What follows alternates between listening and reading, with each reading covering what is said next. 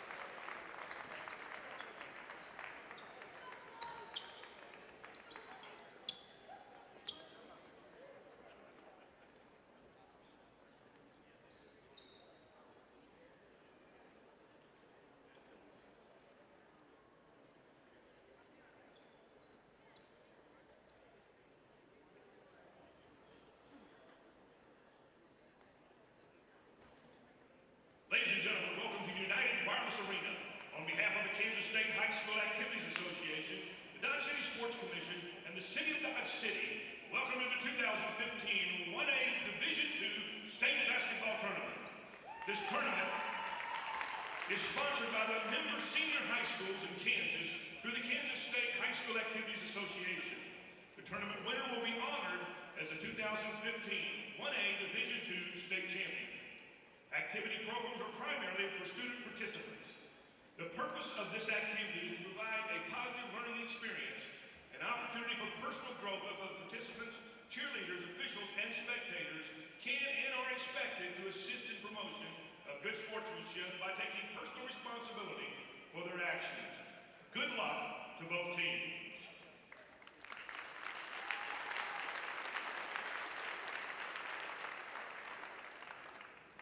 Ladies and gentlemen, now for the introduction of teams.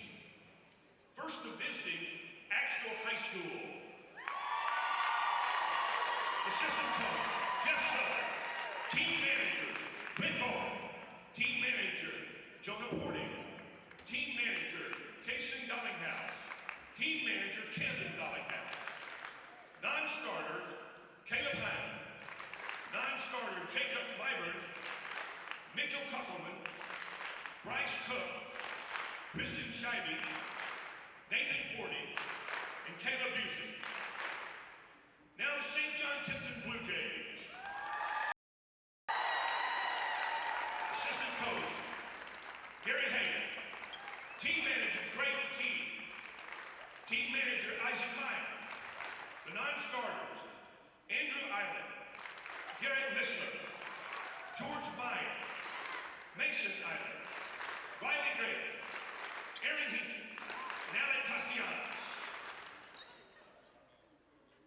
And now, the starting lineups. First, the Eagles, a 5'10" senior, number 10, Tyler Jones.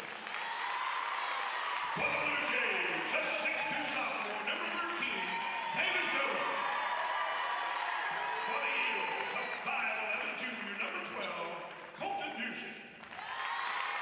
For the Blue Jays, a 5'7" senior, number 23, Lyndon Haney. For the Eagles, a 5'10" junior, number 23, Adam Kuckelman. For the Blue Jays, a 6' senior, number 24, Trey Howard. For the Eagles, a 5'8" senior, number 25, Shane Talbot.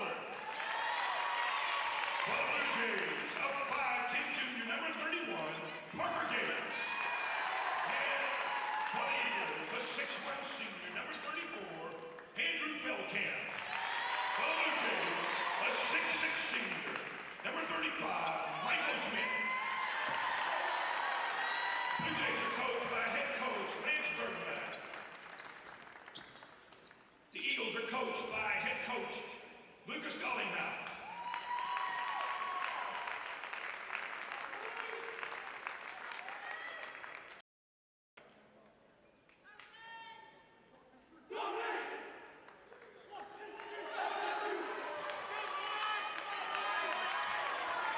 Hello, everybody, and welcome to United Wireless Arena in Dodge City, Kansas. I'm Leon Liebel bringing you today's action. The first round of boys action in the Class 1A Division II Kansas State Tournament as state basketball tournament action returns to Dodge City, Kansas for the first time since 1973 in this beautiful facility here in Dodge City, the Cowboy capital. And our opening game here will be the top seed, St. John's Beloit Tipton. The Blue Jays, 22-1, the top seed, defending champions, taking on the Axtell Eagles. Eagles in the road blue uniforms and St. John's in the white. And the Blue Jays control the opening tip. They have a bit of a height advantage in this game. Opening shot then misses, and that was Lyndon Hake with the shot, and Axtell, the Eagles, will set up the offense. The Eagles coming in this tournament 12-11. They are the number 8 seed, and they get on the board first as Tyler Jones drives in and scores a shot off the glass and in. 2-0. Axtell up early. Eagles, that long 4.5-hour drive from Northeast Kansas out here in Western Kansas, and glad to be here. Blue Jays, shot no good. Michael Smith, the big man, 6'6" senior.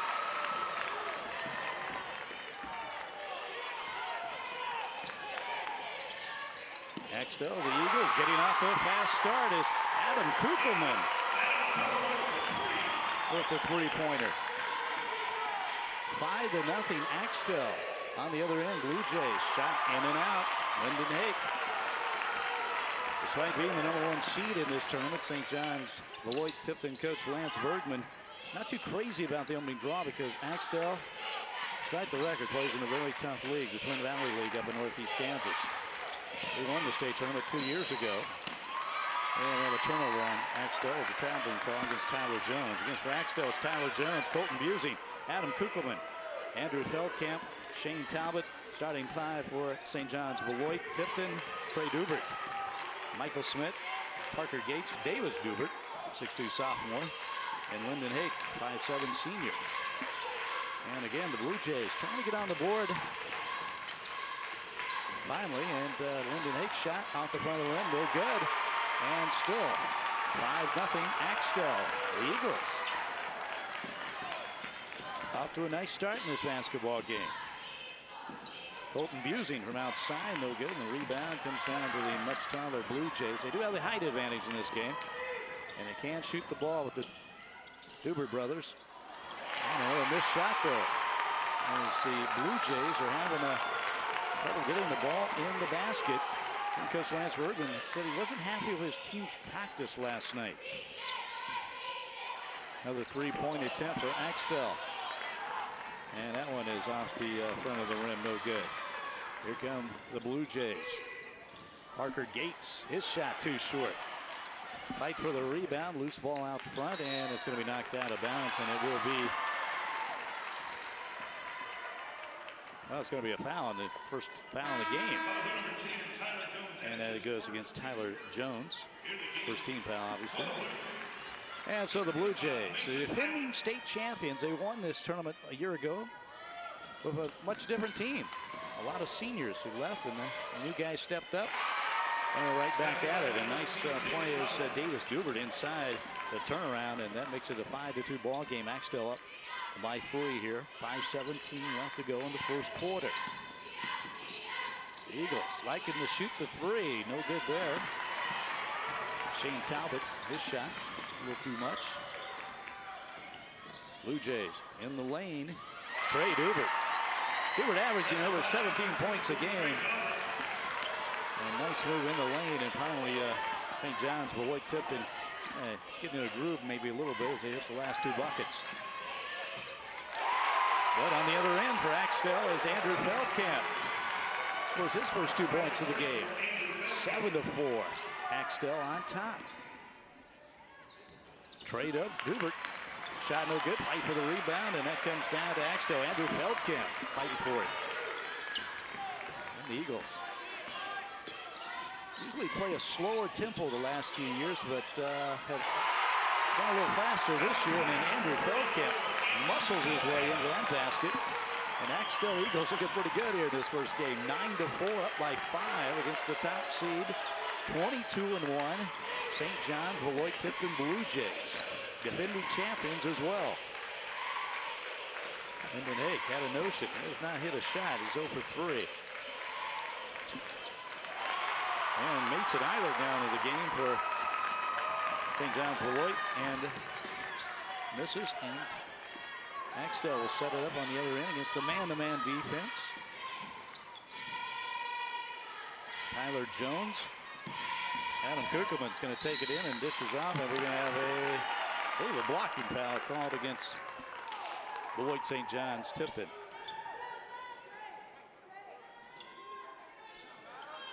And the Eagles will have the basketball out underneath their own goal. A couple substitutions into the game for Axtell is Mitchell Kuckelman. He's a 6'2 junior. And Andrew Eilert into the game now for the Blue Jays of Beloit St. John's. Axtell working the ball around the perimeter. The Eagles up again 9-4 here in this opening game of the Class 1A Division II State Championship. Nice pass inside to Andrew Feldkamp. His shot blocked from behind, and here come the Blue Jays.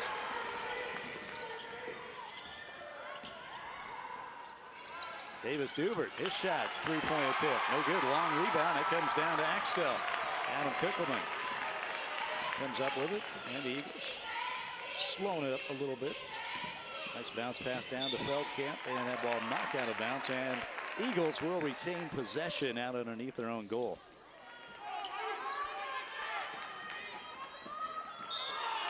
Colton Busing to throw it in, and he turns it over. No, foul away from the basketball, and that was against Feldkamp. Andrew Feldkamp with his first foul. Second team foul in this game. Only 3 fouls so far here in the first quarter. 9-4, Axtell on top. 2:50 left to go. And on the other end with the Blue Jays, that's Trey Dubert for three-pointer. And that makes it a 2-point basketball game, and just what the Blue Jays needed right there. A big bucket, a big three.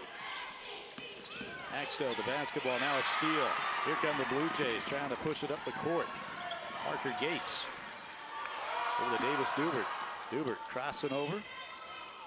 Nice head fake and misses the shot. And Andrew Feldkamp comes up with a rebound for Axtell. And Axtell won this tournament in 2013. Lost in sub-state on a last-second shot a year ago. And here they are back. A lot of new guys, and it's kind of a process for this team. They got to the state tournament at 12-11, and everybody tells me a much better basketball team than their record would indicate. Right now to a 2-point lead up against the top seed team in this tournament. Blue Jays, 3-point shot on the top of the key is inside the 3-point line. Andrew Eilert misses, and the Eagles back up court. Mitchell Kuckelman. Shane Talbot out front. Now Talbot on that right side brings it out top of the key to Adam Kuckelman. Inside to Feldkamp. Feldkamp trying to power his way up. He's going to be fouled. That foul goes against Andrew Eilert for St. John's Beloit Tipton.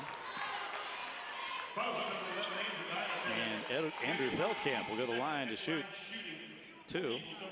Feldkamp, a 6'1 senior, he has 4 points in this game.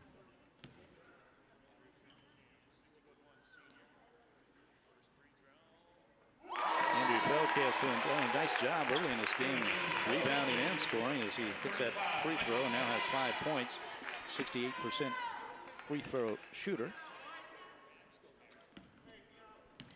The Eagles now up by 3, 10-7. And Andrew Feldkamp makes both free throws. He has 6 points. 11-7. The Eagles of Axtell back up by 4. They got out to a great start in this basketball game.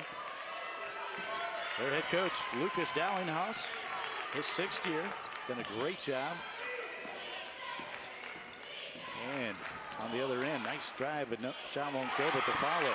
from Michael Smith, the big man, right there, the 6'6" senior with the follow. And 11-9, Axtell's lead cut to 2. Here's the Eagles with the basketball.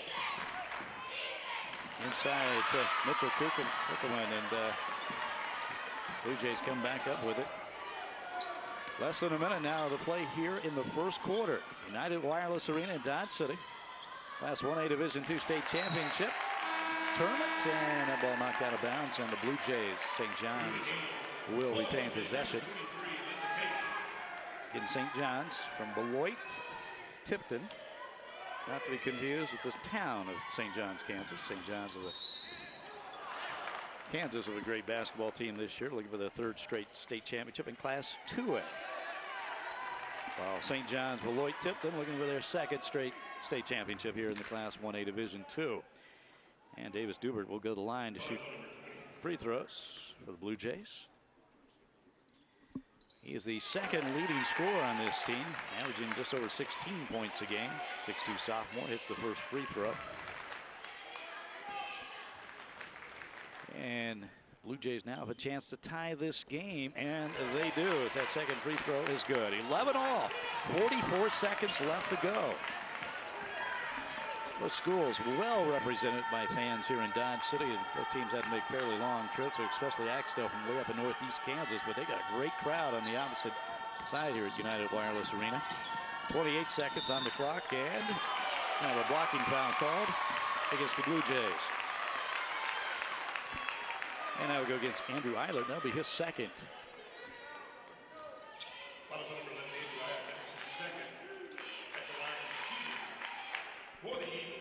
And that's going to send Adam Kuckelman to the line to shoot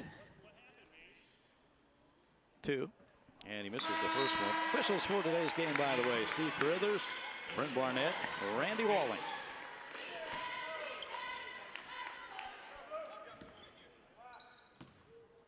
Adam Kuckelman, a 5'10" junior, trying to make the 2nd of the 2 shots, and that one rims in and out.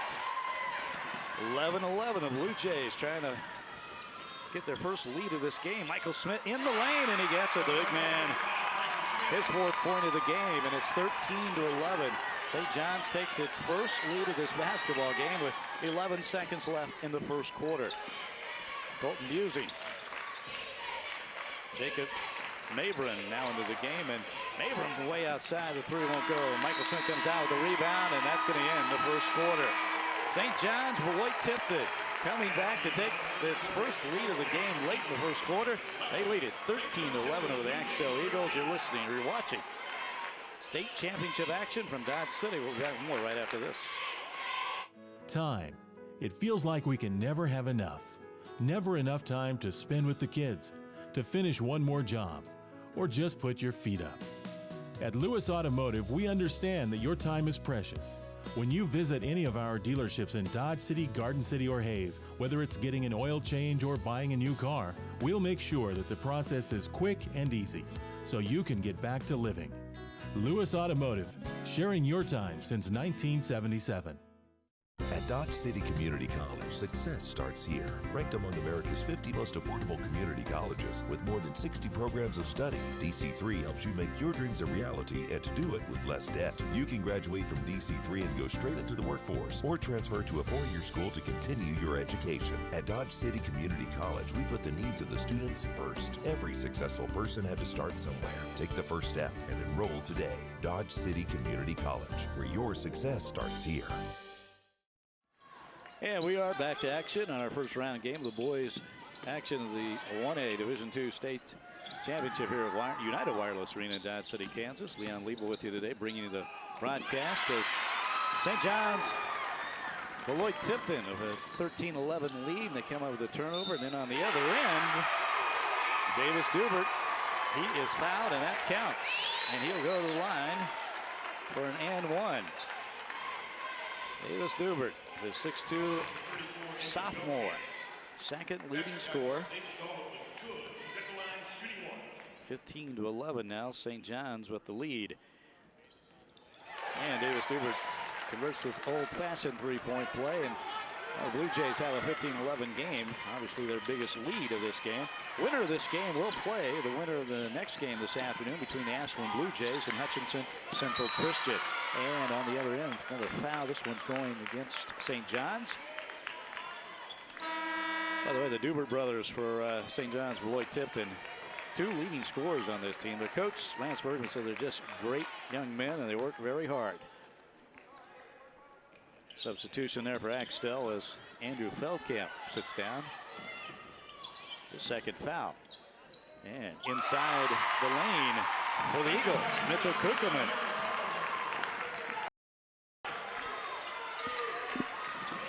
Hits the 2 on the other end. The quick shot, no good. And that ball goes out of bounds and off the Eagles. And so Blue Jays will retain possession underneath their own basket. 16-13, St. John's on top.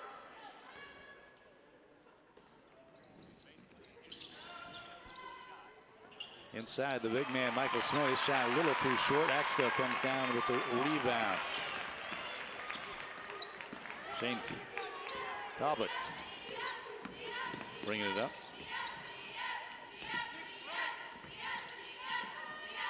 Axtell, you got off that great start in this game, now finding themselves down by 3, 16-13. Blue Jays, they like to go up tempo, and here they come. Davis Dubert, his shot short. Both teams having a little trouble hitting from the outside, and you kind of wonder if this arena, the big background or empty background, depth perception might be off a little bit. You always hear about that when college teams go to the big domes, and have a similar situation here at the United Wireless Arena in Dodge City. And on the baseline, the shot no good. Rebound comes down to Davis Dubert. Here come the Blue Jays again, trying to push it inside. The big man, Michael Smith.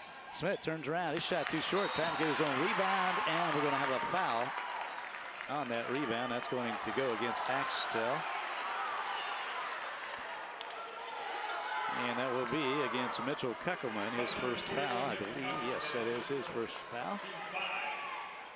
15th foul in this game, and so Blue Jays will have the ball out underneath their own basket on the baseline. Wow, Trey Dubert. We know he can score, and he shoots from way outside for the 3. And that gives the Blue Jays, St. John's, their biggest lead, 19-13. On the other end, the baseline shot from Adam Kuckelman. It won't go. Foul on the rebound, and that will be against Lloyd Tipton St. John's. And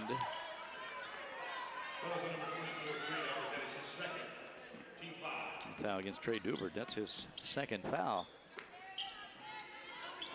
Don't want to get him in foul trouble if you're the Blue Jays, their leading scorer. 5:40 left here in the second quarter. 19-13. St. John's on top of Axtell. And Eagles working a little more. They've always been a team that's been very deliberate on offense under head coach Lucas Dowlinghouse. But again, they're trying to up the tempo a little bit this year. And they get a second chance on the offensive rebound. Scramble this next one. They're going to get it right back. Shane Talbot comes up with it. Now the three-point attempt, and way short. And another foul on the rebound, and that's going to go against the Eagles of Axtell.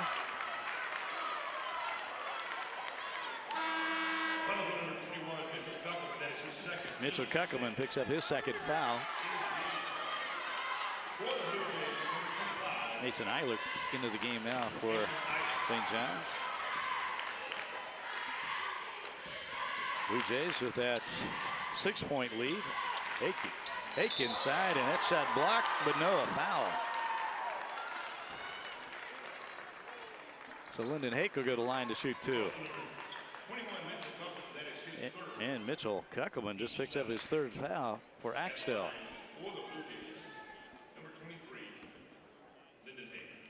Lyndon Hake at the line. 5'7" senior. And first free throw is too short. He has yet to score in this game.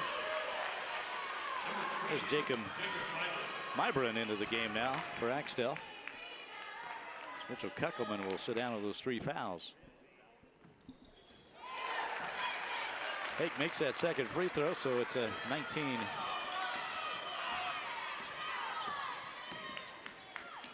20-13 Blue Jays. Other end, Kuckelman. Andrew Kuckelman. Long three-pointer, won't go. Blue Jays with the rebound and the basketball.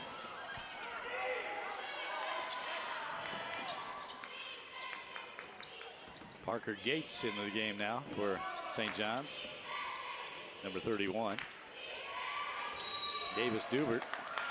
And Dubert says a foul. Wait, now we got a turnover on the play. And no foul. And it will be Axtell's basketball.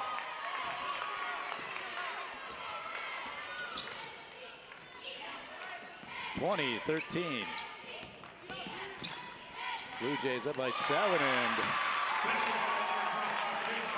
St. Talbot taking it in the lane and scores his first 2 points of the game, 20-15. Again, the Eagles got out to a great start in this game, got out to the early lead. And at the end of the first quarter, Blue Jays got hot, and they have maintained control of the advantage here of a 5-point lead. Axtell trying to hang in there, and they come over the turnover. Eagles with the basketball. Man-to-man defense for St. John's is Tyler Jones at the three. No good. Rebound comes down to Mason Eilert, St. John's. On the other end, Parker Gates to Hake. His shot too long. Rebound. The offensive rebound. That comes down to Blue Jays, and Davis Dubert capitalizes by hitting the two-pointer. He has 7 points in this game. Check that, he has 8 points as Blue Jays are now up by 7, 22-15. Missed shot, rebound comes down to Michael Smith. And Davis Dubert. Pass got away from him and goes out of bounds, and it'll be a turnover, and Axtell will have the possession. Aaron Hinkie into the game now for St. John's, also into the game for the Blue Jays is Trey Dubert.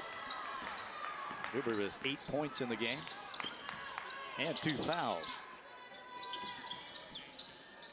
Tyler Jones back out to Colton Busey. His shot no good. Long rebound. It comes down to Parker Gates. Gates pushing it up for the Blue Jays of St. John's. Dubert inside to Mason Eilert. Shot no good. Rebound. Axtell. Colton Busey. And a near steal on the sideline. Near sideline, Parker Gates, but he stepped on the line and he's out of bounds.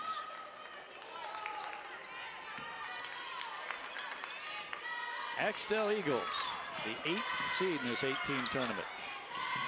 Trying to hang with number 1. St. John's Beloit tipped it. St. John's up though, 22-15, 2:20 left to go in the second quarter. 3-point attempt, too long.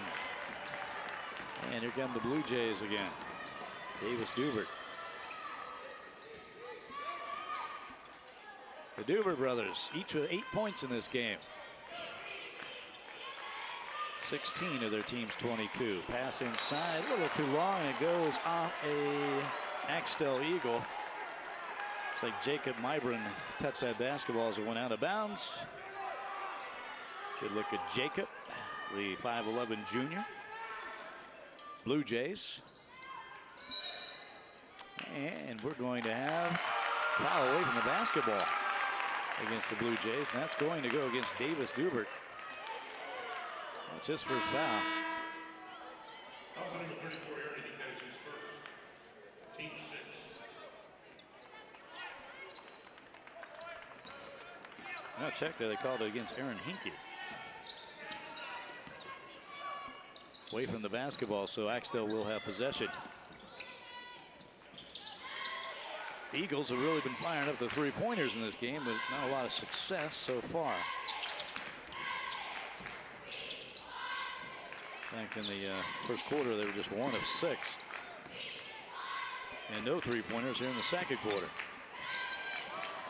In and out. That one was close. Adam Kuckelman with the miss, and then we're going to have a foul. No foul, but a turnover on the rebound. So the Eagles get to keep the basketball. They inbound it. Another three attempt. Shane Talbot finally comes through here in the second quarter. His 5th point of the game, and that makes it a 4-point game. Just about a minute left to go in the first half. 22-18. Blue Jays on top, and we have a timeout on the floor as St. John's coach Lance Bergman wants to talk about it. First timeout in this basketball game. And again, the Blue Jays of St. John's. Beloit tipped it up 22-18. Eagles, and again, talking to Lance Bergman before this game, even though they are the #1 seed, 22-1, the defending champion, you expect them to be a big favorite in this game with Racksdale. He says the Eagles are dangerous because they play in a great league, the Twin Valley League, and they've also a team that has gotten much better as this season has progressed, and they're back in the state tournament where, again, 2 years ago, Lucas Dollinghouse Coach Lucas Dollinghouse led the Eagles to a state championship. So you really have the defending state champions on the floor from the last 2 seasons. Axtell in 13 and the Blue Jays in 14. And we're back to action. Jump stop inside, and the shot a little too short for Davis Dubert. And the Eagles a chance to cut this lead to 2-1 here with less than a minute left to go in the first half. Axtell has been impressive hanging in this basketball game. Got off to a good start. And then the Blue Jays of St. John's came back in into that first quarter and took their first lead, and they have led since then. Now leading 22-18. It looks like obviously Axtell is going for this last shot. See, they try to pop a three. Adam Kuckelman out front. Kuckelman over to Colton Busing. 8 seconds left now in the first half. Kuckelman trying to work that screen. A long three-pointer. And Colton Busing, that shot won't go, but the rebound is Tyler Jones. His shot is blocked, and that's going to end the first half of play. As St. John's, the Blue Jays, Beloit Tipton leading 22-18 over the Axtell Eagles. The first game of the first round of the Class 1A Division II Basketball Championship, state of Kansas. And we will have much more right after this. Back in 1977, gas cost 65 cents a gallon, and Jim and Tanya Lewis opened Lewis Toyota in Dodge City. Some things change, but some things never do. Lewis Automotive Group now has 7 locations, selling multiple brands. But they still do business like they did in 1977, with an honest handshake, friendly staff, and service after the sale. Experience the Lewis difference in Dodge City, Garden City, or Hayes, or at buylewis.com. Coaching the Dodge City Law is nothing compared to the stress of raising 6 kids. So when I got the chance to run on the beach during a Jamaican cruise, I grabbed it. Unfortunately, all it took was one misstep, and I felt my Achilles snap. As soon as we got home, I went straight to our team physician, Dr. Ashvack at Western Plains Medical Complex. I had an MRI in the morning, went into surgery that afternoon, and was home by dinner.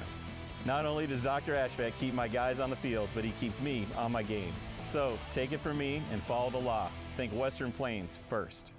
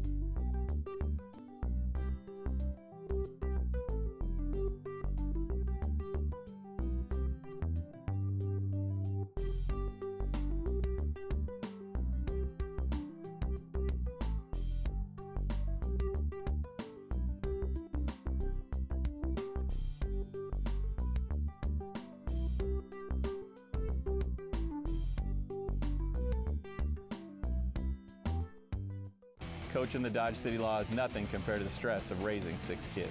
So when I got the chance to run on the beach during a Jamaican cruise, I grabbed it. Unfortunately, all it took was one misstep and I felt my Achilles snap. As soon as we got home, I went straight to our team physician, Dr. Ashvack at Western Plains Medical Complex. I had an MRI in the morning, went into surgery that afternoon, and was home by dinner.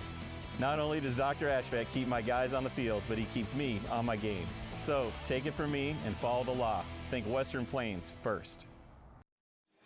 And welcome back to United Wireless Arena in Dodge City for the first day of the boys action in the Class 1A Division II State Basketball Championship. Our opening game of the day, again the top seed Beloit St. John's Tipton taking on the Axtell Eagles, and St. John's with a 22-18 lead here at halftime. And not a lot of great shooting in this first half as Axtell shot just 24% from the got off to the fast start in this game, but then again St. John's, the Blue Jays, took the lead right at the end of the first quarter and have led ever since.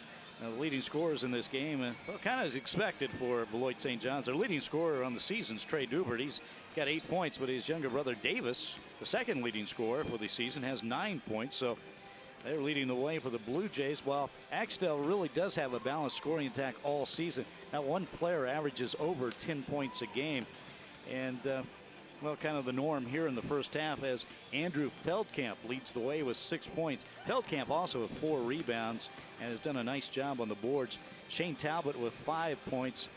And again, the Axtell Eagles trailing 22-18. Beloit St. John's on top here at halftime in this opening game of the state championship tournament in Dodge City. Now, I want to look for a key stat in this game, maybe second chance points, while both teams are close on the offensive totals on rebounding. Both each have 5 offensive rebounds. St. John's has really taken advantage of theirs a little more. They have 9 second chance points in this game, and they've also really done a nice job inside. They do have the height advantage. They've scored 10 points inside the paint. But again, St. John's up 22-18 here at halftime over the Axtell Eagles. We will have the start of the second half right after this. For a true taste of the old Wild West, get the heck into Dodge.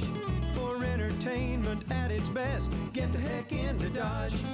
Walk out on old Boot Hill, you can feel the spirit still, but you just won't know until you get the heck into Dodge. Saddle up and enjoy the ride during Dodge City Days. It's concerts, food, and fun, capped off by the world-famous Dodge City Roundup PRCA Rodeo. 'Cause there ain't no doubt about it, get the heck into Dodge.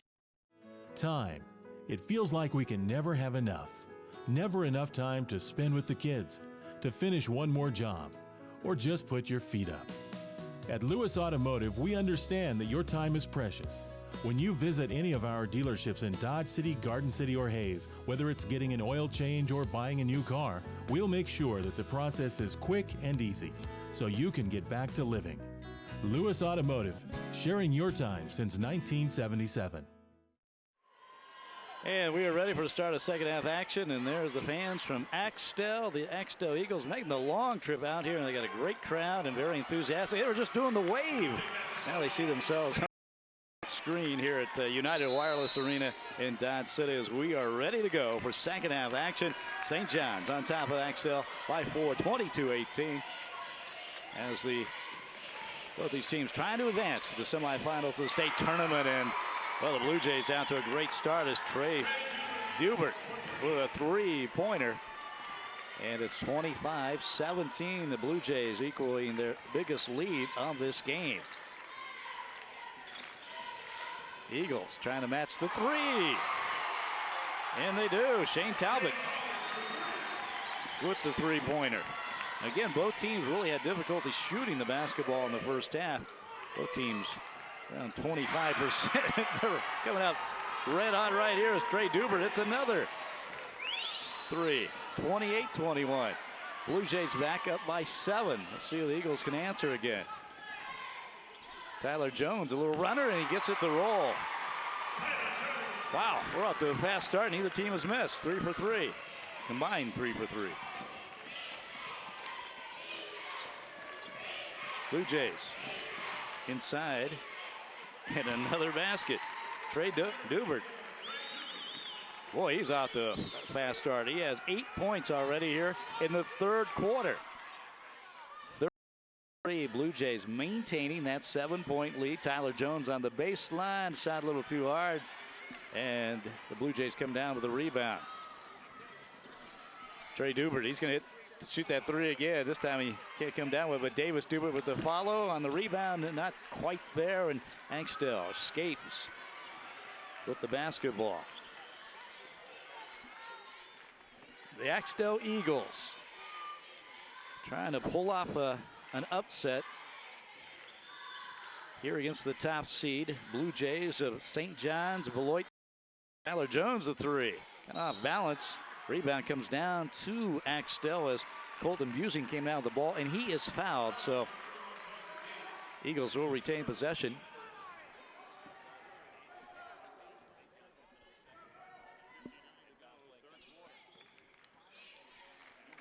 And Eagles with the basketball. That foul, by the way, against Parker Gates. St. John's. Three-point attempt, no good.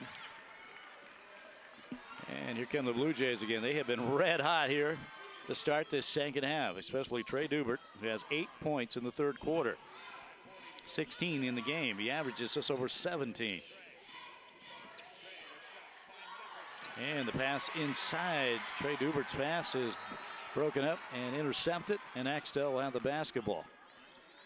Eagles, they've been looking for that three, trying to get inside the Feldkamp. Oh, nice hustle.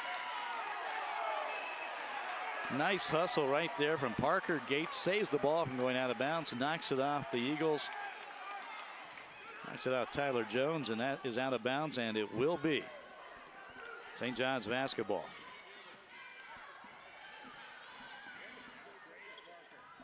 Parker Gates. Trey Dubert maybe feeling a little bit as he tries to drive, but he's fouled. That foul against Shane Talbot.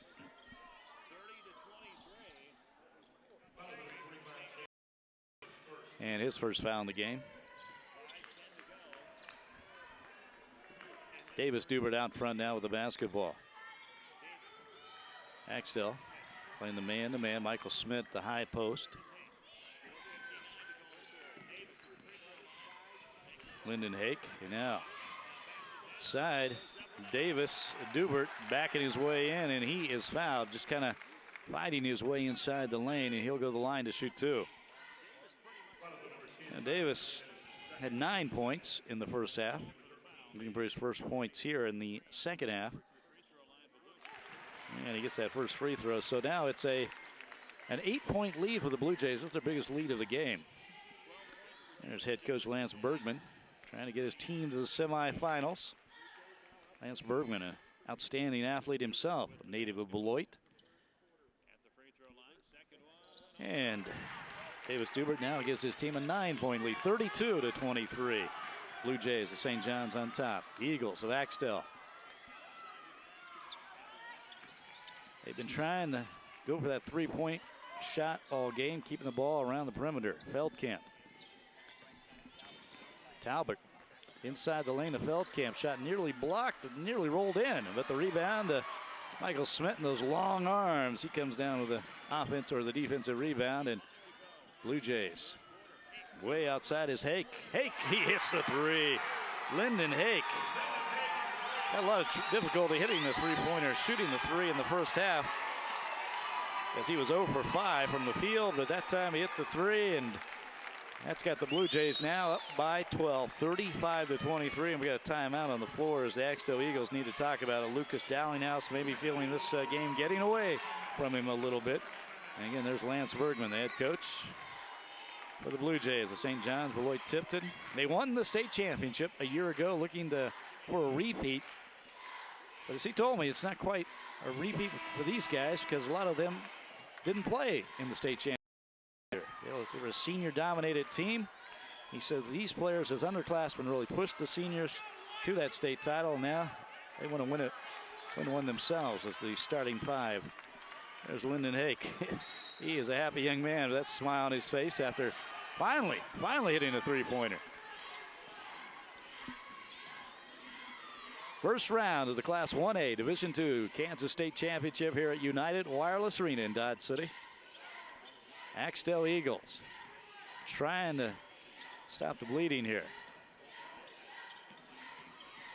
Out front, there's Talbot. His shot too hard in the lane, and here comes the rebound. Comes down to Lyndon Hake. Hake, the 5'7" senior, coming out of there with it with the big men. Hake, is he feeling it? Yeah, he takes it out to Parker Gates. Gates shot a little too flat, too short. Rebound, though, comes right back to the Blue Jays. Trey Dubert. And how about that?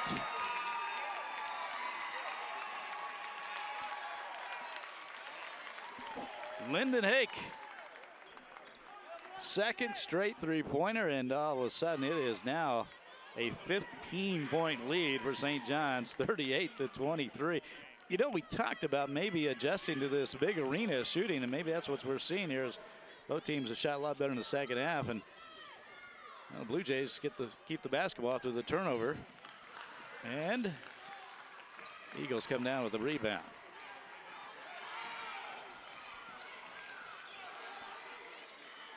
Axtell Eagles, they were trying to match the Blue Jays early here in the second half. They did it for a couple of possessions, but now they're down by 15 points here in the third quarter with 3 minutes left. Tyler Jones in the lane. Back out to Adam Kuckelman. Kuckelman, his shot, no good, but he gets his own rebound, and he is fouled. And the Axtell Eagles playing in that tough Twin Valley League up in Northeast Kansas. And again, everyone you talk to out here says this team is a lot better than its record indicates. Right now, though, down by 15. As Colton Busing, though, hits the three-pointer. That's going to help. Back to a 12-point lead for the Blue Jays of St. John's, 38-26. St. John's on top. Lyndon Hake out front for the Blue Jays. Parker Gates. Gates looking for that ball screen. Gets it from Davis Dubert. Now Trey Dubert, he got off that fast start. Nice take inside, and the shot off the glass, no good. But Michael Smith right there for the follow, no good. And rebound, the Eagles of Axtell. Getting out of there without the Blue Jays scoring. That was close. Andrew Feldkamp. His first 2 points of the second half. He has 8 points. 10-point lead now. Eagles, they're going away. Michael Smith, pass inside and goes out of bounds. He couldn't handle the pass, and we got a foul. I believe it's against Michael Smith. Call for the push.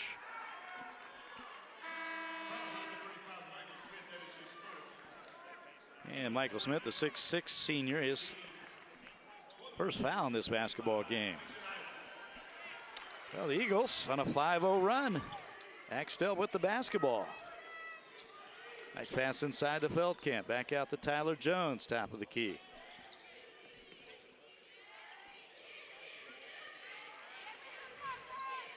Been working that perimeter, and then Feldkamp inside. Nice shot off the glass and in.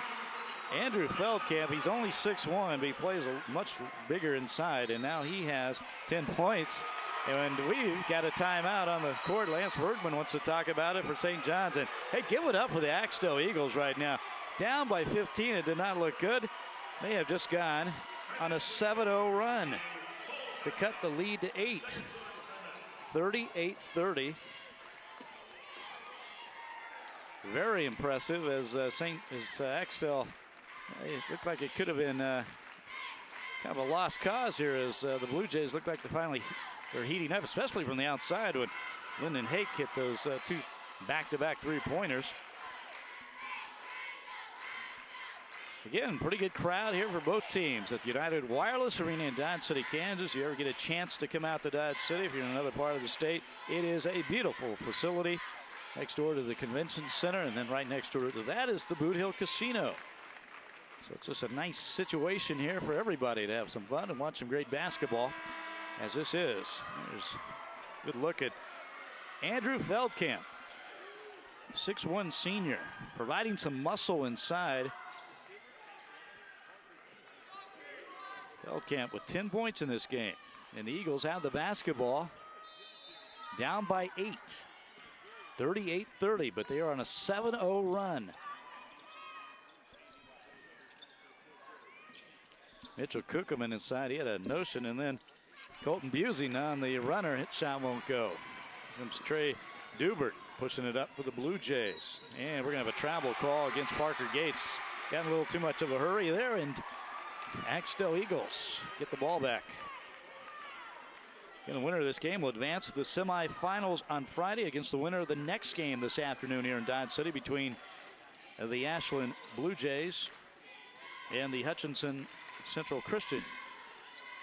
And how about a 9-0 run now? Shane Talbot hits the shot. We've got a ball game, 38-32, 50 seconds left to go in the third quarter. Trey Dubert for St. John's. He's going to pull up from three. Too long. Rebound. Eagles. 40 seconds left to go in the third quarter. Axtell. It's incredible. 9-point run. 9-0 run here.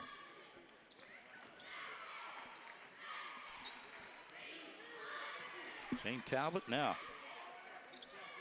Mitchell Kuckerman inside, and Feldkamp. His shot just wouldn't go. 15 seconds left in the third quarter. It looks like the Blue Jays probably work it down to the last shot. Again, they have a 6-point lead, 38-32, but it was at one point a 15-point lead. Oh, how about Lyndon Hake? 3 3-pointers here in the third quarter for the little guy, and he's got his team back up by 9 points as St. John's leads 41-32 at the end of the third quarter. We're back with the final quarter of action right after this. Time. It feels like we can never have enough. Never enough time to spend with the kids, to finish one more job, or just put your feet up. At Lewis Automotive, we understand that your time is precious. When you visit any of our dealerships in Dodge City, Garden City, or Hayes, whether it's getting an oil change or buying a new car, we'll make sure that the process is quick and easy, so you can get back to living. Lewis Automotive, sharing your time since 1977.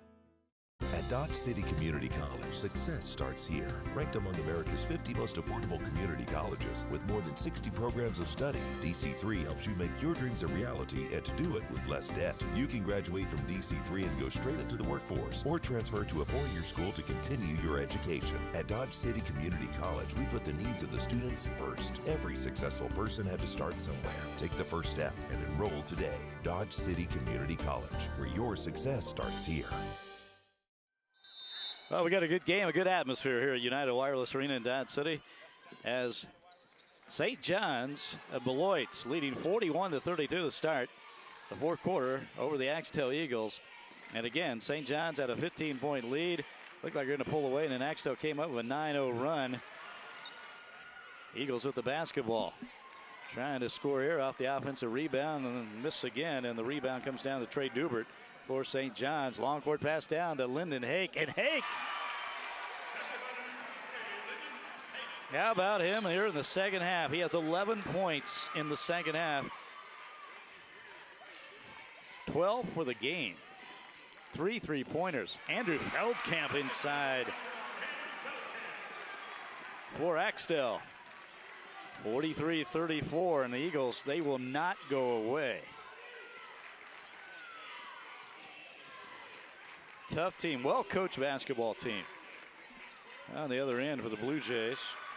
Missed shot from Parker Gates. Eagles with the basketball.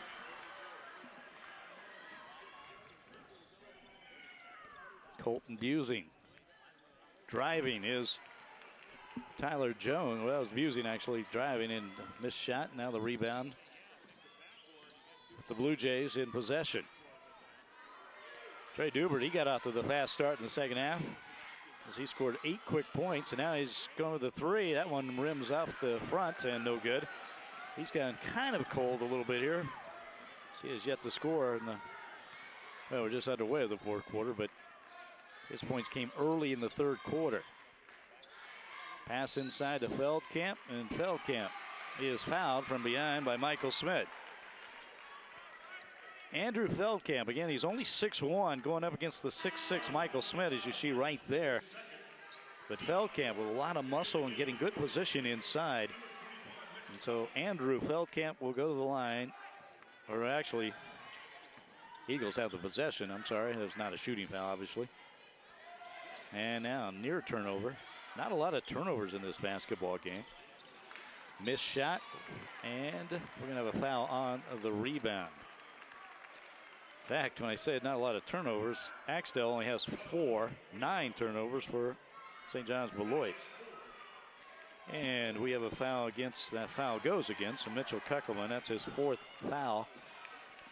Trey Dubert, Lyndon Hake. Look for him from the outside. He's been hot here in the second quarter, or the second half.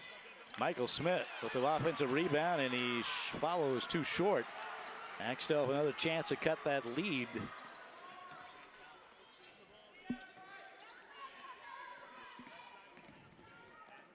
And inside, Adam Kuckelman gets his own rebound and follows. Kuckelman, an aggressive play right there. Scores his 8th point of the game, and it is now 43-36, 7-point lead for the Blue Jays here in the 4th quarter. Trey Dubert, good ball handler. Parker Gates back to Dubert on that right side wing. That's for 2, too hard, and well, Axtell Eagles with the rebound.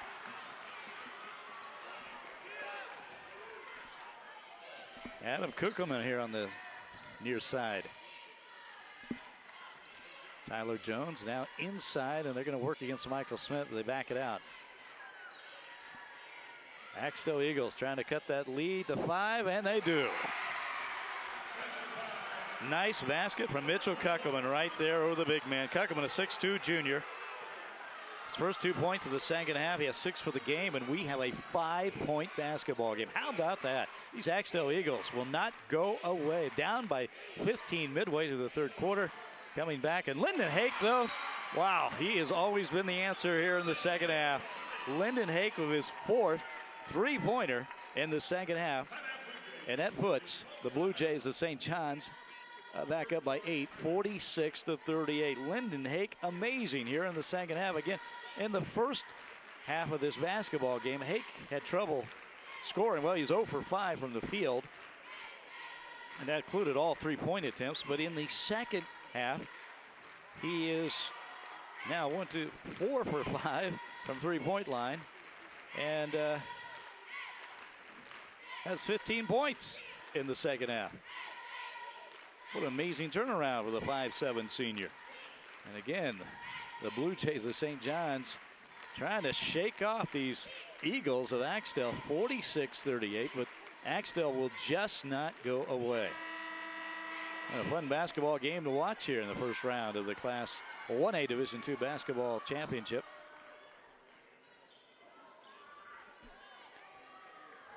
Eagles will have the basketball.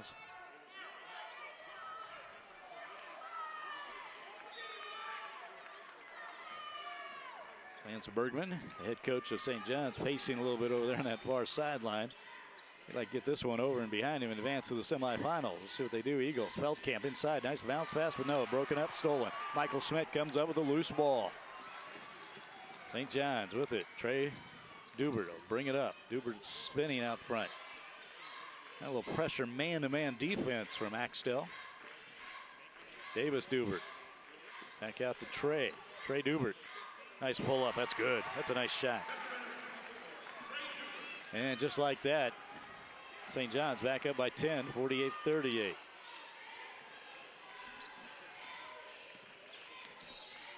And the ball knocked out of bounds, and the Eagles will retain possession. And again, the winner advances to the semifinals, which will be played on Friday here in Dodge City against the winner of the next game between Ashland and Central Christian of Hutchinson. Axtell Eagles, that shot a little too short. St. John's comes up with it. See if the Blue Jays might slow it down and work the clock. That's not their style usually. Trey Dubert, certainly not nice fadeaway, but a little short as he takes it on the baseline, and Axtell the rebound. Maybe not the shot Lance Bergman wanted in that situation, but I can argue Trey Dubert is leading scorer. Talbert. Let's see, misses the 3-point shot. The foul is against Shane Talbot, as he was caught grabbing apparently after the missed free three-pointer. He's trying to follow his shot and came up with a foul. So it'll be Blue Jays basketball. And Lance Bergman a little bit nervous about playing this game because his team the top seed, St. John's. Axtell, very good opponent. Plus, he said his team just didn't have a very good practice yesterday. And they did get off to a slow start. Now trying to come up with a strong finish with Davis Dubert. Call for traveling in the lane. So Axtell Eagles down by 10, 2:53 left to go in this basketball game. The winner advancing to the semifinals of the state tournament. Pass inside to Andrew Feldkamp. Feldkamp bounces off to Mitchell Kuckelman, and he is fouled. Nice pass from Andrew Feldkamp inside. And so Mitchell Kuckelman will go to the line to shoot two.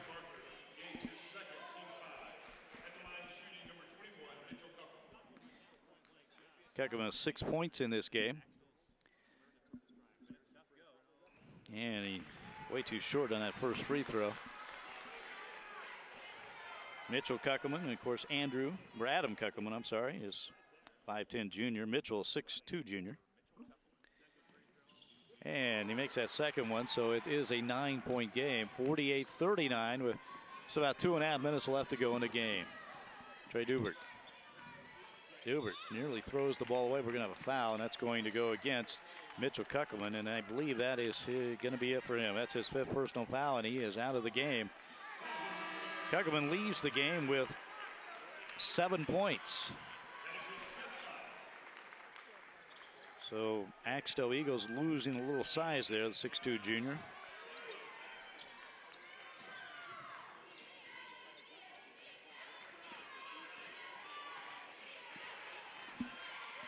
Out front, Parker Gates. Trey Dobert inside the big man, Michael Smith. Turn around and he hits it. 6'6" senior of a nice turnaround basket, Michael Smith. His 10th point of the game, he's in double figures. Tyler Jones, a three, it's good. And timeouts. Lucas Dollinghouse is going to bring his team over and talk about it. Tyler Jones hit that three-pointer, and it is now a 8-point lead. Again, these Eagles are scrappy. They do not go away, and certainly a tribute to Lucas Dollinghouse right there. Fine coach, and then Lance Bergman on the other end, trying to, I guess, survive. Survive in advance, as they say in the postseason. His team has got off to a slow start. Big finish in the first quarter. Had the lead for most of the way, and got up by 15 points midway through the third quarter, but then Axtell went on that 9-0 run and got it back to 6. And now the Eagles down by 8, 50-42. St. John's on top, 2:05, and Axtell going to show some full court man-to-man pressure. Davis Dubert with the basketball in the backcourt. He'll bring it up all the way as he breaks the pressure. Still some pressure defense in the forecourt. And Lance Bergman wants to call a 30-second timeout. So Davis Dubert got in a little trouble over there. Was getting trapped. So timeout, St. John's. Again, the Blue Jays, if you just joined us, they are the #1 seed, 22-1 on the season. And they are the defending state champions against the Axtell Eagles. Both teams well represented here in Dodge City, Kansas. There's the Axtell Eagles on the far side. Again, they had to make a long trip out here to western Kansas, about a 4.5-hour drive. And they are enjoying their stay, I assume, here in Dodge City. I'd like to see their team pull off the victory, the upset, but right now down by 8. Lance Bergman's team up 50-42. Trey Dubert. And we have a foul away from the basketball. Tyler Jones picks up his second personal.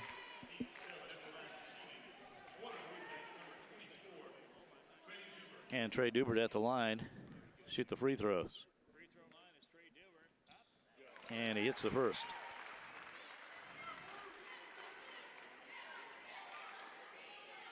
.19 points now for Trey Dubert. averaging around 17.2 a game. And he really got his team off to a fast start here in the second half. Now it's 20 points in the basketball game, and Blue Jays back up by 10, 52-42. Their biggest lead, 15. Now a blocked shot on the other end. The ball goes out of bounds, and I believe the Eagles will retain possession, and yes, they do. One of our photographers down there underneath the basket almost took a shot. He's okay. Tyler Jones out front. Eagles going to have to score quickly, and boy, Colton Busing from way outside, no good. Michael Smith rebound for the Blue Jays, and the Eagles of Axtell are going to start thinking about fouling a little more here with 1:25 left to go. Down by 10. Trey Dubert. The Dubert brothers out front. Dubert drives in, and he is fouled, and he'll go to the line. Trey Dubert had 8 points in the first half. 12 points here in the second half. Looking for more now at the free throw line. Trey Dubert, he's not only the leading scorer on this team as he misses that free throw. He also averages 5.9 rebounds a game and nearly 5 assists a game. Andrew Feldkamp down low. They're going to bring it back outside. They're going for the three. Way too short. Tyler Jones shot. Feldkamp fighting for that rebound, and him and Michael Smith, and that ball goes out of bounds off Michael Smith, so it will be Axtell basketball.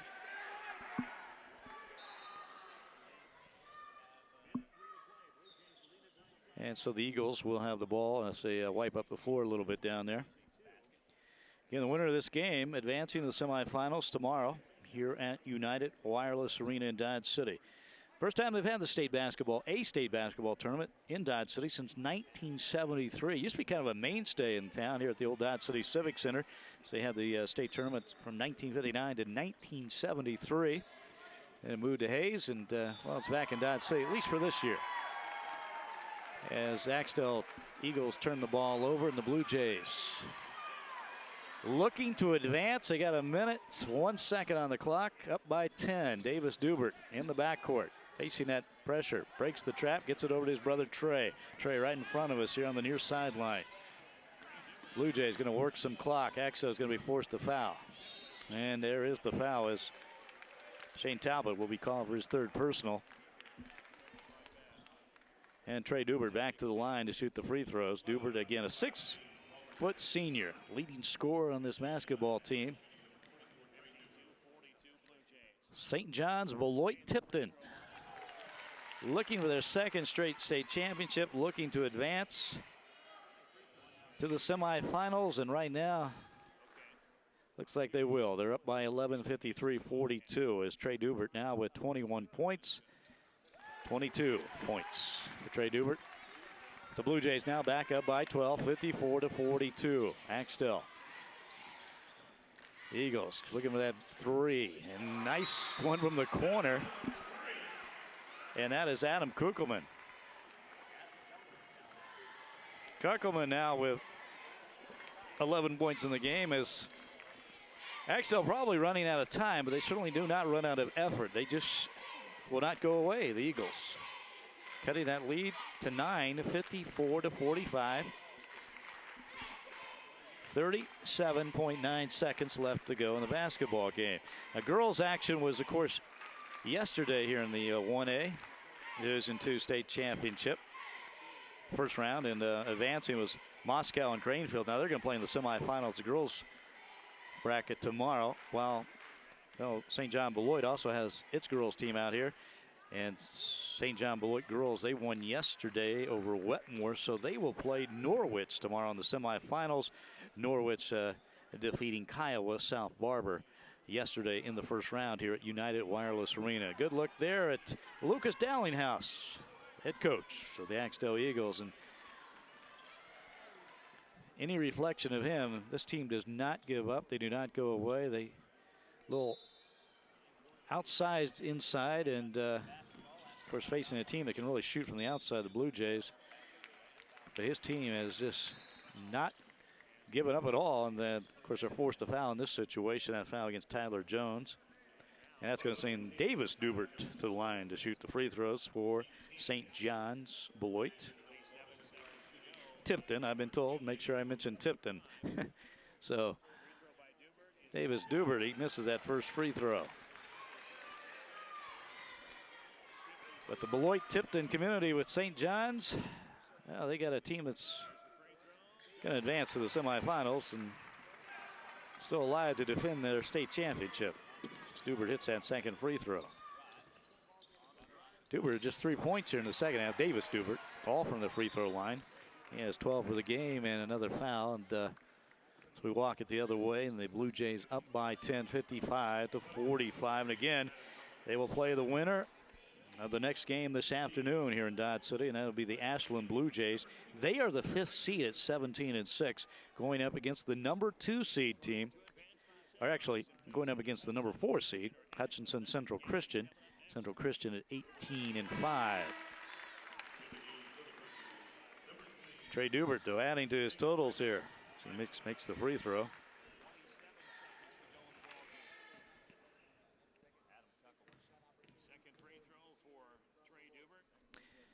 And Trey Dubert makes that second one and back up by 12 points, 57-45, 25 seconds left to go in the game. Trey Dubert, what a second half he has had. He had 8 points in the first half and now 14 here in the second.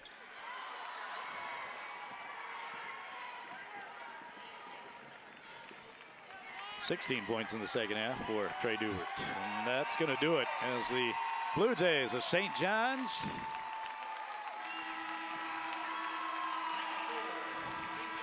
Beloit-Tipton, the top seed, defeat the Axtell Eagles 57-45 to advance to the semifinals, the Class 1A Division II State Basketball Championship. We're going to have much more right after this. Back in 1977, gas cost 65 cents a gallon, and Jim and Tanya Lewis opened Lewis Toyota in Dodge City. Some things change, but some things never do. Lewis Automotive Group now has 7 locations, selling multiple brands. But they still do business like they did in 1977, with an honest handshake, friendly staff, and service after the sale. Experience the Lewis difference in Dodge City, Garden City, or Hayes, or at buylewis.com. Coaching the Dodge City Law is nothing compared to the stress of raising 6 kids. So when I got the chance to run on the beach during a Jamaican cruise, I grabbed it. Unfortunately, all it took was one misstep and I felt my Achilles snap. As soon as we got home, I went straight to our team physician, Dr. Ashvack at Western Plains Medical Complex. I had an MRI in the morning, went into surgery that afternoon, and was home by dinner. Not only does Dr. Ashvack keep my guys on the field, but he keeps me on my game. So take it from me and follow the law. Think Western Plains first. And welcome back, United Wireless Arena here in Dodge City, where St. John's Tipton Beloit, the Blue Jays, the number 1 seed in the division, or the Class 1A Division II State Basketball Championship, hold on to beat the Axtell Eagles 57-45. And I say hold on because, boy, these Eagles, they would not go away, a scrappy bunch. And St. John's got off to a fast start in the second half. We're up by 15. Axtell came back and got within 5. But the Blue Jays pull away late, led by their leading scorer, Trey Dubert. And what a second half he had. He had 8 points in the first half, comes back up with 16 in the second half to finish with 24. But really a guy that sparked this team in the second half. When Axtell was making that comeback, Lyndon Hake, the 5'7" senior guard, he was 0 for 5 in the first half. Comes back in the second half to hit 3 straight three-pointers. He had 4 in the second half to finish with 17 points for the game. He had 16 points in that second half. So him and Trey Dubert both each with 16 points. Davis Dubert had 12 points for the game. As those are unofficial. Got that close to be. Yes, we are. As 24 points. Lyndon Hake, by the way, 15. As again, he was 4 for 9 at those 4 3-pointers in the second half. But the Blue Jays of Beloit St. John's advancing to the semifinals as the Axtell Eagles in their season at 12-12. St. John's now 23-1. They'll play the winner of our next game between Ashland and Central Christian of Hutchinson. But again, the final score here in the first round game, St. John's Tipton Beloit 57, Axtell Eagles 45. And we'll have much more from Dodge City and United Wireless Arena coming up after this. For a true taste of the old Wild West, get the heck into Dodge. For entertainment at its best, get the heck into Dodge. Walk out on old Boot Hill, you can feel the spirit still, but you just won't know until you get the heck into Dodge. Saddle up and enjoy the ride during Dodge City Days. It's concerts, food, and fun, capped off by the world-famous Dodge City Roundup PRCA Rodeo. 'Cause there ain't no doubt about it, get the heck into Dodge. Time. It feels like we can never have enough.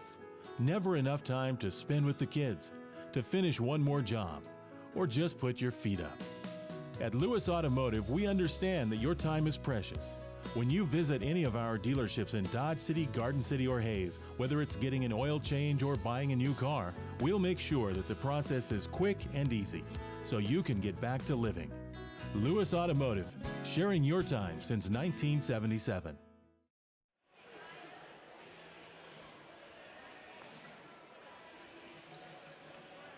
Testing. Testing.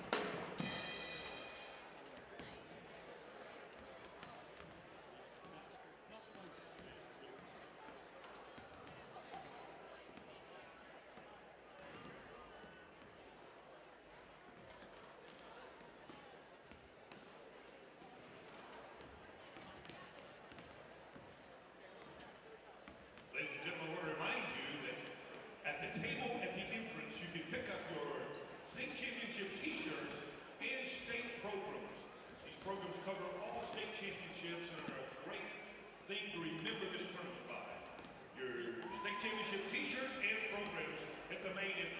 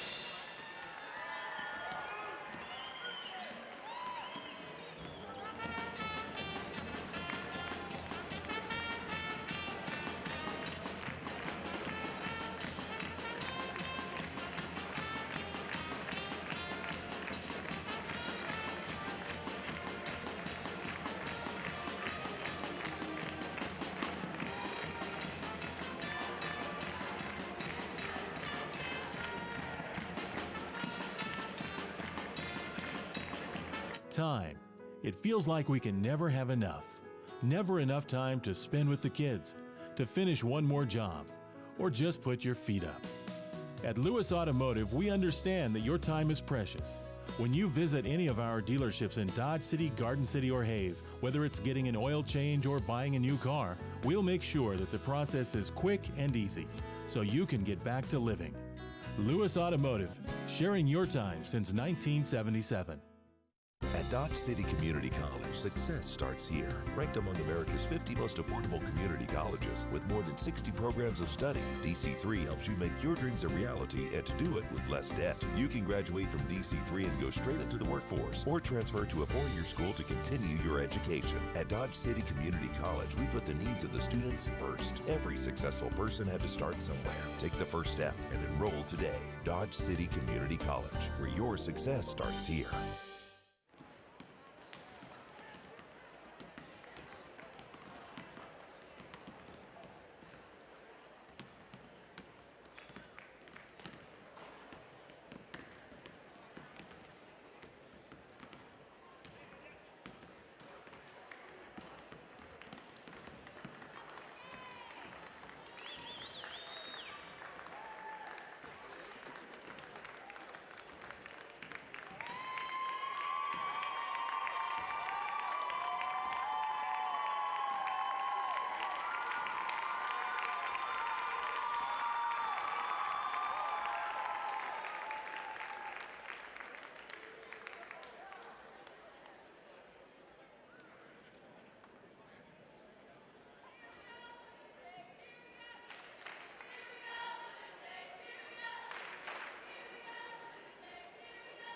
Ladies and gentlemen, welcome to Dodge City United Wireless Arena.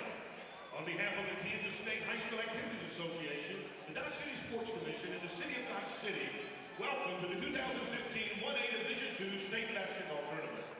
This tournament is sponsored by the member senior high schools in Kansas through the Kansas State High School Activities Association. The tournament winner will be honored as the 2015 Class 1A Division II State Champion. Activity programs are primarily for student participants. The purpose of this activity is to provide a positive learning experience and opportunities for personal growth of the participants. Cheerleaders, officials, spectators can and are expected to assist in the promotion of good sportsmanship by taking personal responsibility for their actions. Good luck to both teams. And now, to introduce the two teams for tonight's game. First, the visiting Ashland Blue Jays. Assistant coach, Alex Torres. Assistant coach, Garth Gardner. Team management, team manager, David Ketron. Team manager, Gage Gardner. The non-starters are Caleb Walker, Wayne Kay, John Spare, AJ Welch, Josh Berryman, Jordan Byron, Jordan Stevens. Now the home team, Central Christian Cougars. Assistant coach, Caleb Green. Assistant coach, DJ Goffman. The team managers, JT Marie, Corbin Dixon, and Grant Cole. The non-starters are Jacob Crew, Eric Enders, Colton Roth, Jordan Stevens, and Mason Ridge. And now, the starting lineups. First, the Blue Jays, a 5'9" sophomore, number 1, Reese Kay. The 5'6" junior, number 3, Jeremy Stevens. The Blue Jays, the 6'1" junior, number 2, Cole Caldwell. The Cougars, a 5'8" senior, number 11, Ben Crable. The Blue Jays, a 6'3" junior, number 3,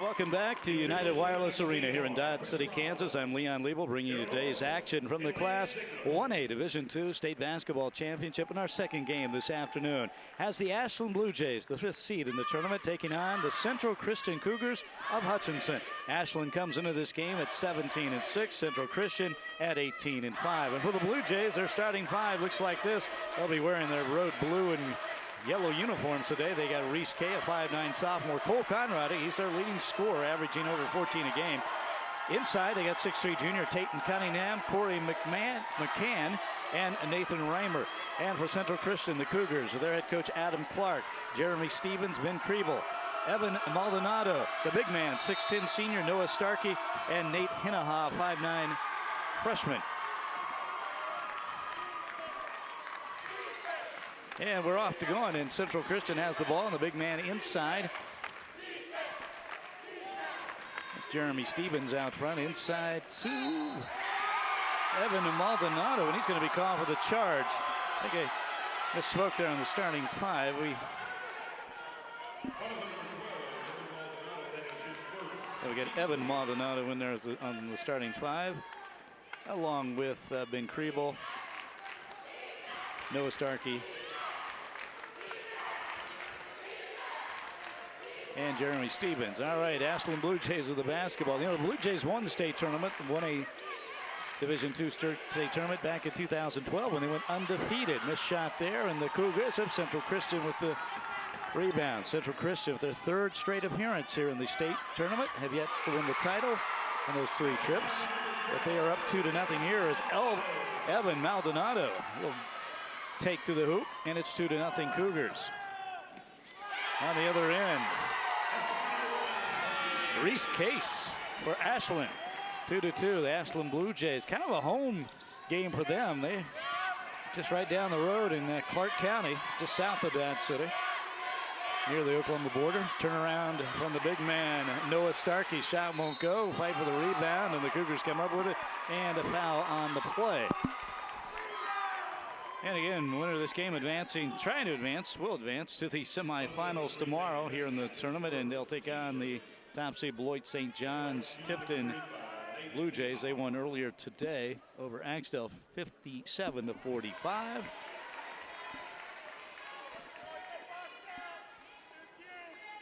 Set the line, Nate Hinaha. Hinaha, again, a 5'9" freshman.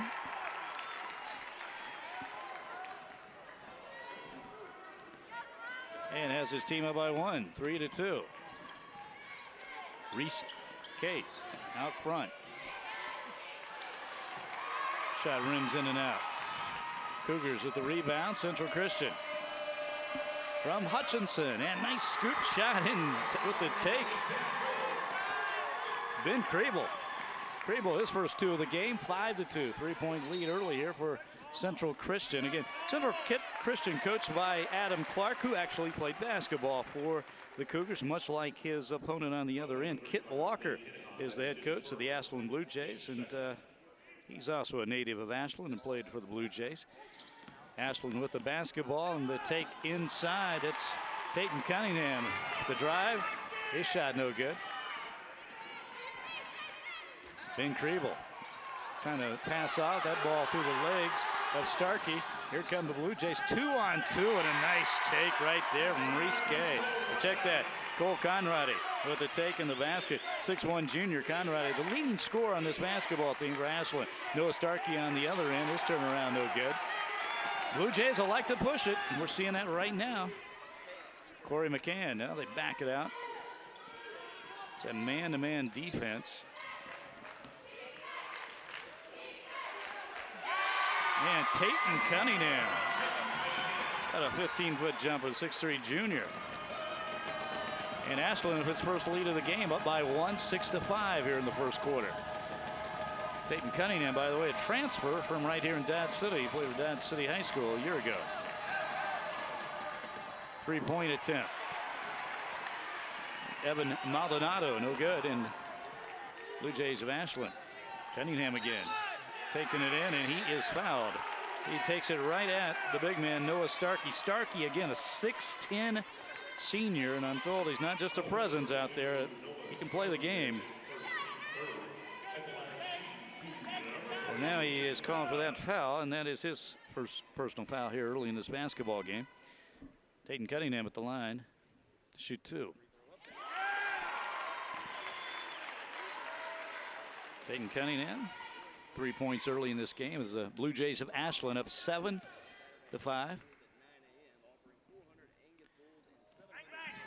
And that one a little short. And both teams well represented here in Dodge City. Good crowd on both ends of the floor. Central Christian Cougars of Hutchinson. Ashland Blue Jays. Again, Ashland just down the road from Dodge City is the big man Noah Starkey at the turnaround. That's nice. Noah Starkey showing a little touch inside the lane. First 2 points of the game. 7-7, we're all tied, and the Cougars come up with the ball. Central Christian.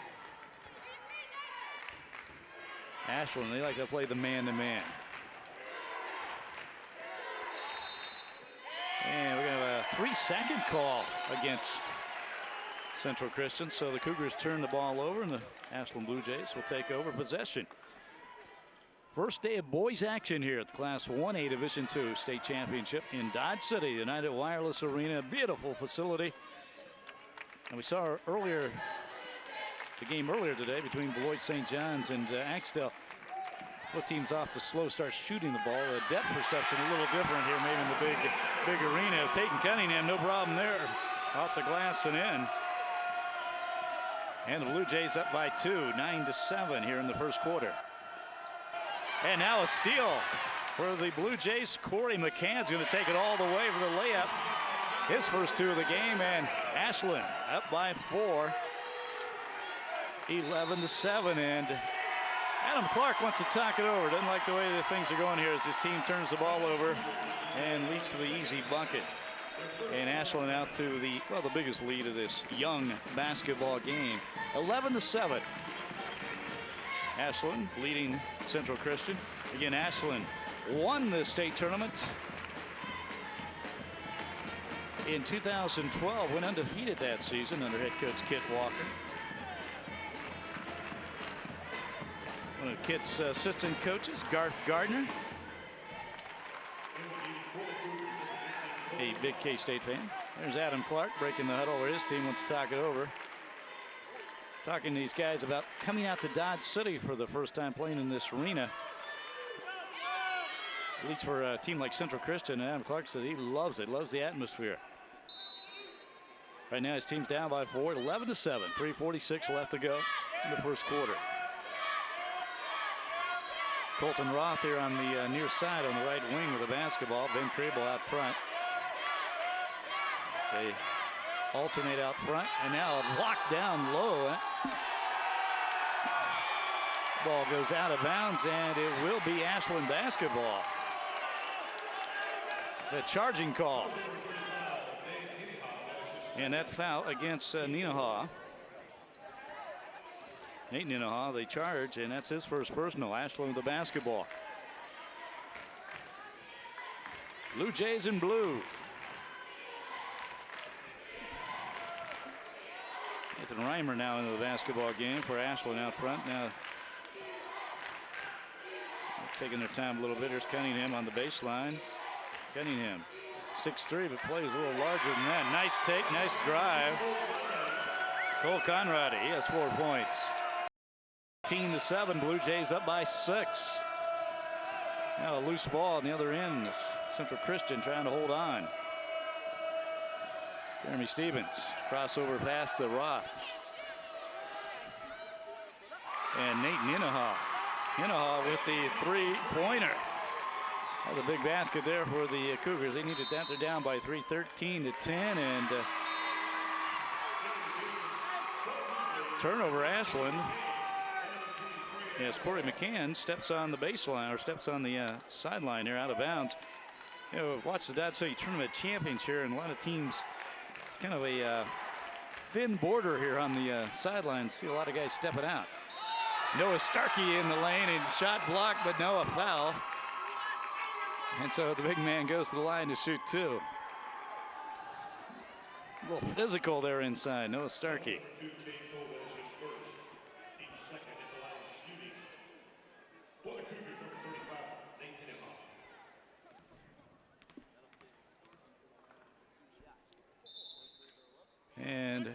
Oh my, Noah Starkey makes the basket, but he's called for over the line.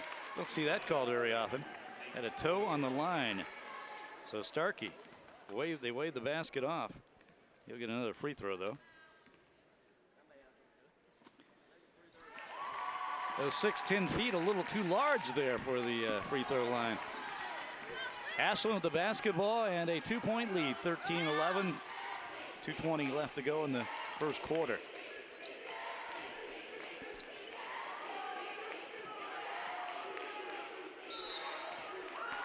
And we're getting another turnover against Ashland as Corey McCann called for traveling. Second turnover in a row against the Blue Jays. Colton Roth to inbounds the basketball, and you might not be able to see it close up on your television or your monitor. Corey Roth really has that right hand wrapped up.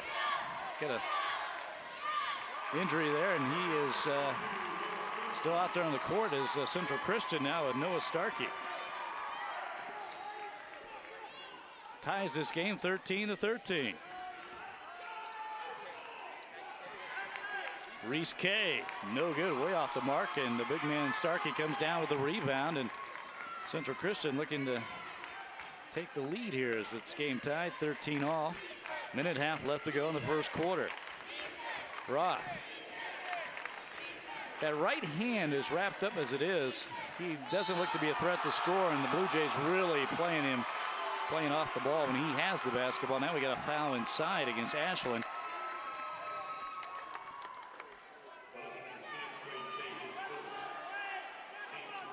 And that's going to send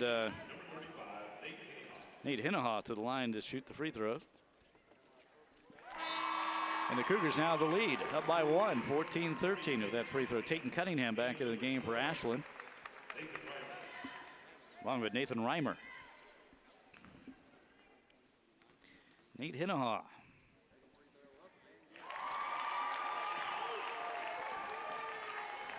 Hits both free throws, and it's a 2-point lead for the Cougars.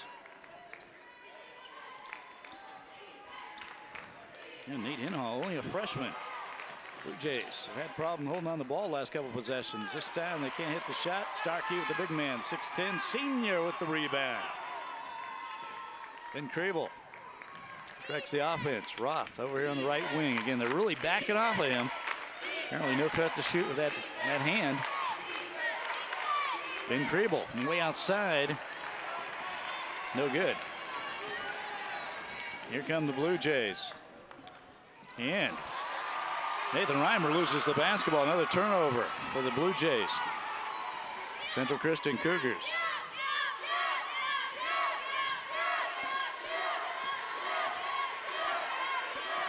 Hinaha out front. And now Ben Krabel. They're going to work that clock down, perhaps go for the last shot here in the first quarter. Central Christian of Hutchinson up 15-13 against the Ashland Blue Jays. Blue Jays got out to the early lead, but Central Christian coming back, taking advantage of some Blue Jay turnovers. Colton Roth, and now Krabel from three. It's good. Ben Krabel gives Central Christian a 13 lead. Shot at the buzzer, no good. That's the end of the first quarter. Central Christian Cougars of Hutchinson leading Ashland 18-13 at the end of the first quarter. We're back with more after this. Back in 1977, gas cost 65 cents a gallon, and Jim and Tanya Lewis opened Lewis Toyota in Dodge City. Some things change, but some things never do. Lewis Automotive Group now has 7 locations, selling multiple brands. But they still do business like they did in 1977, with an honest handshake, friendly staff, and service after the sale. Experience the Lewis difference in Dodge City, Garden City, or Hayes, or at buylewis.com. Coaching the Dodge City Law is nothing compared to the stress of raising 6 kids. So when I got the chance to run on the beach during a Jamaican cruise, I grabbed it. Unfortunately, all it took was one misstep and I felt my Achilles snap. As soon as we got home, I went straight to our team physician, Dr. Ashvack at Western Plains Medical Complex. I had an MRI in the morning, went into surgery that afternoon, and was home by dinner. Not only does Dr. Ashvack keep my guys on the field, but he keeps me on my game. So take it from me and follow the law. Think Western Plains first. Back at United Wireless Arena in Dodge City. First round of the boys 1A Division II state championship. At the end of the first quarter, Central Christian Cougars leading Ashland Blue Jays 18-13, and Ashland will have possession to start the second quarter. As again, they're down by 5, 18-13. For the Blue Jays, Corey McCann, then back out to Reese Kay. Kay inside and then on the right side wing. The high arching shot from Nathan Reimer is good. And that makes it an 18-15 ball game. On the other end for Central Christian. Ben Crable. And again, steps on that sideline out of bounds. And we've seen that a lot here at this arena. And the turnover against Central Christian is that is their 6th of the game. Ashland with 3 turnovers, but it seemed like Cougars really took advantage of the Blue Jay turnovers in that first quarter to take the lead. Reese Kay, top of the key. Now the left side, left-hander. How about that? Corey McCann for 2. And it is a 1-point game, 18-17. Central Christian on top. In here early in the second quarter. Nice take by Ben Crable. Shot won't go. Rebound, Ashland Blue Jays. Blue Jays on the run. Now they back it out as Nathan Reimer running things on top. Reese Kay, right side wing. Reimer. They'll swing it back to that right side as Central Christian. A little zone here. They'll mix it up. Here's another shot from outside. That is a 3. Oh, baby. Nathan Reimer gets that one to roll in, the lefty. And that is his second straight basket. And the Blue Jays now have taken back the lead 20-18. And a near steal by the Blue Jays, but Cougars retain possession. Hinahaw in the lane. Block shot, but now we got a foul before that.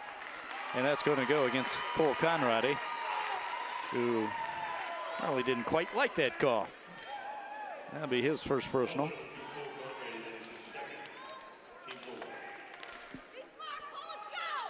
Cougars taking the ball out underneath their own basket. They can't get the pass in, and now a turnover, but right back, Cougars come up with a loose ball. Ben Crable had a notion inside to Noah Starkey. Starkey, the big man, nice turnaround touch. Noah Starkey with the bucket. And it's a tie game, 20-all. Ashland with the basketball. Noah Starkey now with 7 points in this game. Reimer out front to Reese Kay on that right side wing, looking inside to Tatum Cunningham. That pass could not handle it, goes out of bounds, and that will be. Well, now the official is going to talk it over, and it's going to be Ashland basketball. Adam Clark cannot believe that. Well, maybe he knew. He's got a smile on his face. He's got to be happy. At least they tried to get it right, and apparently they did. Here's Reimer again. Oh, he's on fire.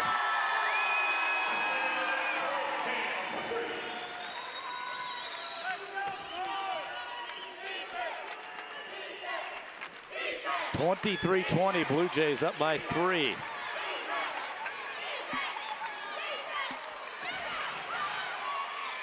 Shot from Jordan Stevens, a 5'6" junior now in the game. That's no good, but the rebound, and what do we got here?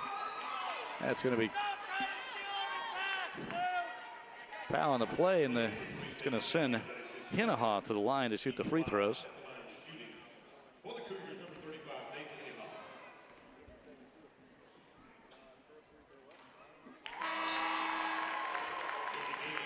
And Nate Hinahaw makes the first.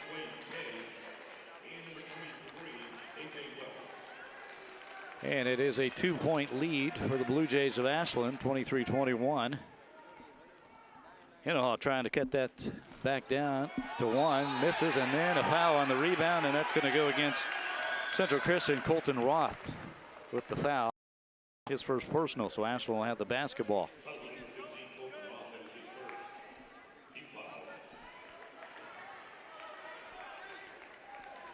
(23-21) Ashland Blue Jays on top of the Central Christian Cougars here in the first quarter.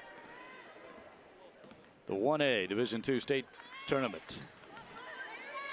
Little 3-2 zone now from Central Christian again.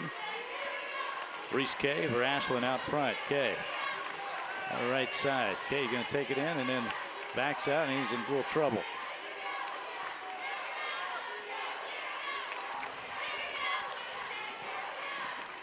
Corey McCann. Kay inside, a little dipsy dude jumper, I guess you could call it, and he misses, and that ball goes out of bounds, and it's last touch by the Cougars of Central Christian. So Ashland will have the basketball underneath their own goal.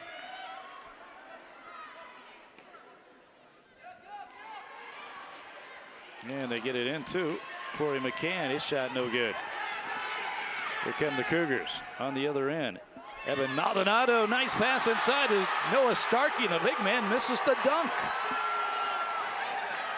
Blue Jays come up with a rebound from the free throw line, I should say. A.J. Welch into the game. The 5'10 senior hits his first bucket of the game. 25-21. Blue Jays up by 4. Ben Crable. And a dish off to Starkey. Starkey this time just tries to lay it in. Can't hit that one either. Noah Starkey missed the dunk and misses the little shot there. Bounce pass on the other end, but Starkey comes back down. Good hustle. Gets the block. Cougars come up with a basketball. Well, Starkey's got to be a little bit frustrated after missing those shots, but he hustled back down and got the block. Griebel out front. Roth. Evan Maldonado. Jordan Stevens, and then Ben Kriebel the 3 just rims in and out. Starkey the rebound, the reverse, no. Another miss from the big man down low. On the other end, and we're gonna have a foul against Central Christian as Corey McCann was trying to drive the baseline for Ashland. He is fouled. And that foul against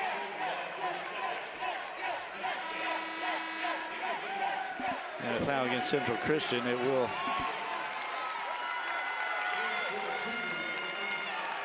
the Blue Jays will have possession as they lead 25-21. Nathan Reimer back out to A.J. Welch. His shot too hard, and Cougars at the basketball. Down by 4 with just under 3 to play here in the first half, and a blocking foul against the Blue Jays of Ashland. A.J. Welch called for his first personal. 16th foul against Ashland. Central Christian will take the ball out underneath their own basket. Ben Crable gets it into Hennehaw, back to Crable. Crable, that nice spin move there, and then really lost the ball, but Hennehaw picks it up, tries to save it as he goes down, and it's picked up by the Blue Jays as Nathan Reimer comes up with it. Reimer out front. Inside to Jordan Stevens. And Jordan Stevens is fouled. He'll go to the line to shoot free throws.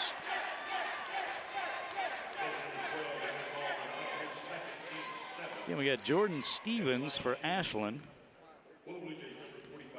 And Jordan Stevens for Central Christian. And Jordan Stevens, with V as in Victor, he hits the free throw. They get another one as the Blue Jays increase their lead to 5, 26-21. Jordan Stevens, a 6'3" junior for Ashland. Noah Starkey got a little bit of a rest, now right back into the game for Central Christian.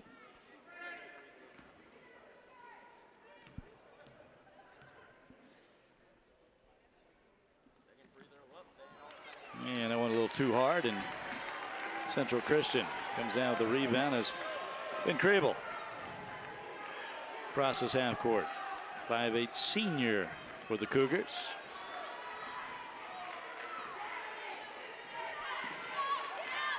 Set something up here against this man-to-man defense. Ben Crable backs it up for the 3, a little too short, and the rebound comes down to Ashland. That's Corey McCann. McCann working that left side and back out to Reese Kay. Reimer. Now Reese K, a little too hard, and a rebound. Starkey, no, he loses the basketball. And right there to pick it up is Jordan Stevens. Jordan Stevens with 3 points, his first field goal of the game, and Blue Jays have a 7-point advantage. Ashland up 28-21, minute 35 left to go here in the first half of play. United Wireless Arena, first round of the Class 1A Division II State Championship. Ben Kriebel, the three, that's good. Cougars needed a big bucket, and they got it right there. Three-pointer. 4-point lead for Ashland, 28-24. How about this? Caleb Walker into the game, hits the two. Caleb Walker, the 6'2" junior. A lot of Walkers have played some pretty good basketball in the community of Ashland. Noah Starkey inside the lane, and he hits the shot, but he's fouled before he got it off. Be a 1-and-1 though, as Central Christian now in the bonus. That's a 17th foul against Ashland. And that foul against Jordan Stevens, his first personal for the Blue Jays. And Jordan will take a seat for the Blue Jays. He kind of came in and sparked his team a little bit. Got the foul, got the free throw, and got a big bucket on the offensive end. Noah Starkey. Free throw is short, but the rebound, and then a traveling call. Evan Maldonado came down with the offensive rebound, but immediately called for the travel, so it'll be Ashland basketball. Blue Jays up by 6, 30-24.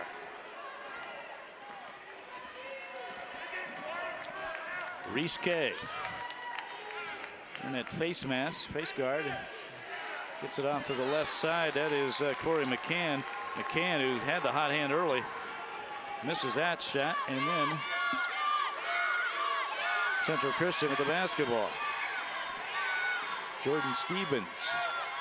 Maldonado, nice spin move, shot out the glass a little too much, gets his own rebound, backs it out to Ben Kriebel. Kriebel's three-pointer, no good. And that ball goes out of bounds, and it will be Ashland basketball. Now, Corey McCann really had the hot hand here in the second half for Ashland. I may have misidentified him earlier, and he was hot from the outside from the three and just a couple twos as well. And big reason the Blue Jays are up 30-24 with 14 seconds left to go here in the first half, and Ashland going to work it down to the final shot. Reese K out front. Right side. Reimer, shot too hard, fight for the rebound. Tatum Cunningham, he is fouled on the rebound, and that is going to send him to the line to shoot the 1-and-1. So a big break there for Ashland with 0.5 of a second left on the clock. Ashland will go to the line to shoot a 1-and-1. Tatum Cunningham. Cunningham 5 points on the first quarter. Trying to extend the Blue Jay lead here as again they're up by 6. Their biggest lead of this game has been 7. And that went too short, and that's going to be the end of the first half. So that's it. Ashland Blue Jays go to the locker room leading the Central Christian Cougars of Hutchinson 30-24. We're back with much more right after this.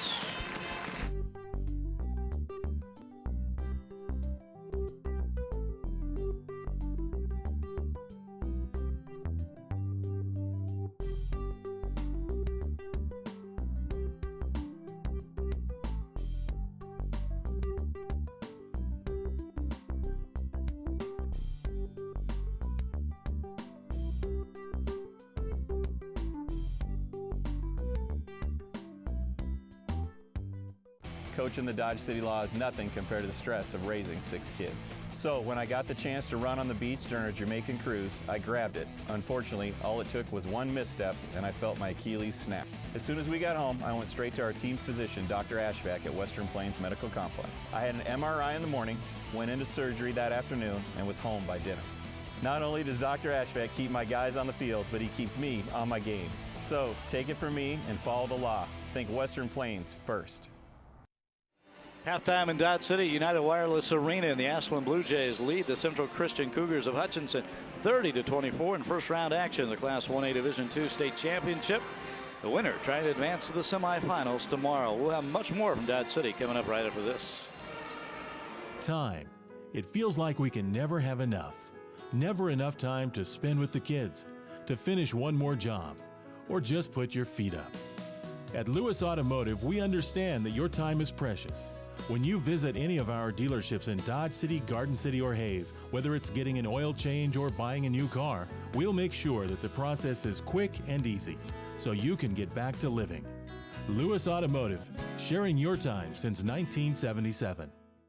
At Dodge City Community College, success starts here. Ranked among America's 50 most affordable community colleges with more than 60 programs of study, DC3 helps you make your dreams a reality and to do it with less debt. You can graduate from DC3 and go straight into the workforce or transfer to a four-year school to continue your education. At Dodge City Community College, we put the needs of the students first. Every successful person had to start somewhere. Take the first step and enroll today. Dodge City College, where your success starts here.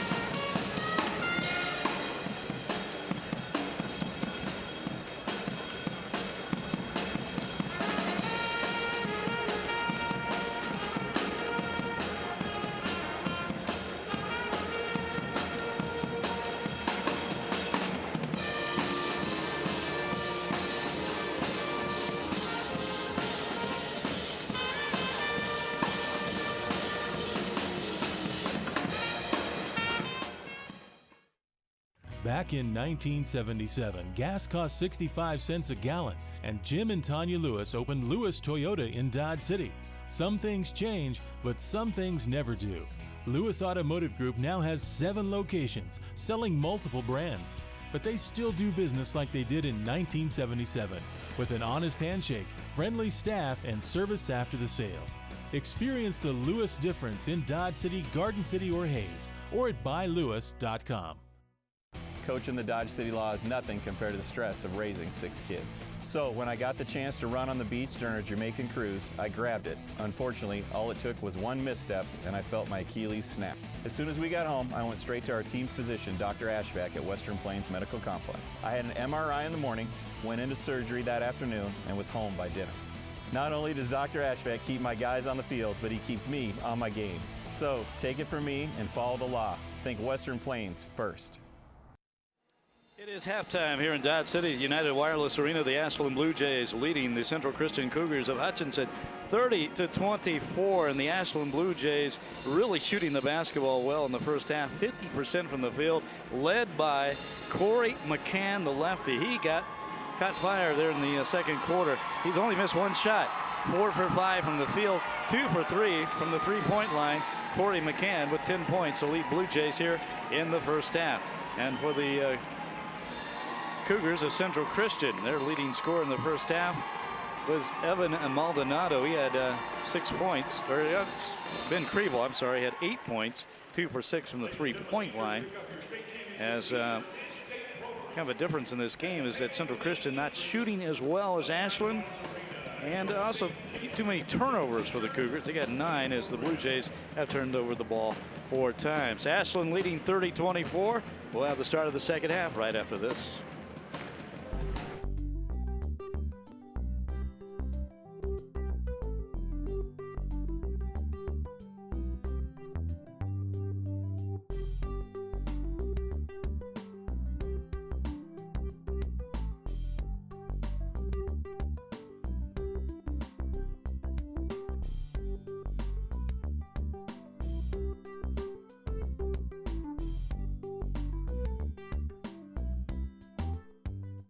Coaching the Dodge City Law is nothing compared to the stress of raising 6 kids.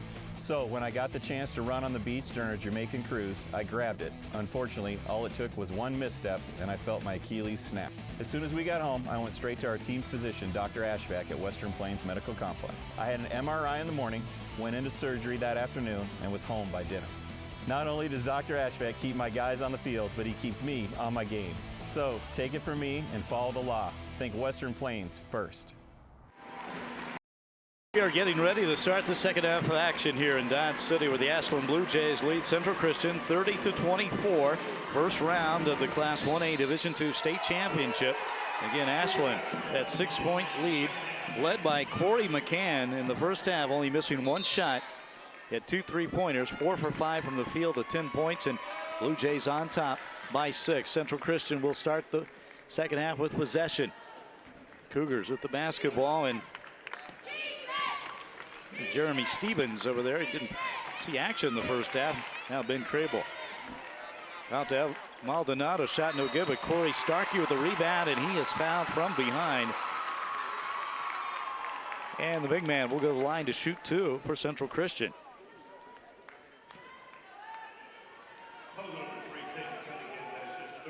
That was a third personal foul against Tayton Cunningham.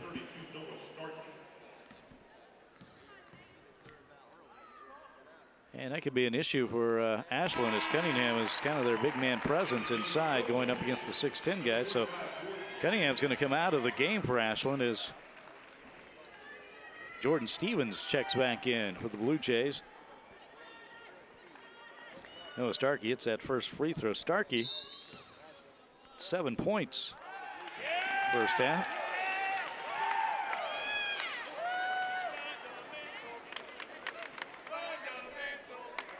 And Starkey, second time this game, has stepped on the foul line and negates the free throw.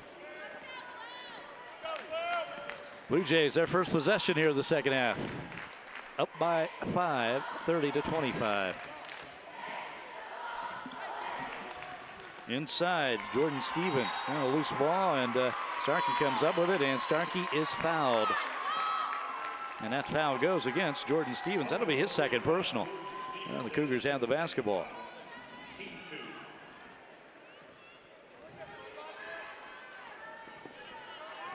And the Cougars walking the ball up the court.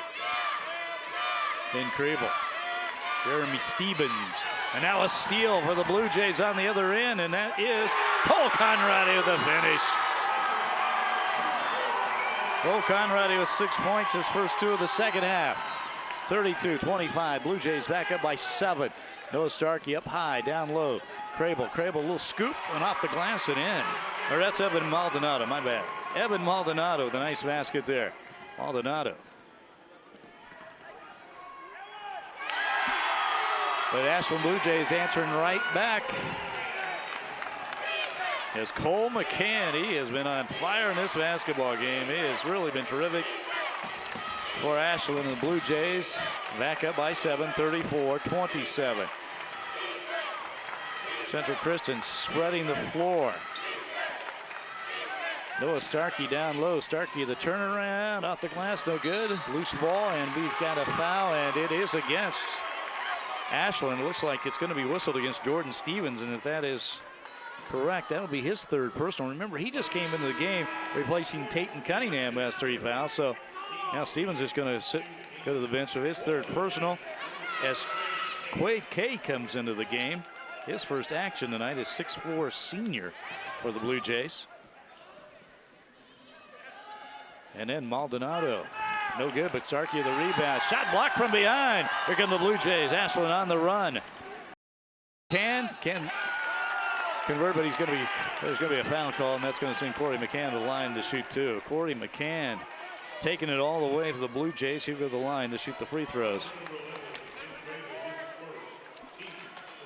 Foul against Ben Kriebel, his first personal for Central Christian. Cole McCann, the lefty, he has been smooth in this game. This is the front end of the free throw there is a little too short. He hasn't missed much today, though. He's only missed 1 shot from the field. And McCann with 12 points in this game, 2 here in the second half.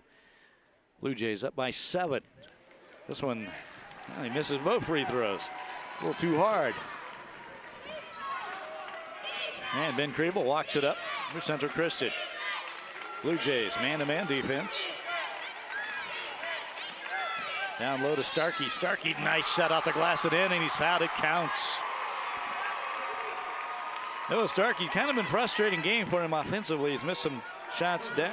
He did in the first half anyway, missed some shots inside. That time he converts and scores, and he'll go to the line to try to convert the old-fashioned 3-point plays. Also get his team within 4s. It's 34-29 Ashland. And Starkey perfect. 34-30 Ashland on top. Blue Jays, Reese Kay out front. Takes it in, nice scoop. It's a little too much. And Starkey saves the ball from going out of bounds, and the Cougars of Central Christian have possession. Ben Kriebel from way outside the 3, that's good. Oh my, he felt that one. That was from way out there. And we have a 1-point basketball game. Ashland 34, Central Christian 33. And the Blue Jays of Ashland want to talk about it as Kit Walker calls a timeout. His team had a 7-point lead just moments ago. And Central Christian coming up with some big baskets led by Noah Starkey inside. He had the and 1 3-pointer. And then Ben Kriebel, 5'8" senior. He's taking that ball up the court and launches from way outside for the 3. And Kriebel down with 11 points in the game. You know, we're not too far away from St. Patrick's Day, and the Central Christian fans, they are here in their green. Good support from both teams. There's the Ashland Blue Jay fans. Again, the Blue Jays just down the road in Clark County, nearby here in nearby Dodge City, just south of Dodge City, about 60 miles, and they have a long trip. Blue Jays of Ashland. Kind of nice for the Western Kansas schools not to have to travel so far for a change when it comes to state tournaments. And Dodge City hosting this 1A Division II tournament. for the first time and since 1973. Central Christian had zone defense. Blue Jays with the basketball. McCann, Reese K down low, loose ball, and then picked up by Jordan Stevens back in the game, and then we're going to have a foul. No basket. And Reese K will go to the line to shoot the free throws. K with 2 points in this game, the 5'9" sophomore. And he hits the first. Blue Jays back up by 2, 35-33.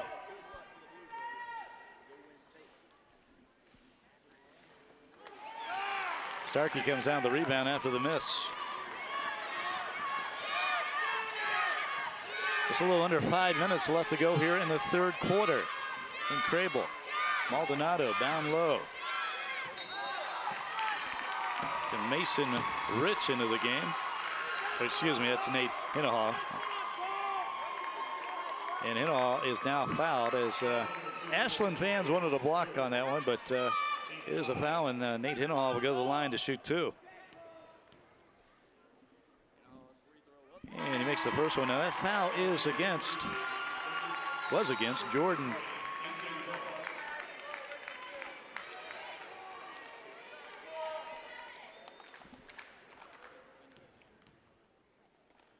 The foul was against Jordan Beardling for Ashland, his third. All right, and Nate Hinahaw works both, and it's a tie basketball game, 35-35.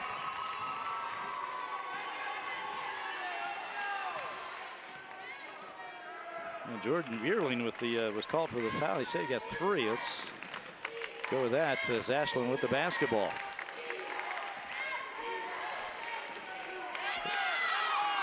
Noah Starkey coming down the rebound again and then nearly throws it away, but Cougars managed to hold on to the basketball. Crable pushing it up. Crable way out there. He likes to shoot it from way out there, so Reimer keeping a close eye on him.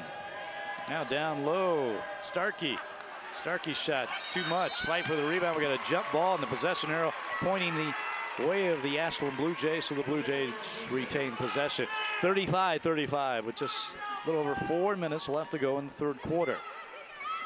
The winner of this game will advance to play in the semifinals tomorrow against the top seed, the #1 team in Class 1A Division II, St. John's Beloit Tipton, as they won earlier today, 57-45 over Axtell. Turnover against the Blue Jays. Central Christian basketball. Cougars trying to take the lead. It's been a while. Evan Maldonado in the Noah Starkey shot too short. Fight for that loose ball, and a nice hustle there is, looked like Corey McCann knocked it off Maldonado, and yes, he did. Now they talk it over. They reverse the call. That's the second time Ashland's got a reverse call on an out-of-bounds play. Adam Clark questioning that a little with a smile on his face. Not sure he's real happy, though, about it. Ashland basketball. Nathan Reimer back out to Reese K. And then to McCann, the lefty, this time a little short, but Blue Jays come out of the rebound. Reimer with it. McCann. Here's Reese K. He could penetrate. He's in there against the big man, and he gets the shot out. Not there, though. Wow. 5'9" Reese K against 6'10" Noah Starkey, and he still got the shot away. Crable nearly loses it. Starkey going strong and fouled. It counts. And 1 for the big man, Noah Starkey.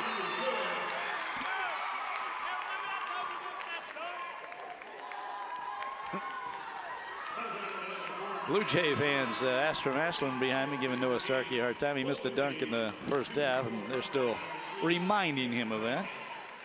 Cole Conrad, leading scorer for Ashland on the season, back into the game.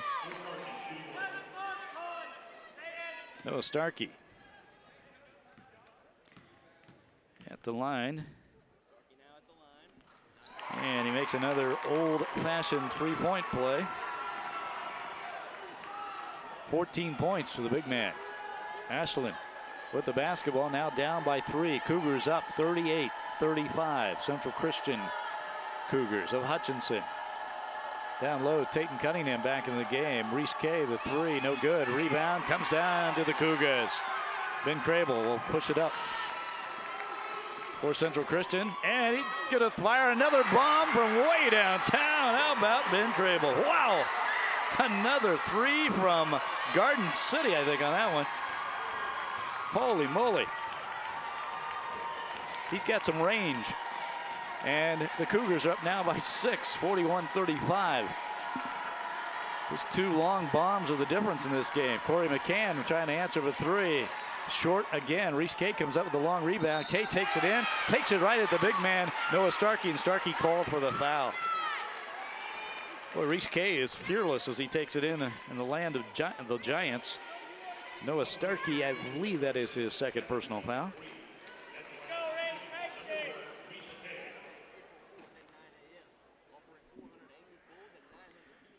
Well, check that. That foul is going to be called against. That is Starkey. So Kay at the line.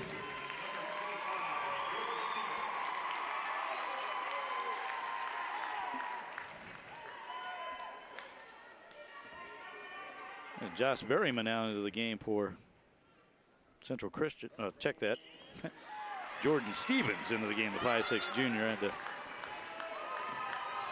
wrong side of the page there. 41-36, still a 5-point lead for Central Christian. They got the basketball. Stevens.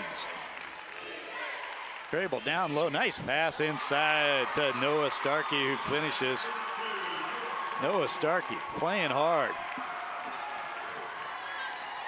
Central Christian packing in that zone defense a little bit. Kay out to McCann. McCann will take the three. Short again. McCann, he was hot in the first half. Not converting here in the second half. And Central Christian with a minute and a half left to go in the third quarter. Biggest lead of the game for the Cougars, 43-36. Maldonado had a notion, gets it down low to Starkey. Starkey off the glass. No, he's going to be called for traveling. Kind of backed out of there and took too many steps. Ashland basketball.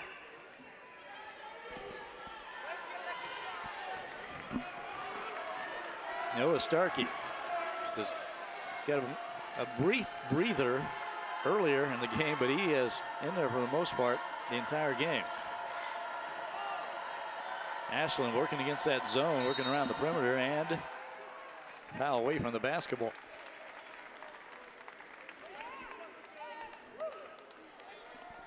And it'll be Blue Jay basketball out underneath their own goal. Ben Kriebel called for the foul. That's his second personal.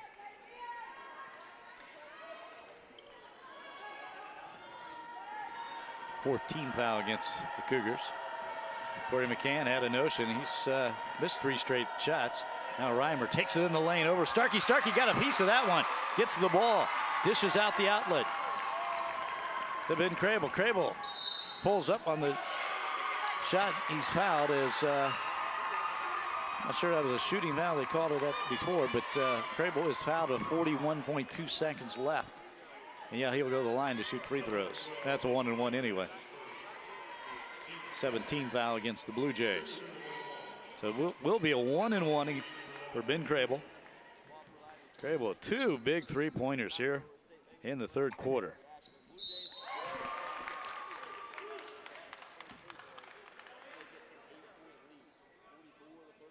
Another lane violation. And that's against the Blue Jays. The free throw was made, but the lane violation wipes it off. Oh no, what do we?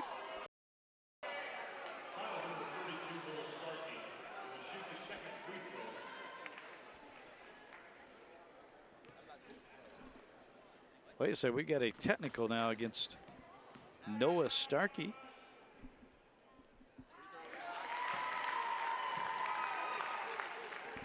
Oh, Crable hits. I'm not sure what that was, honestly. Crable hits both free throws. 45-36, a 9-point lead.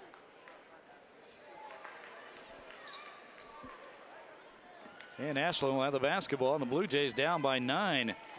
They had a 7-point lead a couple times in this game, and now they're down by 9. Kind of got away from them here with Obviously 33 seconds to go. McCann the three, and he gets the stroke back. Corey McCann of another three. McCann now with 15 points in the game. Boy, Ashland needed that. 45-39, 6-point lead for Central Christian. Ben Crable taking it in the lane, and he is fouled, and that foul against, I believe, Nathan Reimer, and that will send Crable back to the line to shoot free throws with 13.8 seconds left to go.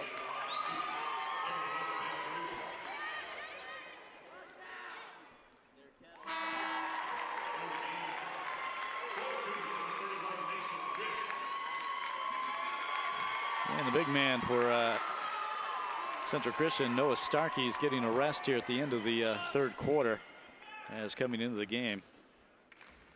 Mason Ritz, 6-foot sophomore, to give the big man a rest. 47-39. 8-point lead for the Cougars, biggest lead of the game. 7 seconds, 5, and Cole Conrady taking it in for the 2 for Ashland. And that's going to be the end of the third quarter of play. Central Christian Cougars of a third quarter rally and then some. Cougars on top of the Ashland Blue Jays, 47-41, the start of the fourth quarter. Coming up right after this. For a true taste of the old Wild West, get the heck into Dodge. For entertainment at its best, get the heck into Dodge. Walk out on old Boot Hill, you can feel the spirit still, but you just won't know until you get the heck into Dodge. Saddle up and enjoy the ride during Dodge City Days. It's concerts, food, and fun, capped off by the world-famous Dodge City Roundup PRCA Rodeo. 'Cause there ain't no doubt about it, get the heck into Dodge. Time. It feels like we can never have enough. Never enough time to spend with the kids, to finish one more job, or just put your feet up. At Lewis Automotive, we understand that your time is precious. When you visit any of our dealerships in Dodge City, Garden City, or Hayes, whether it's getting an oil change or buying a new car, we'll make sure that the process is quick and easy, so you can get back to living. Lewis Automotive, sharing your time since 1977. Start of the fourth quarter from United Wireless Arena in Dodge City. Central Christian Cougars with the basketball and the lead. They're up 47-41 against the Ashland Blue Jays. The winner advancing to the semifinals of the state tournament. Noah Starkey inside the lane, and how about that? He's clapping. Another 2 points for the big man. Starkey gives his team now a 49-41 lead. Cole Conrady, he can't hit. And Central Christian with the basketball, and Noah Starkey now with 18 points in this basketball game. Starkey feeling it. This time a little too short. Rebound Maldonado. Maldonado's shot blocked by Cole Conrady. Good defense. Blue Jays of Ashland with the basketball. Cole McCann, he had been hot. Now he throws this one away. Well, Tatum Cunningham just couldn't handle it inside. Turnover, Ashland. So Central Christian off to a good start here in the fourth quarter as Ashland turns it over. Ben Crable. Been a real spark in the third quarter for his team with 2 long-range three-pointers. Foul against the Blue Jays. That's going to go against Reese Kay, his first personal. And that will send Jordan Stevens to the line to shoot the 1-and-1 for Central Christian. And Jordan Stevens, a 5'6" junior. Quite a contrast between him and Noah Starkey in this lineup for Central Christian. Got 5'6" and 6'10". Jordan Stevens making the first of the 1-and-1. Now the biggest lead for the Cougars of Central Christian, 50-41, 7:09 left to go in this basketball game. Jordan Stevens, good rotation on that free throw, and he's got his team up by double digits, 51-41, the biggest lead period in this basketball game for either team. Cole Conrady out front. Reese Kay. Going against that defense or that zone, and Kay's going to try to take the three, and he does. It's too short. Noah Starkey comes down with a rebound. Noah Starkey has really played a strong game for Central Christian. Ben Crable, the little pull-up too hard. Reese Kay pushing it for the Jays. Bounce pass, nice pass to Cole Conrady in the lane, and he can't hit, gets his own rebound. and misses again. Rebound comes down. Tough luck there for the Ashland Blue Jays. Cole Conrad has a couple good looks. Could not convert. Crable. Oh my, another bomb. This time it's from Jordan Stevens, the little guy. Way out there in three. He's got a big smile on his face. And the Cougars up by 13, 54-41. Cole Conrad, he can't hit the outside shot and rebound though to Reimer. Reimer is going to be fouled by Jordan Stevens, who grabbed him on the arm. Stevens still feeling pretty good about that long three. Well, it's pretty obvious head coach Adam Clark, Central Christian head coach, gives his guys the green light to shoot that three. Wow. Stevens and Ben Crable from way outside hitting the threes. Reese K, nice move inside. Scores 2 for Blue Jays and a timeout on the court. Ashland calls that timeout as they are down by 11 now. Central Christian leading 54-43 with 5:50 left to go in the game.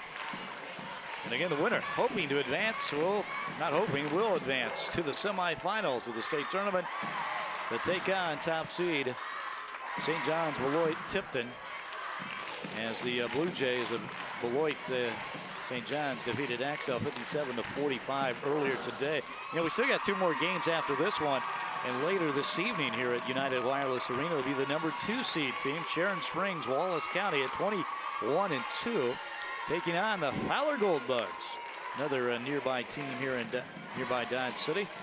Fowler Gold Bugs, about 20-some miles down the road, 12-11. And they'll again get a big task ahead of them, taking on Sharon Springs. And then the late game tonight will be the number 3 seed Caldwell against Grainfield, Wheatland Grinnell. But right now we've got the Ashland Blue Jays and Central Christian. Central Christian leading 54-43. Blue Jays showing a little pressure defense and trying to make something happen here. Ben Crable controlling the basketball for the Cougars.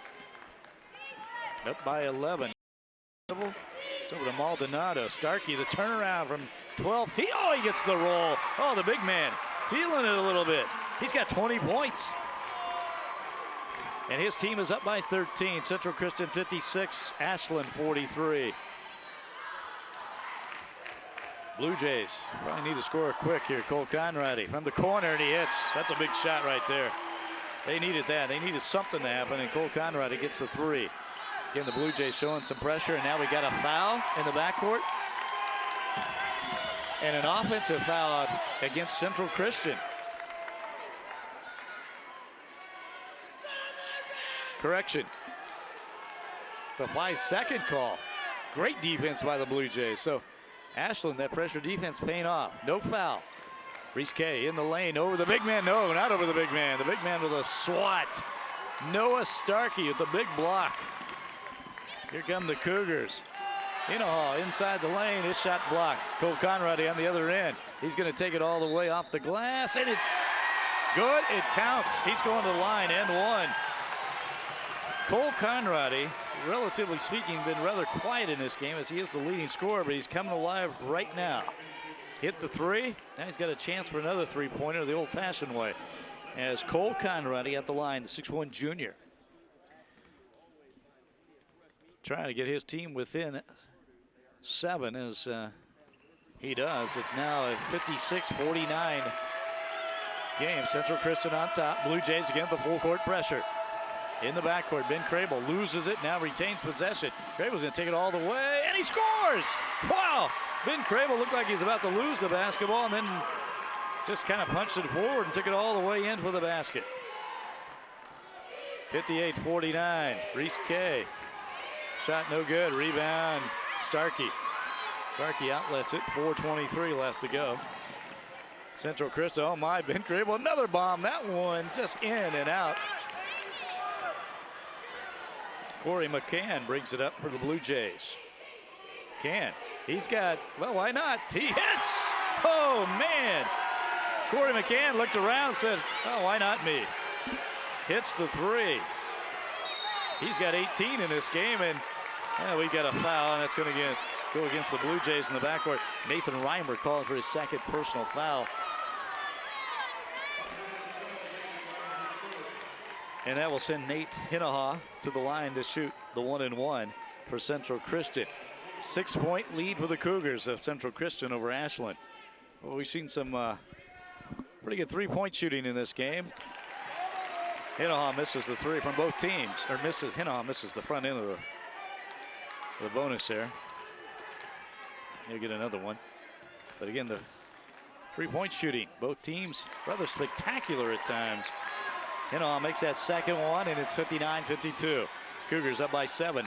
Blue Jays trying to come back. Okay, had a notion. Now they bring it over to Conradi, and Cole Conradi with a quick step. Too many steps. Turnover Ashland on the travel call. Central Christian with the possession, but they got to go up against this pressure defense. They have a little problem with that, and then, well, Adam Clark wants a timeout and talk about facing that full court pressure. So Central Christian calls the timeout. Cougars with the 7-point lead, 59-52. 3:49 left to go in this basketball game, and both our games today have been pretty good, pretty competitive. Nobody giving up. Both games we've seen big runs, and then the other team come back, and that's the Ashland Blue Jays trying to hang in there right now. Blue Jays led most of this game, the first half and into that third quarter, but Central Christian got hot. Led really sparked by Ben Crable and his two big three-pointers, and also Noah Starkey has been a force inside. The 6'10 senior, there he is right there. Kind of a frustrating first half for him. He's missed some shots inside, but he's stuck with it. He's got 20 points in this game. And his team up by 7, 59-52, breaking the pressure. Jordan Stevens loses the ball now, loose ball, and well, the Blue Jays come up with it. Here come the Ashland Blue Jays trying to get back in this game, and we've got an offensive foul called against Reese Kay, throwing out the elbow, and even his own coach agreed with it. Told him he can't do that. Kind of leaned in and threw an elbow out. She was dribbling up court. And Blue Jays trying to get back in this game, but turning it over here, though, in the fourth quarter. Hinaha ball, another turnover for Central Christian. Corey McCann with the basketball. He nearly loses it. McCann back out. Okay, to McCann. McCann's been hot in this game. Takes it on the baseline, reverse, blocked by Starkey, but right there is Tayton Cunningham. He can't hit. Starkey comes up with a rebound. Couple of big misses there for the Blue Jays. Crable on the other end, and boy, how about that? Ben Crable, fearless, taking it inside and scores the little end. 5'8" senior, scoring from the outside and taking it inside.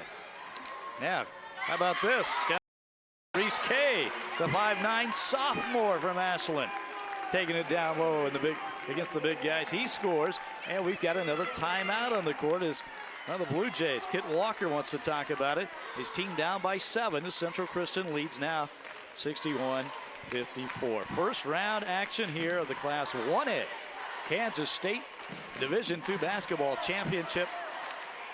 And again, the winners advancing to the semifinals. The girls had their first round yesterday here at United Wireless Arena. They'll have their semifinals tomorrow. And the final 4 teams on the girls' side of the bracket, Moscow will play Grainfield. That game at 6:30 tomorrow here at the arena.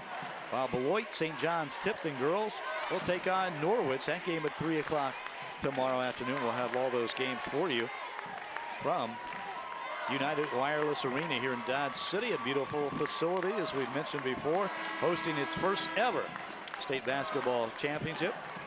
This building, 4 years old, and an all-purpose building that hosts the Dodge City Law, home of the Dodge City Law indoor football team. It's had some exhibition hockey, plenty of concerts, and basketball. And right now we got a pretty good basketball game as Central Christian trying to hold on to win this game, facing this pressure. In the backcourt, Jordan Stevens, he has been a spark plug in this second half for Central Christian. Nearly loses the ball, but no foul is called against Reese Kay. Now that one, Kit Walker did not agree with. He wanted a travel call, but to no avail, so that's going to send Jordan Stevens to the line to shoot free throws for Central Christian. Cougars up by 7. Jordan Stevens with 5 points in this game, 2 already from the free throw line. And that one rims in and out. There's Kit Walker, former Ashland Blue Jay himself.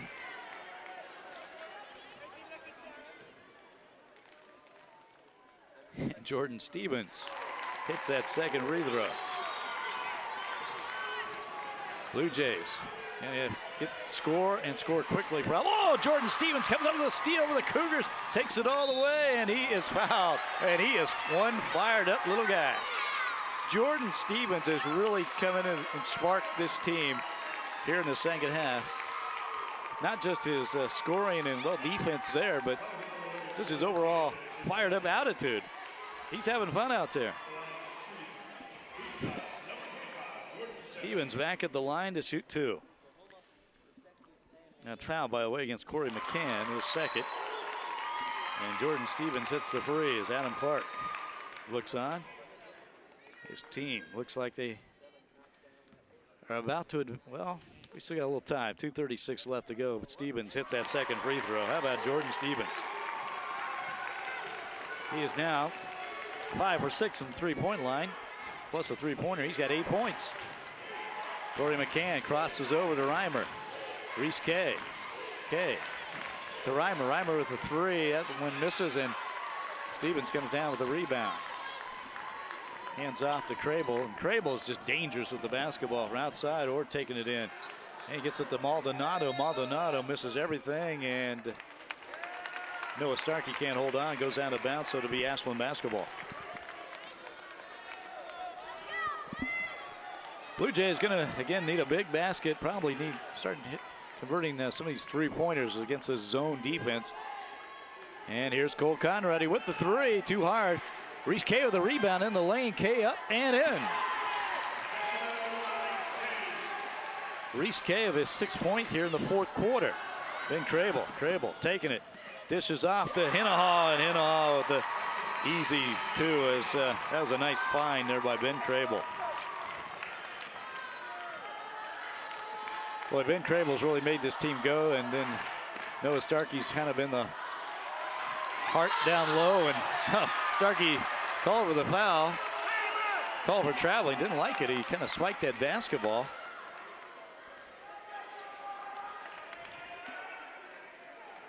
So it'll be Ashland basketball. The Blue Jays down by 10. Cougars up 66-56. Minute 33 left to go in the game. Ashland. Nathan Reimer. Reese K. Not a lot of time to mess around here. McCann can't hit the shot. And a foul on the rebound. And it is against Central Christian. I think it's going to go against Noah Starkey. Cole Conrady will go to the line to shoot the free throws. And that is against his 4th foul. May not be an issue with a minute 24 left to go in the game. As Conrady at the line. And he gets the roll.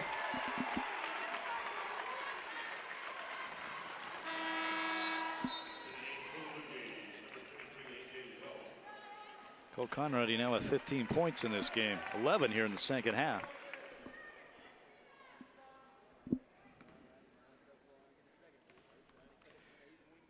(66-57) Central Christian to make that 66-58 as Conrady does do it again, and Blue Jays looking to try to force another turnover. Then they're going to foul, and that's foul against Tatum.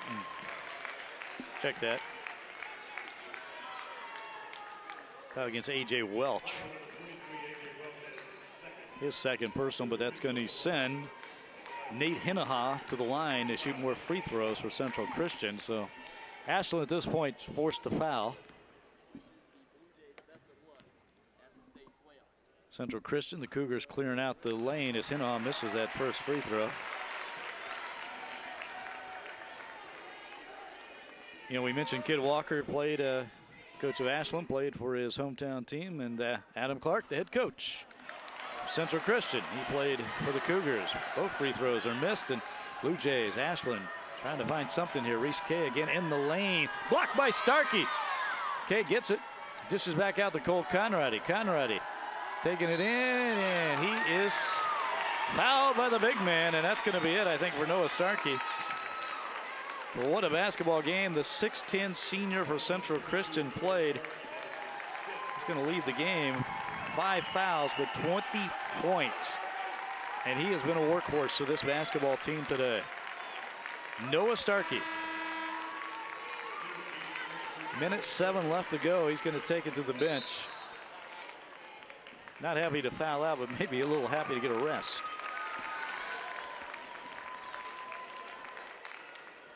And we have a timeout on the floor, so again, a minute 7 left to go in the game. And Central Christian, Hutchinson, the Cougars, their fans pretty happy as they lead it 66 to 58. Those are the Ashland Blue Jay fans here on the near side, trying to get their team. There's the fans in green from Hutchinson, looking for a state championship. This is their 3rd consecutive trip to the tournament. And looking for some big things. Again, they came into this game at 18-5. Now, by record-wise, these are the most evenly matched teams in the tournament, the number 4 and number 5 seed.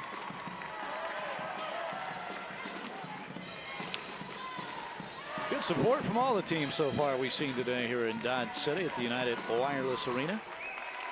2 more games left to go tonight in this first round, first day of boys action. Cole Conradi at the line. Shoot free throws for Ashland. As the Blue Jays trying desperately to come back down by 8 with a minute 7 to go. Cole Conradi. Now with 16 points in this game. Again, 12 here in the second half. And that's his 4th consecutive free throw. And it's a 7-point lead now for Central Christian. Ashland again with that pressure defense and a quick foul in the backcourt. As it's like Hinahaw will go down the other side and shoot the free throws for Central Christian. Right now it's really all the Blue Jays can do if they don't get the 5-second call. Try to get the quick foul and hope Central Christian can miss the free throws. And Nate Hinahaw at the line. Last time he was there, he missed both free throws.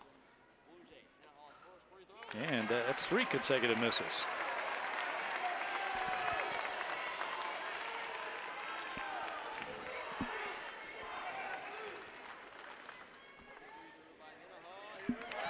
And that misses again. Hinahaw. Here come Blue Jays of Ashland. Got to get some quick shots off, though. They've taken too much time. Cole Conradi from the corner. Too short. And the rebound to Maldonado, and he is fouled. 54 seconds left to go in the basketball game. 2-possession game, 66 to 60. Evan Maldonado at the line to shoot the free throws, and Maldonado 6 points in this game. And another miss. So Cougars providing some opportunity here for the Ashland Blue Jays late in this game. Again, Central up by 6. And another miss. Ashland still have a little life here. Cole McCann. Reese Kay nearly lost it, and then a foul, and that is not what Central Christian wants. Stop the clock and put Ashland at the line. So the Blue Jays getting some chances here as A.J. Welch will go to the line to shoot the free throws. But they got the opportunity to score if that clock stopped. That clock is stopped at 46.3 seconds.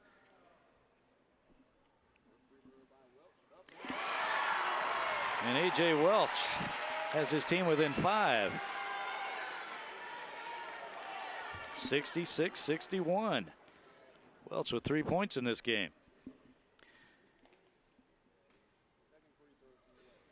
Perfect. We got a 4-point basketball game, 66-62. Stevens pushing it up for Central Christian. 40 seconds, and he's going to be fouled. Maybe not the guy who want to foul.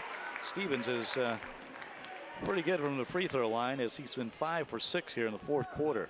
He'll go to the line to shoot 2. The left-hander.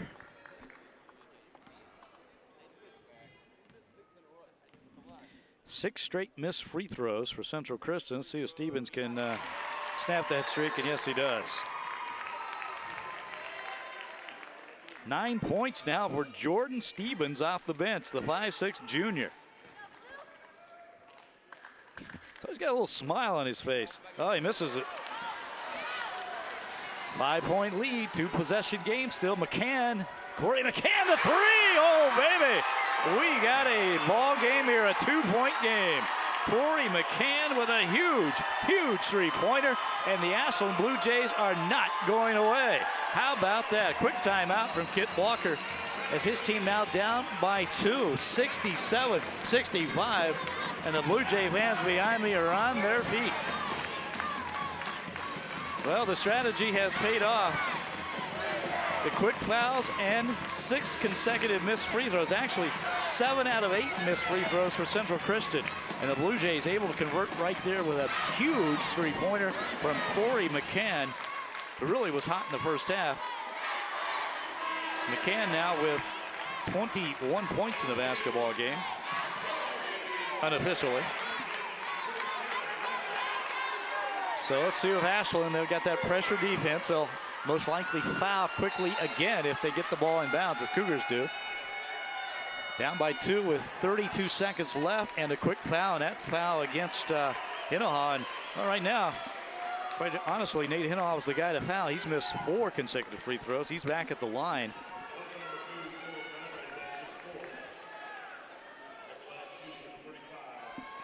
That foul, by the way, against Cole Conradi. His 4th. Hinahaw. He's really had some difficulty, and he misses again. That's 8 out of 9 missed free throws for Central Christian here. Wow. And even if he makes this, it's still a 1-possession game, and we know Ashland can shoot the 3.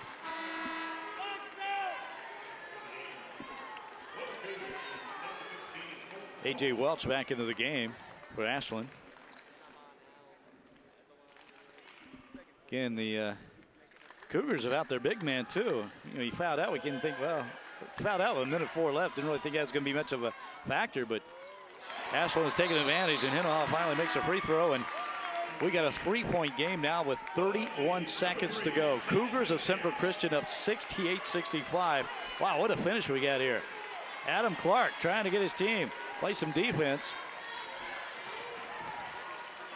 All right, Reese Kay bringing it up. 28 seconds. Blue Jays got some time. Look for the good shot. Down low to Cunningham. Taking Cunningham off the glass. Oh, too hard. Gets his own rebound. Puts it back up and in. 1-point game with 17.5 seconds left. 68-67. Blue Jays deciding not to try and tie there. They get the 2. They got the look. Why not? Still plenty of time because they'll probably again foul as soon as the Cougars hit that ball in bounds. Oh, we got a good one here. You know, just about 40 seconds ago, it looked like Central Christian had this game in the bag. Ashland Blue Jays coming back, missed free throw opportunities.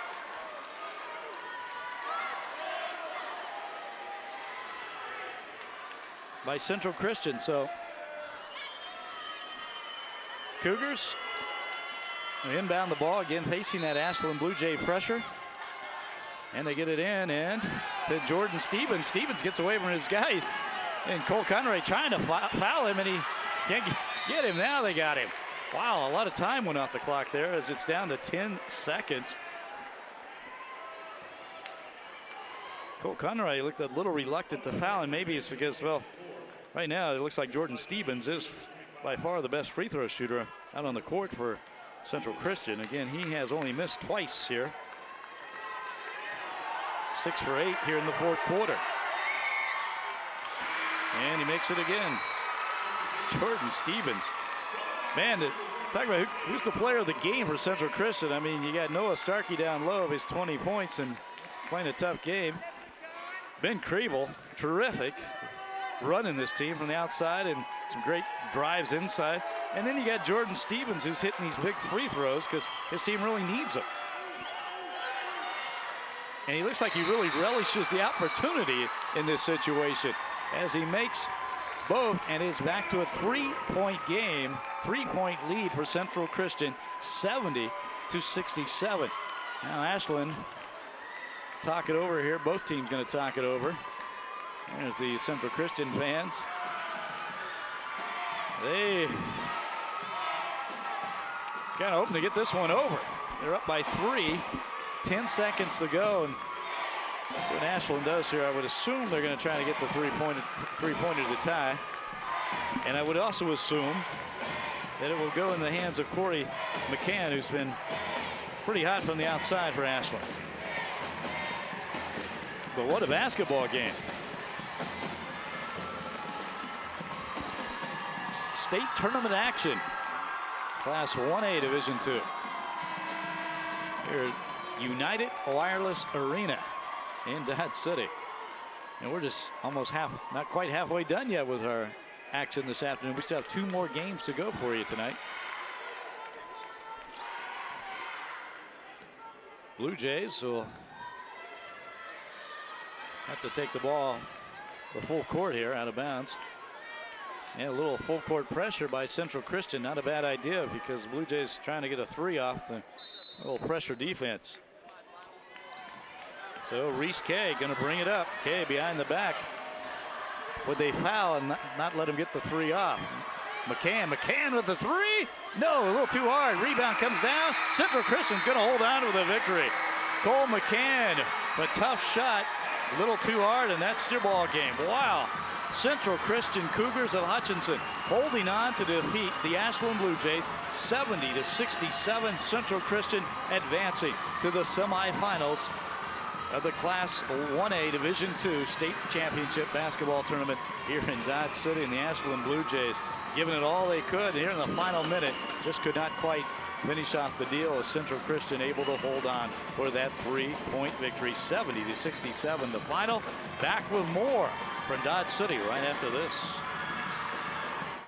Time. It feels like we can never have enough. Never enough time to spend with the kids, to finish one more job, or just put your feet up. At Lewis Automotive, we understand that your time is precious. When you visit any of our dealerships in Dodge City, Garden City, or Hayes, whether it's getting an oil change or buying a new car, we'll make sure that the process is quick and easy so you can get back to living. Lewis Automotive, sharing your time since 1977. At Dodge City Community College, success starts here. Ranked among America's 50 most affordable community colleges with more than 60 programs of study, DC3 helps you make your dreams a reality and to do it with less debt. You can graduate from DC3 and go straight into the workforce or transfer to a 4-year school to continue your education. At Dodge City Community College, we put the needs of the students first. Every successful person had to start somewhere. Take the first step and enroll today. Dodge City Community College, where your success starts here. And welcome back to United Wireless Arena here in Dodge City, where the Central Christian Cougars of Hutchinson have just defeated the Ashland Blue Jays 70-67. And what a finish in this basketball game. It looked like Central Christian pretty much wrapped up with about 1:04 to go. They were up by 7 points. Ashland, some full court pressure, really forced a foul and paid off because Central Christian was not making the free throws. They missed 7 consecutive shots from the charity stripe. And it gave the Blue Jays an opportunity to get back in the game, and they did. They got it within 2, and then at the buzzer, or near the end of the game, down by 3, Corey McCann, who was just terrific from the outside for Ashland, with a very much contested 3-pointer and a little too long, and just didn't go Ashland's way, and that ended the game as Central Christian wins it 70-67, holding on for the 3-point victory. What a game! What a finish! And again, for Central Christian, They are now 19-5. And they advance to the semifinals tomorrow to take on the top seed, Beloit St. John's. And for Central Christian, their leading scorer was Noah Starkey, the big 6'10 senior inside. He was a workhorse. He really fought hard in this game. But how about Ben Crable, the guard, from way outside, hit some big free pointers. He had 22 points to lead the Cougars to this victory. And then off the bench, cannot say enough for Jordan Stevens. 5'6 junior, really sparked his team in the fourth quarter, especially at the free throw line, where he was 8 of 10. That was huge down the stretch as Central Christian goes on to win by 3. For the Ashland Blue Jays, they were led by Corey McCann. Again, he was big from the three-point stripe, 5 for 10. He had 5 3-pointers, but scored 21. Cole Conrad, he had a slow first half, but came back to finish with 18 points in the game, 14 of those in the second half. And also in double figures for Ashland was Reese Kay. He finished with 10 points. But again, the final score, Central Christian, the Cougars from Hutchinson, they advance. They are now 19-5. They win 70-67. The Blue Jays of Ashland in their season at 17-7. We have more action coming your way from United Wireless Arena here at the Class 1A Division II State Basketball Championship, and we'll be back with that a little bit later.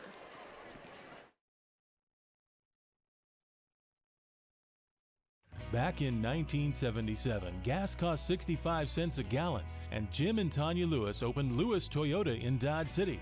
Some things change, but some things never do. Lewis Automotive Group now has 7 locations, selling multiple brands. But they still do business like they did in 1977, with an honest handshake, friendly staff, and service after the sale. Experience the Lewis difference in Dodge City, Garden City, or Hayes, or at buylewis.com. Coaching the Dodge City Law is nothing compared to the stress of raising 6 kids. So when I got the chance to run on the beach during a Jamaican cruise, I grabbed it. Unfortunately, all it took was one misstep and I felt my Achilles snap. As soon as we got home, I went straight to our team physician, Dr. Ashvack at Western Plains Medical Complex. I had an MRI in the morning, went into surgery that afternoon, and was home by dinner. Not only does Dr. Ashvack keep my guys on the field, but he keeps me on my game. So take it from me and follow the law. Think Western Plains first.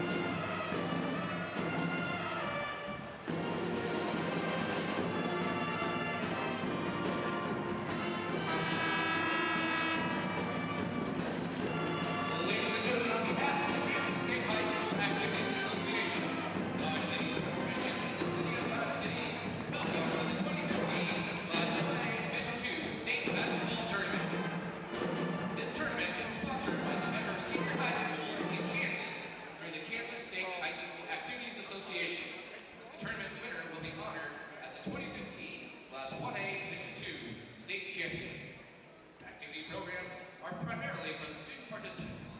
The purpose of this activity is to provide positive learning experiences and opportunities for personal growth of the participants. Cheerleaders, officials, and spectators can and are expected to assist in the promotion of good sportsmanship by taking personal responsibility for their actions. Good luck to both teams. And now for the introduction of teams. First, for the Fowler Goldbugs. Assistant coach, Vicky Stout. Team manager, Marisol Mendoza. Team manager, Brayton Dool. Team manager, Jeremy Bird. On starters, Hunter Dusing. Taylor Cook. Lane Lundeen. Cameron Jones. Diego Medina. And Jose Mendoza. Now for the Sharon Springs Wildcats. Assistant coach, Larry Steele. Team manager, Chandler Gibbs. Team manager, Trevor Medina. Team manager, Andrew Newman. Non-starters, Chad Martinek. Kate Allen. Carmen Perry. Chisholm Grun. Spencer Medina. Dave Kling. And Carmen Springsteen.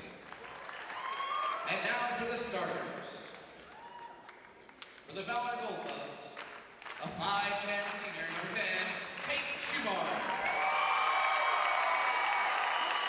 For the Sharon Springs Wildcats, a 5'11" junior, number 3, Eric Gefeller. For the Goldbugs, a 5'4" senior, number 14, Ulysses Granados. For the Wildcats, a 6'3" junior, number 4, Luke Shem. For the Goldbugs, a 5'8" sophomore, number 15, Blake Keith. For the Wildcats, a 5'9" junior, number 12, Carden Perry.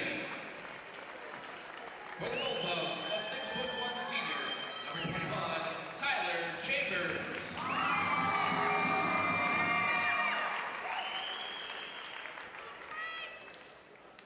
For the Wildcats, a 5'10" sophomore, number 15, Grady Hammer. For the Goldbugs, a 6' senior, number 24, Miguel Cortez. And for the Wildcats, a 6'1" senior, number 21, Nate Kling. For the Wildcats, starting is a 5'11" senior, number 11, Yvonne Montez. Head coach for the Goldbugs is Marcus Shaw. Head coach for the Wildcats, Larry McCarthy. Officials for today's game, Steve Frithers, Brent Barnett, and Randy Wally.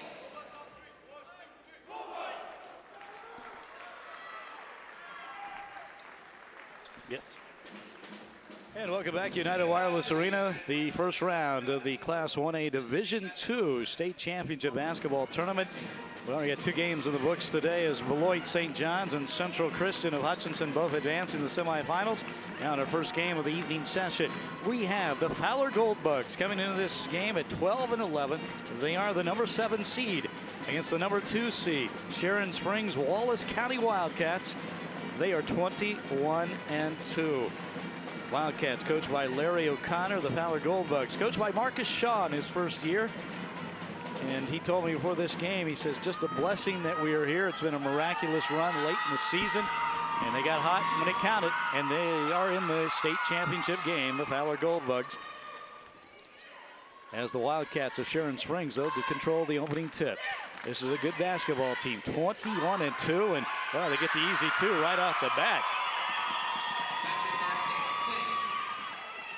Nate Kling with the easy layup. And it is a 2-0 lead as Wildcats putting some pressure out front and called for the foul. Wildcats number 11, Yvonne Montez. Yvonne Montez whistled for his first personal here in this basketball game just underway from United Wireless Arena. Fowler Goldbugs with the basketball. Down low, block shot. Here comes Sharon Springs on the run. They like to push it.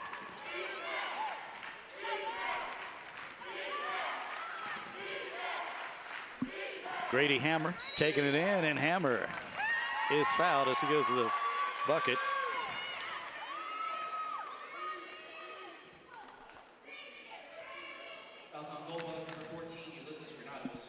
Grady Hammer, a 5'9" sophomore, at the line, shoot 2. Wildcats off to a quick 2-0 lead here. It's just underway. This third game of the first round of the 1A Division II state championship. And that one rims in and out, and Fowler comes down with the rebound. Goldbugs, their road black uniforms, breaks the press nicely, some good crisp passing, and then they hold up. And now from way outside, the 3, and that's not quite there as Sharon Springs with the ball and wide open down low for the easy 2. Eric Gefeller. Feller with 3, and right away the Fowler Goldbugs call timeout. They want to talk things over. That was a little too easy. Sarah Gefeller gets the easy bucket down low. Gefeller, a 5'11" junior. So you check that again, and there's your first basket again. Easy lay-ins so far as well, wide open. Eric Gefeller. Somebody missed an assignment there as he got the easy 2 off the glass and in. And 4-0 Wildcats. Sharon Springs leading. Some of their fans making the trip from far western Kansas in Wallace County. We are in, some people may think far western Kansas and Diamond City. Sharon Springs even way out there, closer to the Colorado border. Fowler trying to break the press, and they do, and they get the foul, and it counts. How about that? Nice timeout there. Tyler Chambers with the 2 and 1. There's Marcus Schock on a timeout, and draws one up, I guess. Tyler Chambers, 6'1" senior at the line. And does not convert the 3-point play. 4-2 Wallace County. Sharon Springs. Lob pass inside and in. And it goes out of bounds. That'll be off a Goldbug.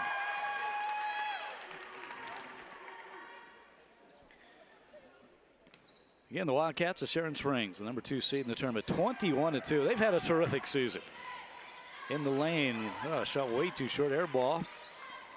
And Fowler on the run on the other end.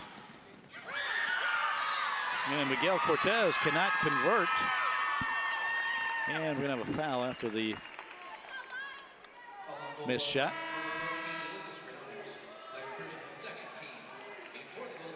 And that foul against Ulysses Granados. That's his second personal. Second team foul against Fowler early in this basketball game. A little trapping defense now shown by the Goldbugs. They'd like to control the pace of this game a little more, as the Wildcats like to push it. Now they nearly lose the basketball on the far sideline. Yvonne Montez with the basketball out here front with it. It's a man-to-man, and we're going to have a travel. A walking call against Yvonne Montez. There's a 5'11" senior.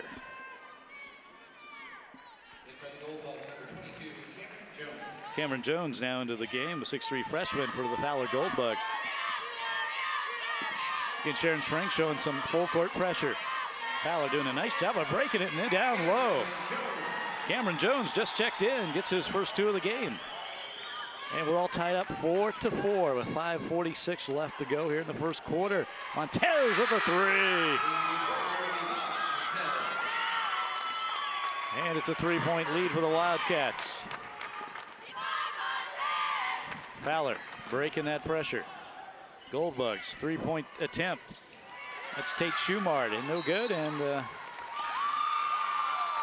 ball goes out of bounds, and it will be Sharon Springs basketball.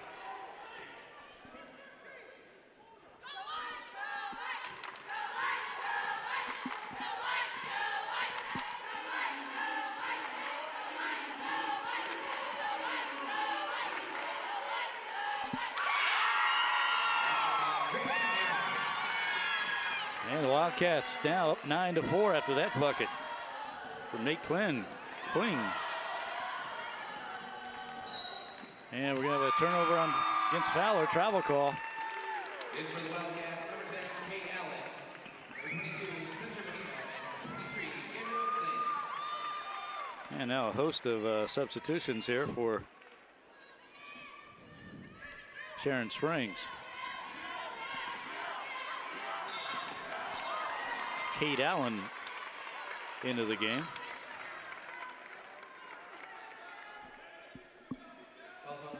And another foul against Fowler. And that foul goes against Miguel Cortez.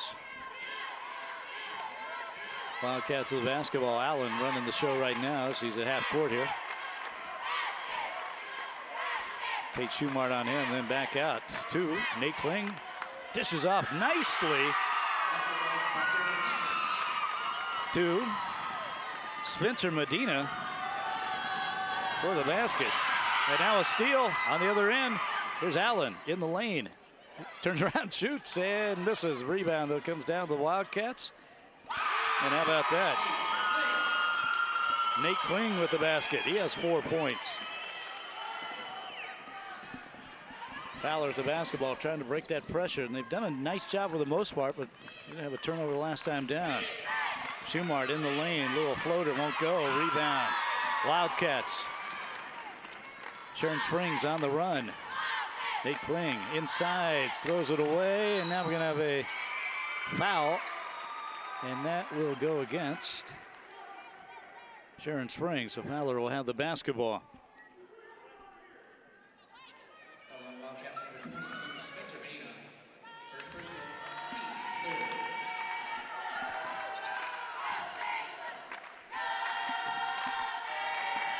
In the pressure defense.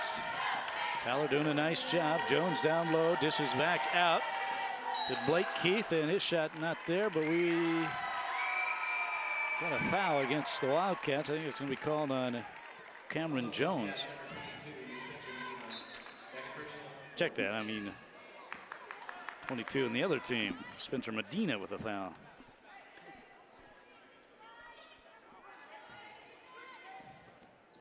His second of the game.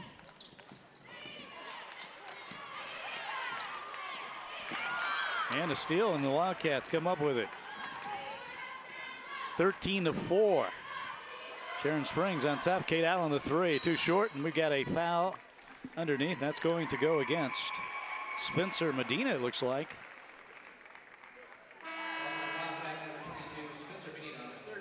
Gosh, he already has 3 personal fouls. Spencer Medina is going to go to the... He's going to stay in the game with 3 personal fouls here with 3:26 left to go in the first quarter. Trapping full court pressure. Goldbugs trying to break it with the pass. Schumart breaks it with the dribble and then throws up a wild shot in the lane. And here comes Medina. Spencer Medina pushing off down the corner, gets trapped, now dishes back out. Grady Hammer. Hammer back out, the lefty. That's Nate Kling. Check that. Luke Shim. And on the other end, ball out of bounds, and it will be Fowler basketball. Now Nate Kling back into the game now. And there he is, number 21 for the Wildcats of Sharon Springs. Tyler Chambers sitting down, 6'1" senior for Fowler. As Jose Mendoza now into the game for the Goldbugs. Goldbugs of Fowler, one of my favorite mascots of all time. Of course, it used to be the Kensington Goldbugs as well up in northwest Kansas. What a move by Hammer, but he cannot convert on the layup. Spinning move by Grady Hammer in the lane, couldn't make it, couldn't convert. The ball goes out of bounds. And it will be Wildcat basketball as they retain possession on the out of bounds. And we have a traveling call against Grady Hammer over there in the corner. So turnover against the Wildcats, and it will be Fowler basketball. In Sharon Springs, Wildcats looking for a state championship. They've had a terrific season, 21-2, and they come to Dodge City with thoughts on a title. Trying to get past the Fowler Goldbugs first in this first round. Cameron Jones Tate Schumart out front. Schumart's going to throw one up way out there. Too short. Wow. We have seen some long three-point attempts in this game, in this tournament so far. Hammer. Nate Kling. Back to Grady Hammer. Inside to Luke Shim. He can't hit, but the ball knocked back out to Cade Allen. His three-point attempt won't go. Goldbugs come down. They control the boards.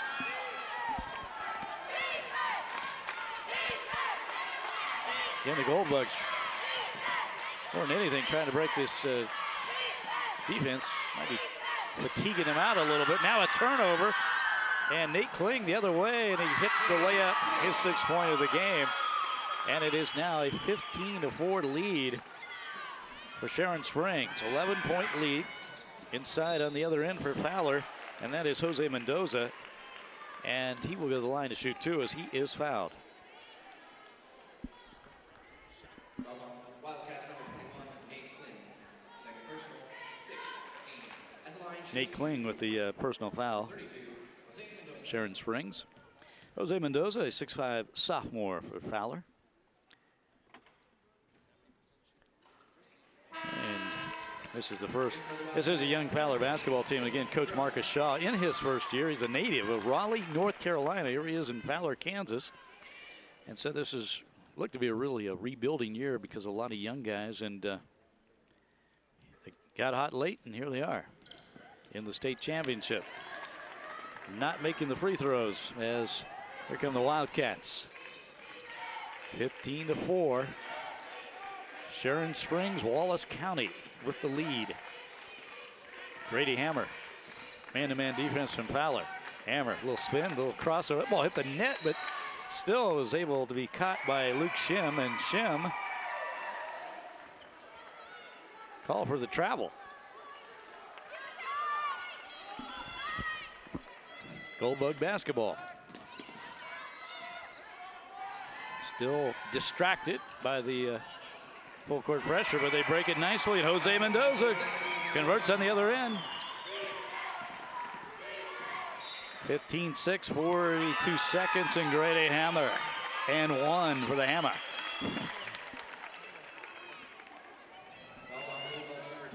Grady Hammer at the line. He's 0 for 2 from the free throw line in this game so far, with 42 seconds left to go in the first quarter. Wildcats pretty much controlled this game so far. They're up 17-6. And Hammer misses again. Unable to convert that three-point play. Fowler breaking the pressure. Now we're going to have a foul here right in front of us, and that foul will go against Luke Shim. His first personal foul. Also Wildcats number 4, Luke Shim. Shim, a 6'3" junior.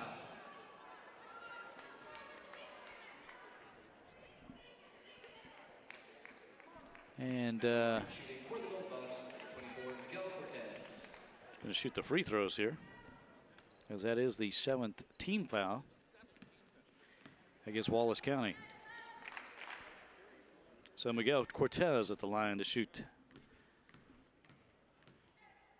free throws for the Goldbugs of Fowler, and it's a 1-and-1. He misses the first, gets his own rebound somehow. That ball just bounced right back to him, puts it up, and no good. And he's going to go back to the line this time, try and shoot 2.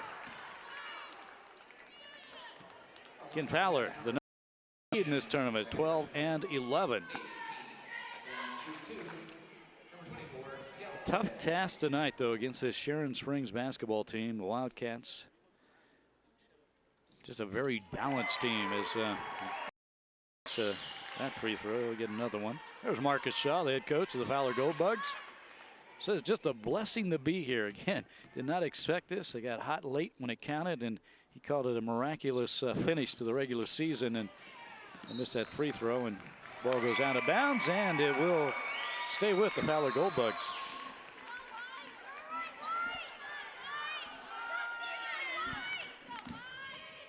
For the Goldbugs, the basketball underneath their own goal. Inside. Now back out. Three-point attempt not there. Blake Keith can't hit. We've got another foul on the rebound. And Jose Mendoza picks up his first foul for Fowler. It's the 15th foul for the Goldbugs. Blue Jays, for the Wildcats. Had two teams that called Blue Jays earlier today. I got that on my mind. So, pardon me. The Wildcats of Sharon Springs. So they work it down in the final. Grady Hammer back out. Not going to do it is Eric Gefeller. Tries the three. Scramble for that loose ball on the rebound. And Goldbucks come out of there with a long court pass the other way. And a foul is Tyler Chambers going up for the layup. He's fouled from behind. He'll get 2 free throws with 4.2 seconds left to go here in the first quarter. And again, Sharon Springs up by 10, 17-7. Tyler Chambers, 6'1" senior. And now he has 3 points in this game. He has another free throw.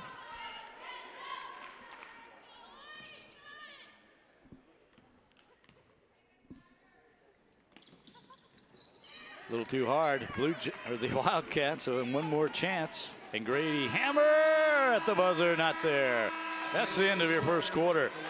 Sharon Springs, Wallace County Wildcats leading the Ashland Goldbucks 17-8 after the first quarter. Back with more after this. Time. It feels like we can never have enough. Never enough time to spend with the kids, to finish one more job, or just put your feet up. At Lewis Automotive, we understand that your time is precious. When you visit any of our dealerships in Dodge City, Garden City, or Hayes, whether it's getting an oil change or buying a new car, we'll make sure that the process is quick and easy, so you can get back to living. Lewis Automotive, sharing your time since 1977. At Dodge City Community College, success starts here. Ranked among America's 50 most affordable community colleges with more than 60 programs of study, DC3 helps you make your dreams a reality and to do it with less debt. You can graduate from DC3 and go straight into the workforce or transfer to a four-year school to continue your education. At Dodge City Community College, we put the needs of the students first. Every successful person had to start somewhere. Take the first step and enroll today. Dodge City Community College, where your success starts here. And welcome back to United Wireless Arena in Dodge City. Start of the second quarter as Sharon Springs Wildcats leading 17-8 over the Fowler Goldbucks. Goldbucks with the basketball in the black uniforms. Tate Schumart out front. Blake Keith with the basketball. He drives and Keith passing off to Tyler Chambers. And Chambers with a little spin move inside. He scores. And Chambers, 5 points in this game. Goldbucks cut the lead to 7. Wildcats working against the man-to-man defense. And for Sharon Springs, Yvonne Montez is fouled. He'll go to the line to shoot 2.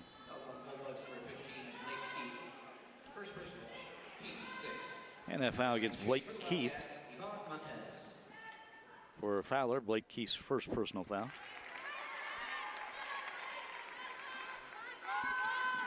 And Montez will give him another chance after missing the first. And he converts. 18-10, 8-point lead for the Wildcats. Long court pass the other way for Fowler. And Jose Mendoza wide open. Finishes off the long court pass, and 18-12. Goldbucks cut the lead to 6. Grady Hammer, he loves that spin move in the lane. Dishes back out to Nate Kling, his three-pointer in and out, and they're going to foul on the rebound. That's going to go against the Goldbucks of Fowler, and that foul will be against Tyler Chambers, his first personal. And I'll send Eric Gefeller to the line. Shoot the free throws for the Wildcats of Sharon Springs. It's a 1-and-1. He misses and scramble that ball, and Goldbucks come out of there with a kind of a ball ricocheting around, and Tate Schumart walks it up for the Goldbucks. Fowler Goldbucks, another team that didn't have to drive far to get to the state tournament, just about 30 miles away from south of Dodge City. Nice pass off, dish off to Jose Mendoza, and he is fouled, and Mendoza go to the line to shoot 2. Tate Schumart, nice pass. Nice patience there by the Goldbucks.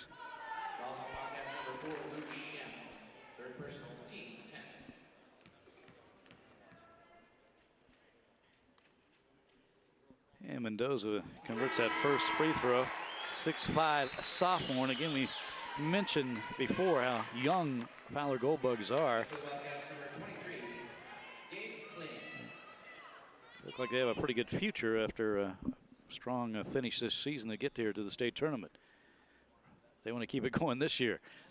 And Mendoza, the deep knee bend, misses that second one. And here comes Grady Hammer leading the way for the Wildcats, and he holds up and ran into from behind by Tyler Chambers. Chambers just had no other place to go, and he just ran right into the back of Grady Hammer and fouled him. And so Hammer goes to the line to shoot the 1-and-1. Substitution for Fowler is into the game now for the Goldbugs. Lane Lundeen, a 5'11" sophomore. Grady Hammer 0 for 3 at the line in this game. And makes his first free throw of the game. He now has 3 points.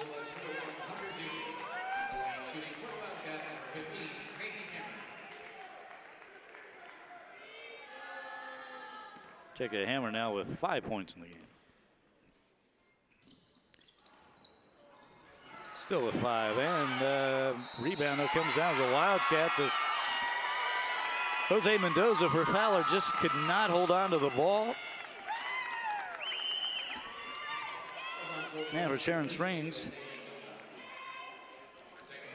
Gabriel Kling into the game, gets the ball, and he's going to the line, a 6'2" sophomore. And converts the first free throw.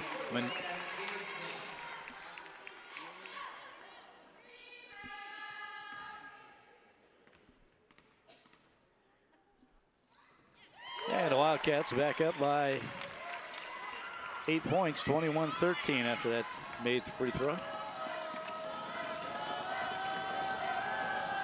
Hunter Dusing in the game, number 1 for Fowler, and nearly throws it away here on the near sideline. Now Tate Schumar takes control of the Fowler offense, and he's going to throw one up and way out there again. Not there, too hard, too strong. Here come the Wildcats. On Montez, Hammer, Montez, three-pointer, it's too short. Rebound, that comes down to Fowler. Lane Lundeen with it. Schumar now. Miguel Cortez nearly walked with the ball. Now he gets it off to Dusing. Dusing, he from 3, too hard. Goldbugs trying to get the 3, just can't convert. Now the pass thrown away on the other end. So Fowler gets the ball right back after the turnover from Sharon Springs.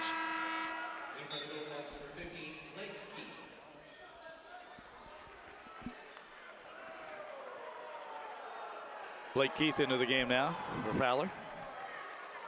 And they're ruling that that ball was touched by the Goldbugs. Fowler fans do not like that one. Now well, we've seen this a couple times in today's games. They reversed the decision. It will be Goldbug basketball. Sometimes those boos might help. I don't know. 21-13, Sharon Springs on top of Fowler. Goldbugs with the basketball. Joe Cortez on the baseline. He's going to be called for the charge. And it'll be Wildcats basketball.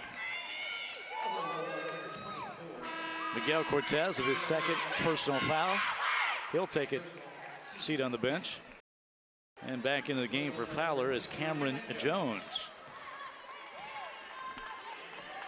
Grady Hammer touches the basketball a lot for this Wildcat team. Versatile player. Had a look at the three-point, takes it in the lane, dishes off, and nice pass, nice basket. Gabriel Kling off the beautiful pass from Grady Hammer. He hits, he scores, it counts, and 1. He'll go to the line to try to convert the three-point play. Foul against Hunter Dusing, his first personal for the Fowler Goldbugs. And Kling converts the three-pointer. He has 5 points. 5 minutes left to go here in the second quarter. Wildcats matching their biggest lead of this game, back up by 11. Schumar trying to dish down low. Ball knocked out of bounds, and Fowler will retain possession.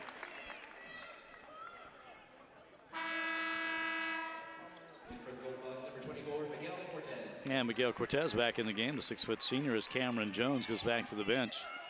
And Jones, he's a 6'3" freshman. Cortez, senior, 6-foot senior.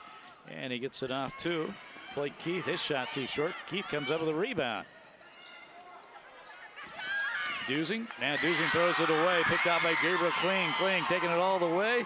Head fake shot, and no good, but he's fouled. He'll go to the line to shoot two. Nice defense, nice play there by Kling.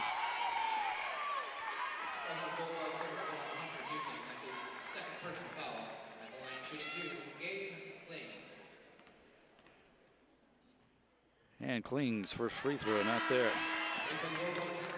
And get another one. Kate Allen back into the game now for Sharon Springs.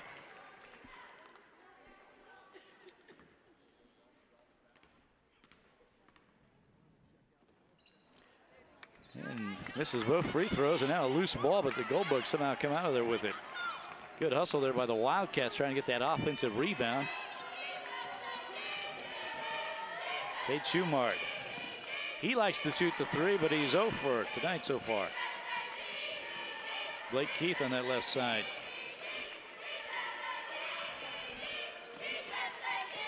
And they try to go back door, and Tate Schumard not on the same page with Tyler Chambers, and that ball out of bounds over Fowler. Chambers looking for Schumard, and Schumard back went the other way and out of bounds. Wildcats basketball against a zone defense now for Fowler. It's like a little 2-3 here. And we're going to have a foul away from the basketball, and that's an offensive foul, and that's going to go against Gabe Kling, his first personal.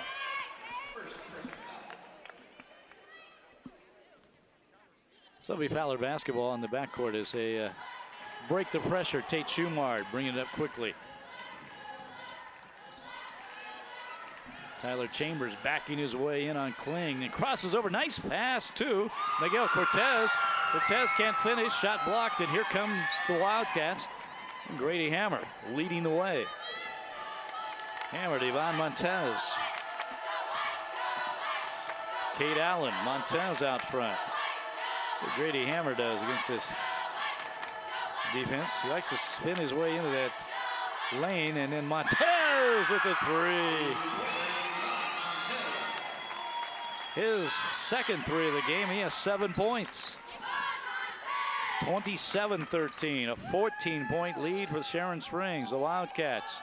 Chambers, that ball missed everything, goes out of bounds, and it will be, yeah, they said it last went off a Wildcat player in the white uniform, so the Goldbugs retain possession. Tate Schumard inbounds it, looking inside, and he's going to go out to the way out back to Miguel Cortez. And now a loose ball in the lane. And a jump ball, and the possession arrow is pointing toward Sharon Springs. So the Wildcats get the ball back.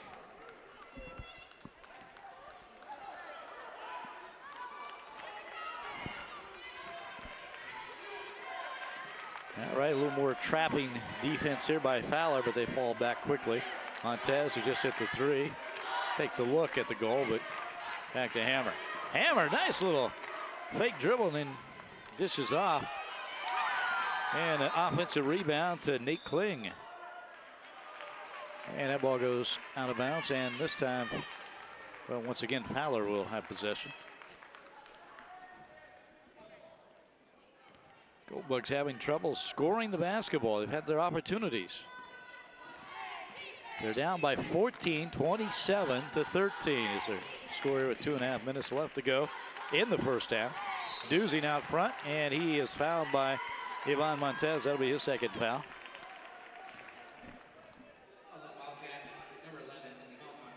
So Hunter Dusing, a 6-foot sophomore at the line. Shoot two.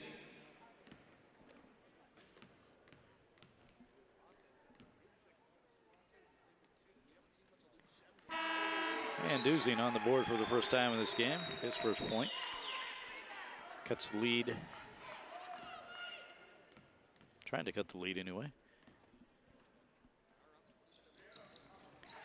And then he makes both, and it's now 27-15, a 12-point lead.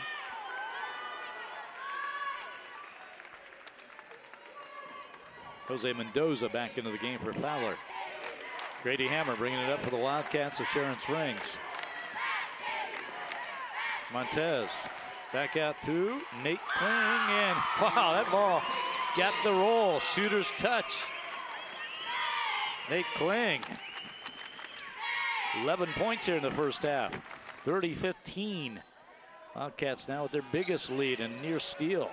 Good defense by Sharon Springs. 3-point attempt for Fowler. That's Miguel Cortez, not there. Here comes Grady Hammer. Always seems to have that basketball. Nice ball fake and goes up and has it knocked out of bounds. No foul, but the Wildcats will retain possession as Eric Gefeller comes back into the game. Gefeller started this game. Nate Kling gets a rest on the bench, 6'2" senior, and he's had a pretty good first half. 9 points, helping his team to this 15-point lead. Gefeller down low. Now gets the ball back in the corner, and he takes the three.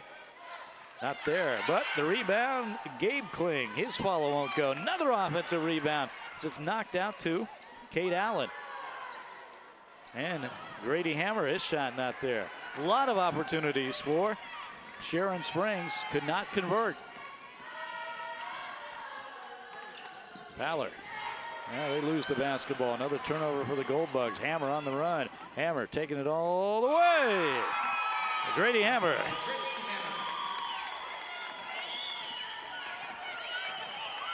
With the basket, 32-15, 17-point lead for Sharon Springs, and yet another turnover for the Fowler Gold Bugs as Tate Schumard called for the travel. Less than a minute to go here in the first half, and the Wildcats of Sharon Springs, Wallace County, looking to very much be in control of this basketball game as they're up by 17, looking to increase that lead. And Yvonne Montez, too short. Gold Bugs with the rebound. Jose Mendoza. Schumard will push it up. Ball screen out front. Blake Keith. Chambers inside, and well, bounces off to Keith. He can't hit the shot off the glass. Pass was not meant for him. He got the deflection. Had an open shot, could not convert. Wildcats with the basketball. 18 seconds on the clock here in the first half. And Yvonne Montez not going to work it for the last shot. He takes the three, not there. Here comes Blake Keith. 10 seconds on this clock.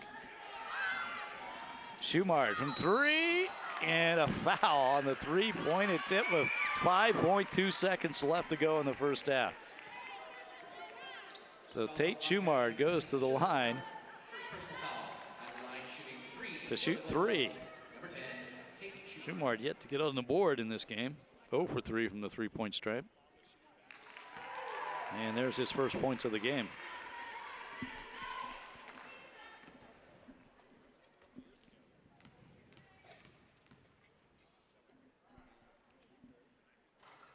And he gets one more after that miss. There's Larry O'Connor, the head coach of the Sharon Springs Wildcats. And again, coming to Dodge, looking for a state championship after a great regular season of 21-2, plus the sub-state wins. And the Wildcats, another, we got a, so he stepped on the line right in front of me here, Yvonne Montez. So turnover, Wildcats, 2.1 seconds left. Fowler get one more opportunity here. Schumard at half court, and that shot is off the mark, and that's the end of the first half of play here in the first round of the Class 1A Division II Basketball Championship at United Wireless Arena in Dodge City. It is Sharon Springs, Wallace County Wildcats. The Fowler Gold Bugs, 32-17. It should be the Fowler Gold Bugs there on our scoreboard. 32-17 at halftime. Back with more right after this. Back in 1977, gas cost 65 cents a gallon, and Jim and Tanya Lewis opened Lewis Toyota in Dodge City. Some things change, but some things never do.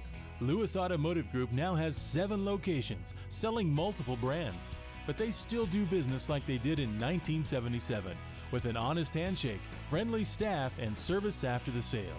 Experience the Lewis difference in Dodge City, Garden City, or Hayes, or at buylewis.com. Coaching the Dodge City Law is nothing compared to the stress of raising 6 kids. So when I got the chance to run on the beach during a Jamaican cruise, I grabbed it. Unfortunately, all it took was one misstep and I felt my Achilles snap. As soon as we got home, I went straight to our team physician, Dr. Ashvack at Western Plains Medical Complex. I had an MRI in the morning, went into surgery that afternoon, and was home by dinner. Not only does Dr. Ashvack keep my guys on the field, but he keeps me on my game. So take it from me and follow the law. Think Western Plains first. 32-17, Wallace County, the Sharon Springs Wildcats leading the Fowler Goldbugs 32-17 here at halftime. And well, the Wildcats got out to the early lead on some easy baskets. Eric Gefeller, the first 2 of the game right there. Goldbugs trying to answer on the other end as they were breaking that pressure nicely early. Tyler Chambers and 1. And how about for the Wildcats? That is Yvonne Montez with the 3. And Grady Hammer taking it in for the 2 off the glass and in. Hammer's been pretty tough for the Wildcats in this game. And then a nice pass inside there to Spencer Medina as Wildcats of Sharon Springs taking control of this game. Grady Hammer, we mentioned he likes to have the ball in his hands and he controls the offense a lot for the Wildcats. And a nice move down low for Fowler, and then on the other end on the fast break, the long court pass, that's Jose Mendoza with the finish. Fowler Goldbugs, not enough of those baskets as again, and there's Grady Hammer again, the nice dish off and the 2 points. And then Yvonne Montez, he's always looking for that 3, and he hit it. And then another 3 from Nate Kling.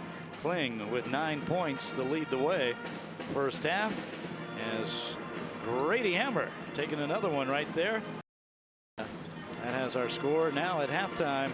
Wallace County, Sharon Springs, the Wildcats coming to town as the number 2 seed. They lead Fowler Goldbugs 32-17 here at halftime at United Wireless Arena. First round of the Class 1A Division II State Championship Basketball Tournament. We're back with more after this.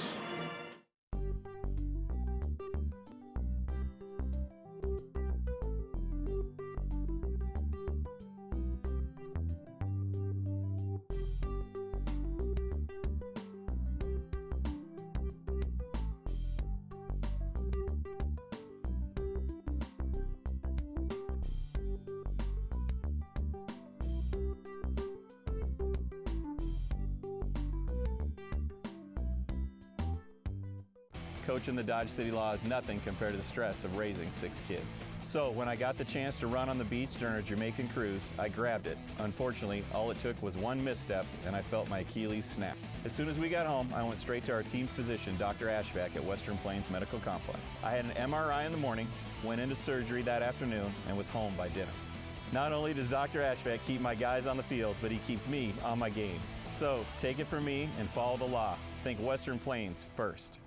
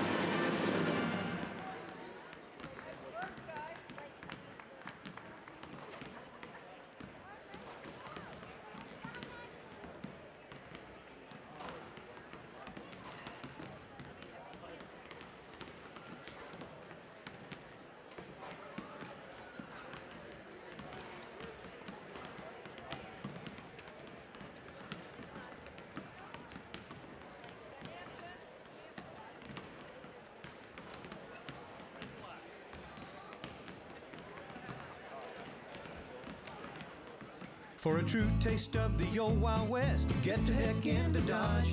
For entertainment at its best, get the heck into Dodge.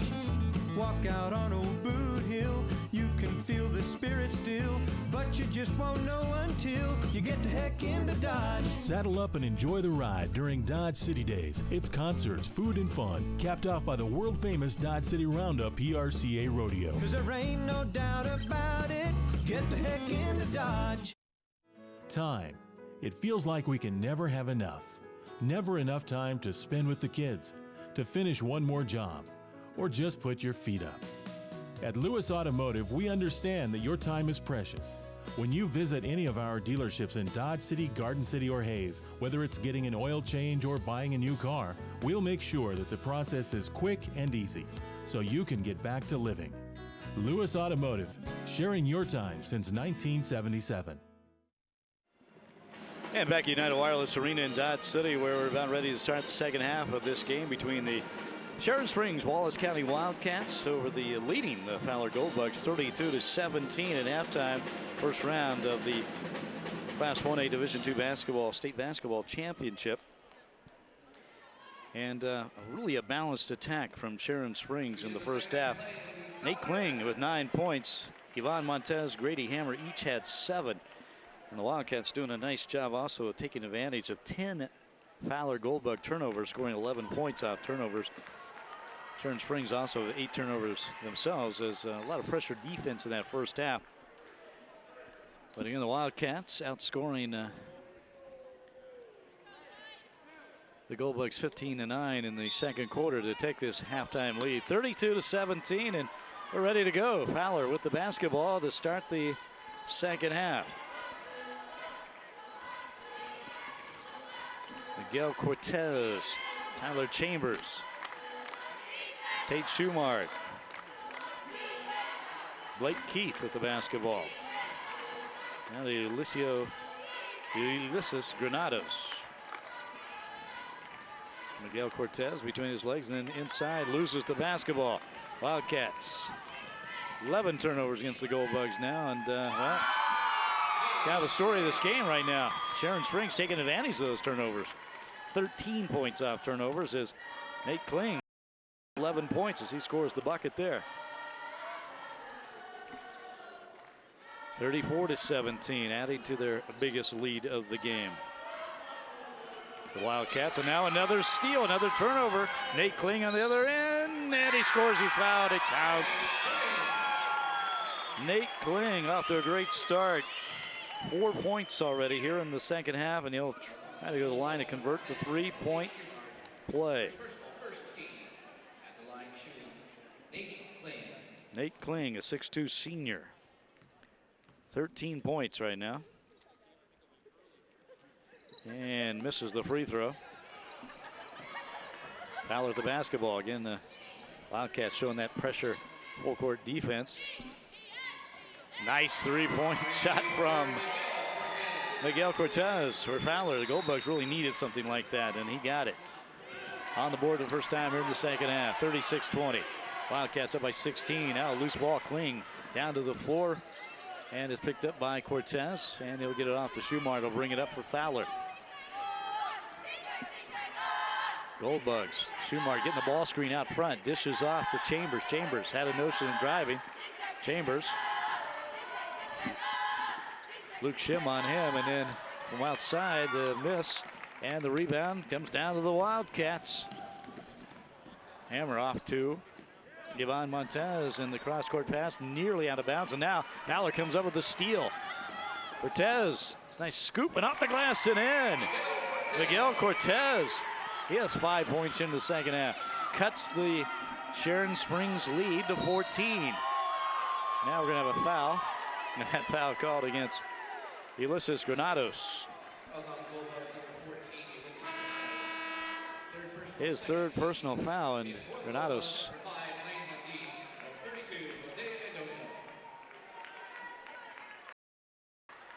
going to the bench, and a couple of substitutions for Fowler. As Lane Lundeen is into the game. Lundeen guarding Grady Hammer out front. Three-point attempt, too short. Rebound though, the Wildcats. retain possession. Hammer looking inside. There he backs it in and he's got an opening. He's going to take it all the way. It's like nobody wanted to guard him. Wow, Grady Hammer said, well, I'm open, I might as well take it. And he scores 38-22. Sharon Springs. And the pass a little too tall over there in the opposite corner for Blake Keith to handle. It goes out of bounds and another turnover, and it will be Sharon Springs basketball.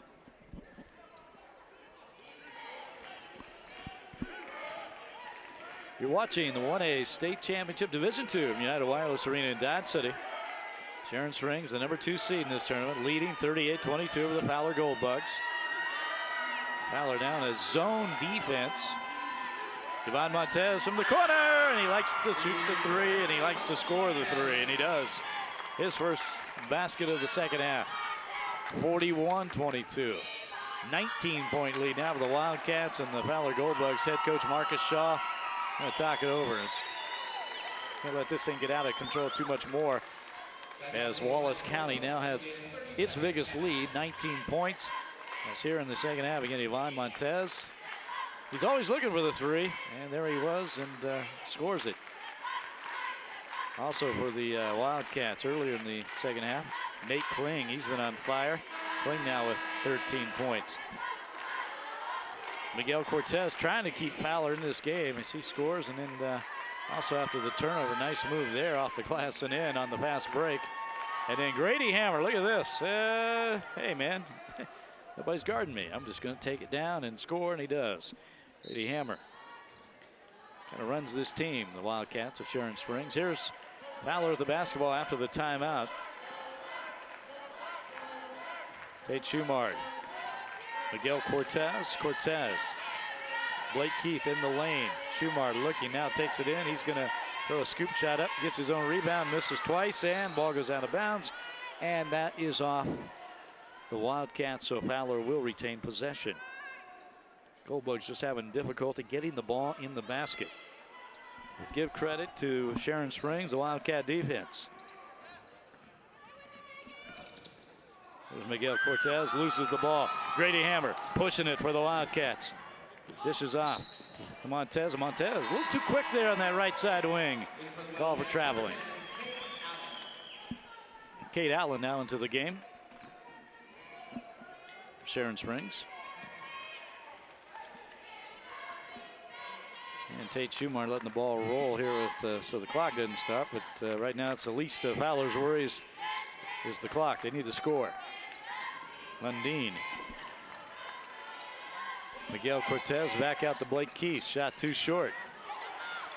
Scramble for that ball, and the Wildcats coming out of there with it. Kate Allen. Nate Kling. And Eric Gafella. And then we're going to have he called an offensive foul, I believe. Yes, he did, on Eric Gafella. Seems like none of the other officials noticed that. Larry O'Connor cannot believe it. No basket. It's his second personal foul, so Fowler gets the basketball. Schumard with Nate Kling providing the pressure at half court. Schumard.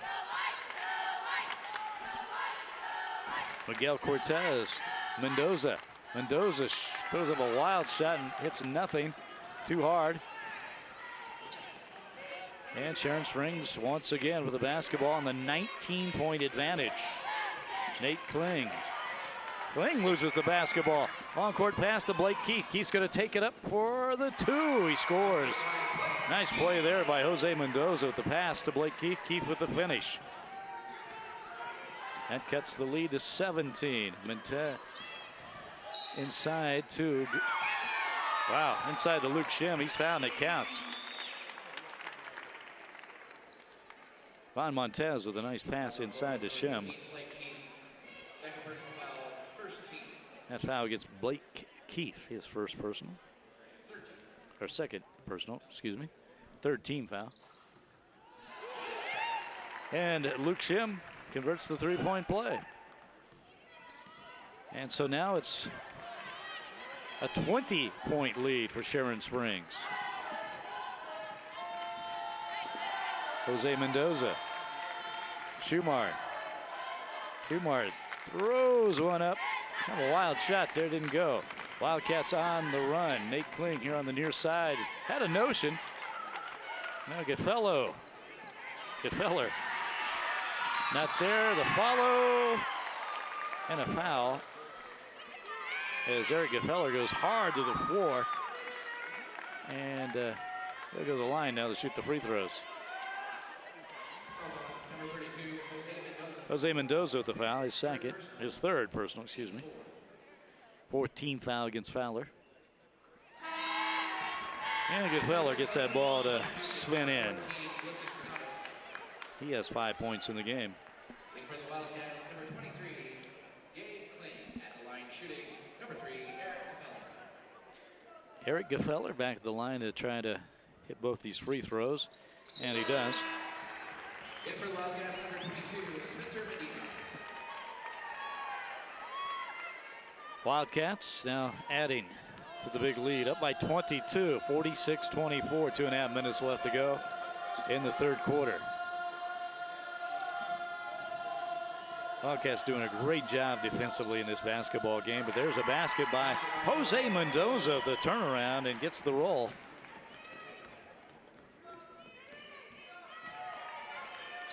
Fowler zoning it up here now against the Wildcats. So far, the 3 games we've watched today, I have to say Sharon Springs has been the most impressive. Complete start to finish so far. It's only the third quarter, but they are up by 20 points. Well-balanced team offensively. They play great defense. Larry O'Connor's got a nice basketball team. 3-point attempt from Yvonne Montez. A little short. Fowler on the run. Granados with the basketball back into the game. Granados had to take a seat after picking up his third foul. And Jose Mendoza, his second straight bucket.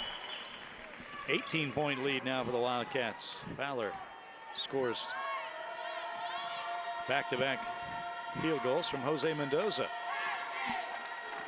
Minute 14 left to go in the third quarter. The 3-point attempt rims in and out. That was Kate Allen. Here come the Gold Bugs. Tate Schumard. Oh, nice play by Schumard. Gets his man off his feet, goes up and draws the foul on the 3-point attempt. Heady move there by Tate Schumard, drawing the foul from Nate Kling. Kling, his third personal. Schumard at the line to shoot the free throws, and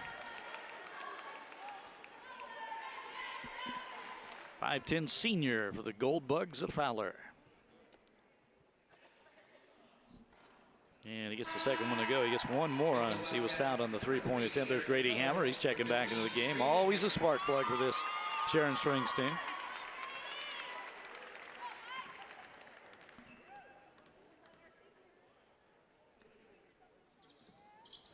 Yeah, a little too hard. He makes 1 of 3. Less than a minute to go now here in the third quarter. 46-29. Grady Hammer almost falls down. Keeps his balance, keeps the ball. Back out to Kate Allen. Allen's going to come the other side now. Continues with the basketball. Hammer. Hammer, that spin. That's his trademark. Gefeller. Kate Allen. 34 seconds. Allen taking it in, and he is going to be called for a charge. Kind of got out of control there. Allen decided to go for a strong take to the hoop, but Fowler Goldbug defense standing strong as Jose Mendoza draws the charge. 46-29. Wildcats on top of the Goldbugs. Fowler with the basketball. 24 seconds left in the third quarter. Granados, Ulysses Granados with the 3. His first points of this basketball game. It's now a 14-point lead. Fowler with the 3-pointer. Hammer on the other end for the Wildcats. And, they're going to call a blocking call on Mendoza. Looked like he might have position down there on the baseline. He didn't like it. He got in front of the big guy, Grady Hammer, and Hammer got into him. They said Mendoza did not have possession or position, and that's his fourth personal foul. 6 seconds left to go. Kate Allen in the lane, the floater, it's good. Nice play by Kate Allen to get the 2. And that's going to be the end of the third quarter. As again, Sharon Springs, Wallace County, the Wildcats in control, leading the Fowler Goldbugs 48-32. We're back with the start of the fourth quarter right after this. Time. It feels like we can never have enough. Never enough time to spend with the kids, to finish one more job, or just put your feet up. At Lewis Automotive, we understand that your time is precious. When you visit any of our dealerships in Dodge City, Garden City, or Hayes, whether it's getting an oil change or buying a new car, we'll make sure that the process is quick and easy, so you can get back to living. Lewis Automotive, sharing your time since 1977. At Dodge City Community College, success starts here. Ranked among America's 50 most affordable community colleges with more than 60 programs of study, DC3 helps you make your dreams a reality and to do it with less debt. You can graduate from DC3 and go straight into the workforce or transfer to a... And we're back at United Wireless Arena in Dodge City, Kansas. The Class 1A Division II State Championship first round of boys action today. And in this game, the number 2 seed in the tournament, the Wildcats. Sharon Springs, Wallace County leading the Fowler Goldbugs 48-32 as we start the fourth quarter. And the Wildcats will start with possession. And that pass knocked out of bounds, and Sharon Springs will retain possession. And the Wildcats coming into this tournament with a 21-2 record. Good look at Luke Shim, number 4, as Grady Hammer, the 5'9" sophomore, and as we mentioned a lot, he kind of controls the offense of this basketball team one way or the other. There he is out front with the ball. Hammer. Hammer lobs one inside to Shim. Shim, nice catch, can't make the convert the basket, but they're going to have a foul on the rebound as Spencer Medina was fouled, and he's going to go to the line to shoot free throws. A foul against Tyler Chambers for Fowler. And Chambers now with 3 personal fouls. 16 foul against Fowler. It's a shooting foul here, so we get 2. And Medina converts on the 2-shot. Spencer Medina with 3 points now in this basketball game. Misses the second. The lead stays at 17 for the Wildcats. Fowler, first possession of this fourth quarter. Tate Schumard. Schumard been working hard for this offense, trying to get something going. And now a loose ball and the steal by Spencer Medina, and he scores the bucket. And it's now 51-32, back up by 19. The Wildcats of Sharon Springs with the lead. Schumard spinning in the lane. Tyler Chambers. Chambers trying to get his man off his feet. Good defense by Luke Shim to hold his ground. Missed shot. Shim with the rebound. And now not there in a fight for that rebound. And we've got a jump ball. The possession arrow pointing. No, wait, we've got a foul. My bad.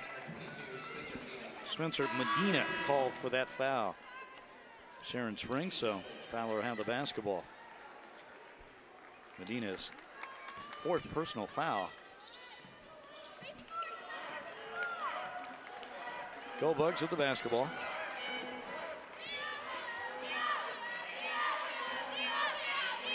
Mendoza on the baseline. Nice take and off the glass, and he gets the roll.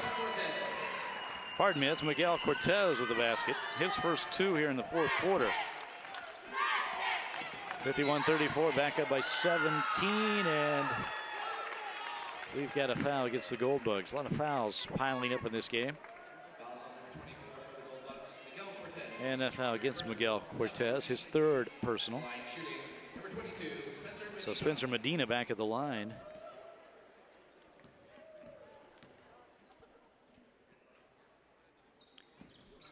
And Medina misses again.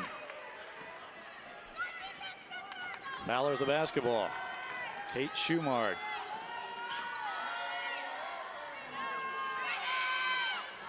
Another missed shot. Ball goes out of bounds, but Fowler will retain possession. Tate Schumard's had a difficult time shooting the basketball tonight. He's got 3 points, all from the free throw line. He's 0 for 8 from the field. Likes to shoot the three, but 0 for 3 from the stripe. Nice pass down low to Miguel Cortez, who hits the layup. Now pressure defense from Fowler, and foul in the backcourt. Looks like the Gold Bugs might come up with a turnover there, but foul is called.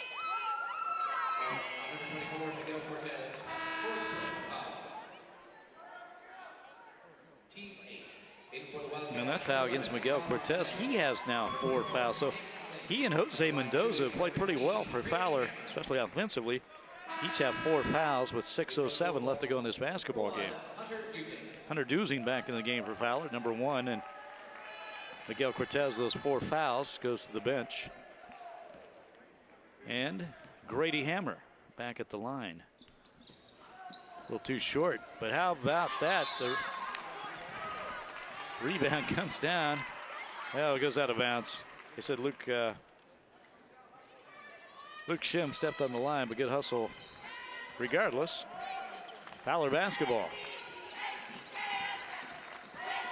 And we talked about Tate Schumard having a difficult time shooting the ball, but the Wildcats, Sharon Springs, really play good defense, and now we got a turnover again as a travel call against Tyler Chambers. Cameron Jones now into the game as Chambers will go to the bench.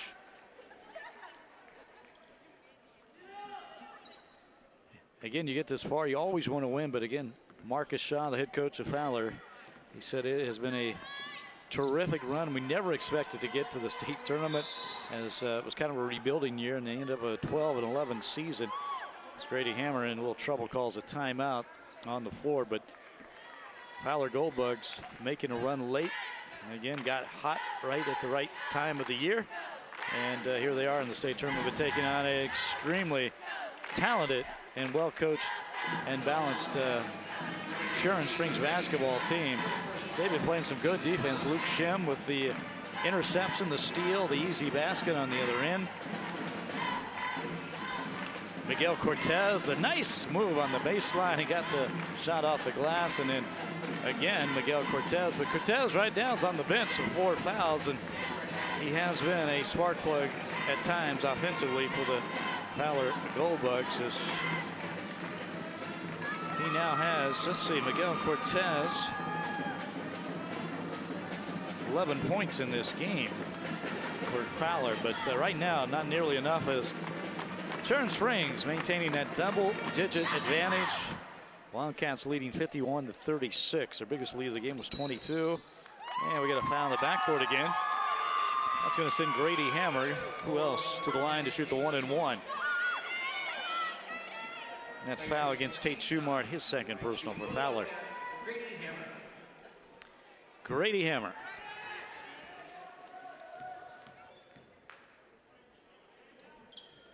And he gets the first free throw to roll in.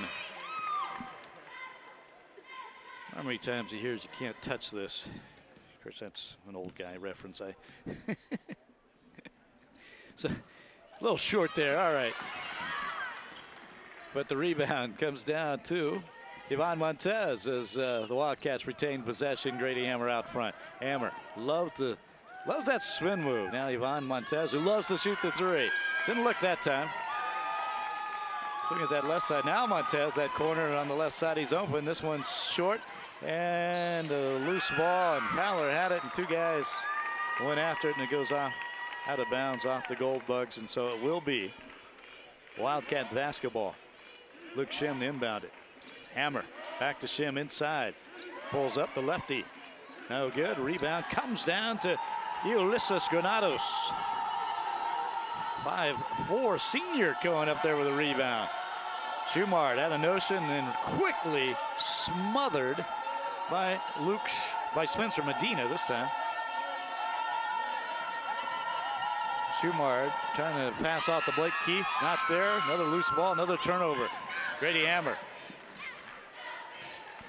Left side, Nate Kling. Never heard Nate's name in a while, as he has Got off to a great start. 9 points in the first half. Has 13 for the game. Hammer. Now here's Nate Kling. Kling looking inside. Montez.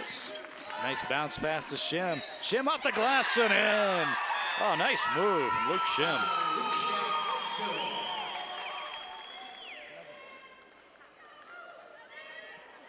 Basket counts, and he's at the line for a 3-point play. And foul against Hunter Dusing, his third personal. And Shim gets the roll and converts the three. 55-36. Wildcats back up by 19 with 4:25 left to go in the game. Tate Schumart just has to be frustrated. He has just not had a lot of openings out there running the offense for Fowler. And how about Hunter Dusing with the basket?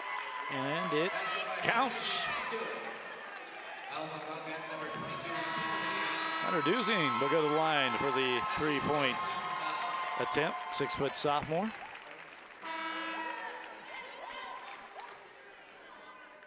Lane Nundeen back into the game as Granados goes to the bench. Diego Medina now into the game also. Check that. Tyler Chambers back into the game.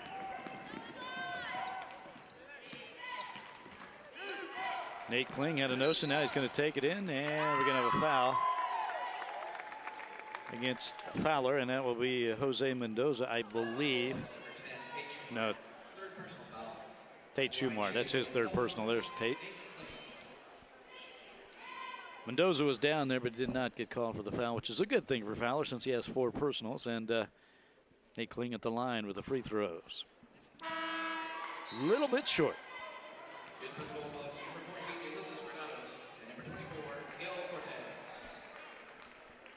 All right, Miguel Cortez back in the game. Again, he has 4 fouls as Ulysses Granados is also in. He has 3 fouls. A lot of fouls for the Fowler Goldbugs in this basketball game.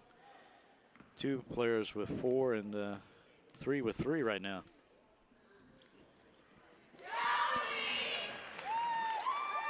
Nate Kling with the free throw.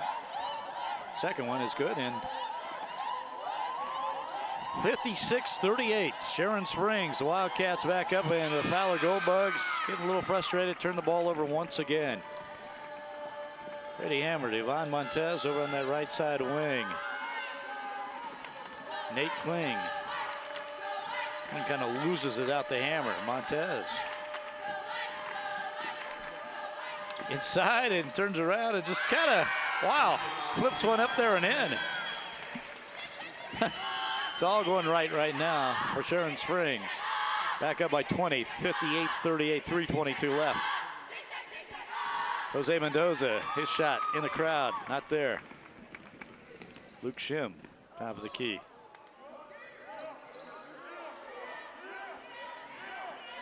Grady Hammer holding it out a little bit. And he is fouled. Foul against you. Ulysses Granados.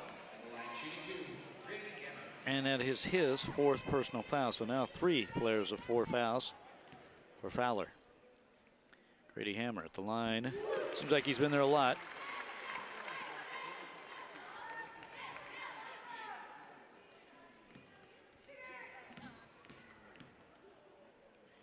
Hammer now in double figures with 10, makes it 11 as he makes that second free throw. Grady Hammer puts his team back up by 22 points. A 22-point lead for the Wildcats of Sharon Springs over the Fowler Goldbugs. Fowler, Sharon Springs looking to advance to the semifinals. And how about Tate Schumart? Good for him. He finally is able to convert a 3-point play, or a field goal, and it is a 3-pointer from way outside. And that makes it a 60-41 game with 2:52 left. And here's a nice pass inside to Luke Shim, and strong shot with the left hand off the glass, and then he was fouled. That counted for Fowler. Hunter Dusing inside. He was fouled. That was an and one. And then Yvonne Montez just kind of a little turnaround, and there's Tate Schumart just Kind of tossing one up from way outside, and why not? And he converts it as Fowler Goldbugs down by 19. Sharon Springs Wildcats up 60-41. And Sharon Springs is looking to advance to the semifinals, where they will play the winner of tonight's nightcap, last game of the night. That's going to be between the Caldwell Blue Jays and Grainfield Wheatland Grinnell. And that game coming up at approximately 8:15 here at United Wireless Arena. Again, earlier today, Beloit St. Johnson, #1 seed, defeated Axtell 57-45. Central Christian of Hutchinson held off the Ashland Blue Jays 70-67. So Central Christian, Beloit St. John's will play in the semifinal at 4:45 tomorrow afternoon. And we're back to the line here for Sharon Springs. Nate Kling at the line.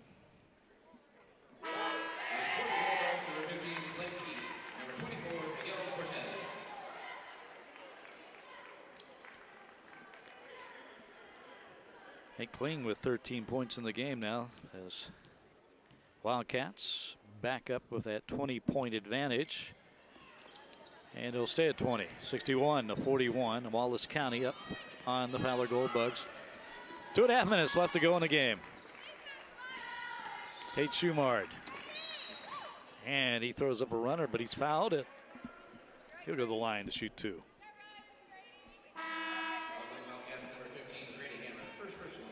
Kate Allen back into the game for Sharon Springs. Check that he will not be shooting free throws. Kind of before the shot went off on the floor. Kate Allen throwing it in. Granados out front. Kills his dribble and throws it away. Nate Kling on the other end. Oh my, that's going to be, wow. Hold on. Granados of a hard foul, an intentional foul, and Nate Kling did not like it. He came up quick. Officials got right there between him. Ulysses Granados got his money's worth on his 5th and final foul as he goes out of the game. And that is an intentional foul, so Nate Kling will go to the line to shoot the free throws, and then Sharon Springs will get the basketball back.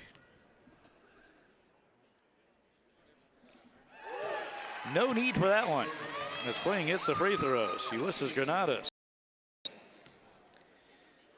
A little too much there. Kling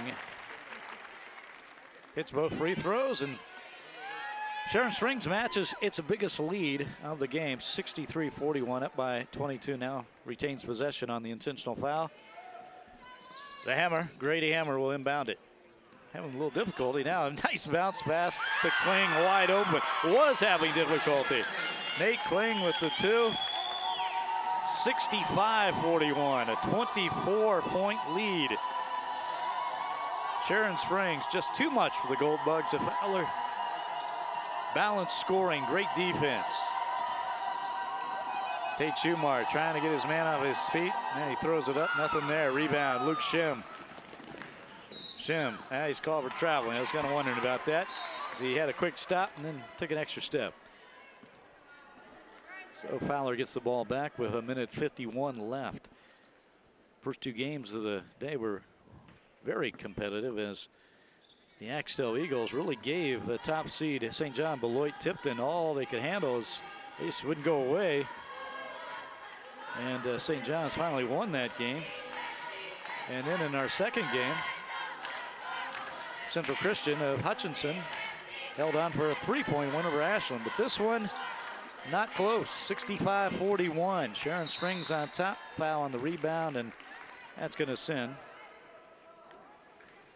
Tyler Chambers to the line to shoot the free throws. But again, Wallace County, the #2 seed at 21-2 coming into this. Fowler Goldbugs at 12-11, the 7th seed in the tournament.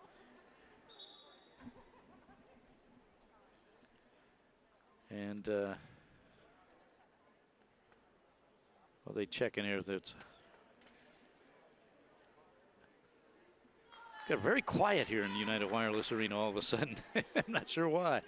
All right, Tyler Chambers back to the line has the ball now to shoot the free throws. In for the goal, number 22, Cameron Jones. Cameron Jones back into the game for Fowler as Miguel Cortez goes to the bench.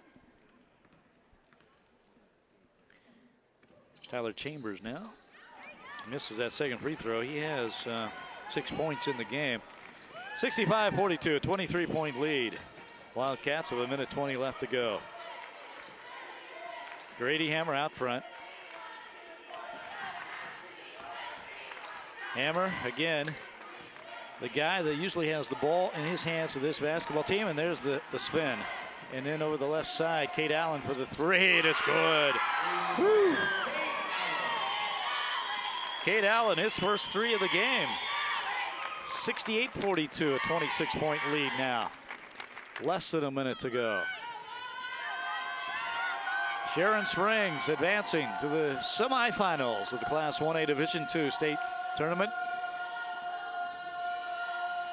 Tate Schumart's Wildcats still playing some pretty good defense here, even though they got this game wrapped up. Tyler Chambers, though, the nice take and the basket.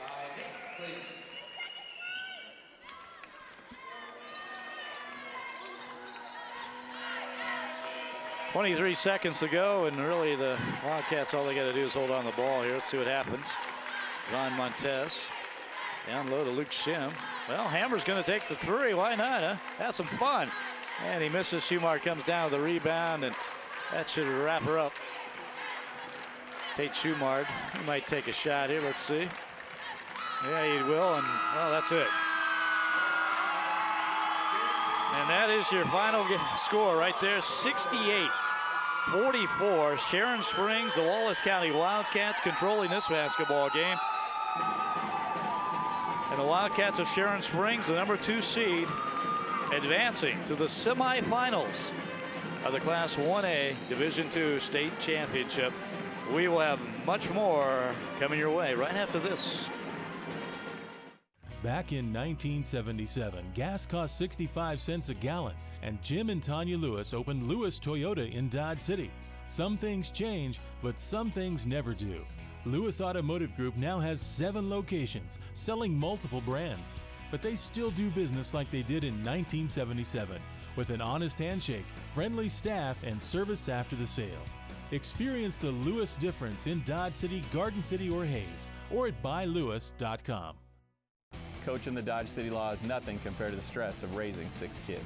So when I got the chance to run on the beach during a Jamaican cruise, I grabbed it. Unfortunately, all it took was one misstep, and I felt my Achilles snap. As soon as we got home, I went straight to our team physician, Dr. Ashvack at Western Plains Medical Complex. I had an MRI in the morning, went into surgery that afternoon, and was home by dinner. Not only does Dr. Ashvack keep my guys on the field, but he keeps me on my game. So take it from me and follow the law. Think Western Plains first. Well, the combination, some balanced scoring, some terrific defense, and all around, well, terrific team effort from Sharon Springs, Wallace County Wildcats. They take control of this game early and often. That's Nate Kling with that easy basket to start the game, and there's Eric Gefeller inside, all wide open, and the Goldbugs called a timeout right after that basket. I think they knew there might be a little trouble here as they fought in the first half, and Tyler Chambers that basket. But Wildcats just too much inside and outside, as you see there. Yvonne Montez with the three. And how about Grady Hammer? This guy was kind of fun to watch. Has that spin move and plays pretty tough. And then Nate Kling and dishing off. Nice play there to Spencer Medina for the basket as the Wildcats of Sharon Springs are on their way to the semifinals as they control this game. Hammer again. And they give it up for the Goldbugs of Fowler, though. They had a terrific finish to their season, a strong finish. As there's Jose Mendoza with 2 of his 9 points in this basketball game, and Grady Hammer again. Hammer's talk about being a fun guy to watch. He can score, but he also is a pretty good passer. And then Yvonne Montez always seems to be looking for that three, and why not? He can score it. And Nate Kling had a big game for Sharon Springs. Kling, 19 points to lead 3 players in double figures. Yvonne Montez and Grady Hammer each with 12 points. There's Hammer again with the finish. And then Well, Nate Kling is, again, we said he had 19 of that nice basket right there. And Fowler, just not enough of these. Miguel Cortez with the three-pointer. This game really dominated, though, by the Wildcats of Sharon Springs. Miguel Cortez again with the basket, and then there's Hammer again wide open. You got to guard that guy. Again, he had 12 points. 12 points also for Nate Kling, or 19 points for Nate Kling. Yvonne Montez with 12. Leading the way, scoring for Fowler was Miguel Cortez, as we saw Blake Keefe with his only 2 points of the game. But Cortez, the only player in double figures for Fowler. Jose Mendoza had 9 points, including that basket right there. And then Ulysses Granados, who got in the foul trouble, that three-pointer.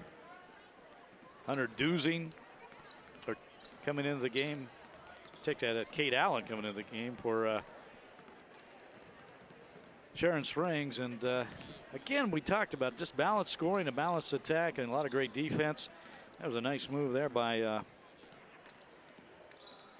Miguel Cortez again for Fowler, as Cortez, again, the leading scorer at 12 points in this game for the Gold Bugs. But it's all over for Fowler. But they end their season 12-12. They got a trip to the state championship, state tournament. And so they, as their coach Marcus Shaw told us, it's kind of a blessing just to get this far. He called it a miraculous run, but it's all over. Meanwhile, for Sharon Springs, Wallace County, the Wildcats, they're on their way at 23-2 now to the semifinals. They're going to play tomorrow against the winner of our next game between Wheatland Grinnell, the Thunderhawks, against the Caldwell Blue Jays. That game coming your way a little bit later.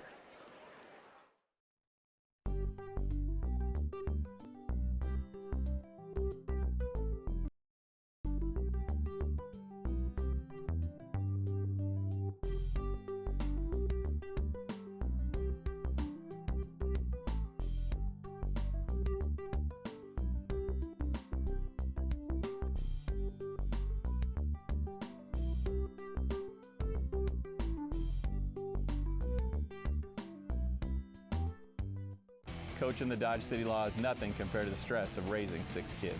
So when I got the chance to run on the beach during a Jamaican cruise, I grabbed it. Unfortunately, all it took was one misstep and I felt my Achilles snap. As soon as we got home, I went straight to our team physician, Dr. Ashvack at Western Plains Medical Complex. I had an MRI in the morning, went into surgery that afternoon, and was home by dinner. Not only does Dr. Ashvack keep my guys on the field, but he keeps me on my game. So take it from me and follow the law. Think Western Plains first.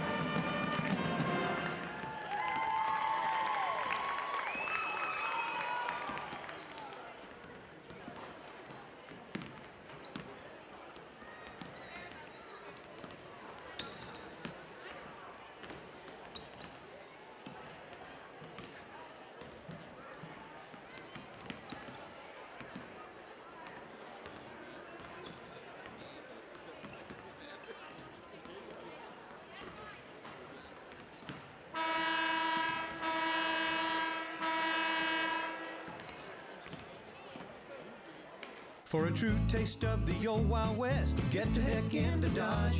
For entertainment at its best, get the heck into Dodge. Walk out on old Boot Hill, you can feel the spirit still, but you just won't know until you get the heck into Dodge. Saddle up and enjoy the ride during Dodge City Days. It's concerts, food, and fun, capped off by the world-famous Dodge City Roundup PRCA Rodeo. 'Cause there ain't no doubt about it, get the heck into Dodge. Time. It feels like we can never have enough. Never enough time to spend with the kids, to finish one more job, or just put your feet up. At Lewis Automotive, we understand that your time is precious. When you visit any of our dealerships in Dodge City, Garden City, or Hayes, whether it's getting an oil change or buying a new car, we'll make sure that the process is quick and easy, so you can get back to living. Lewis Automotive, sharing your time since 1977.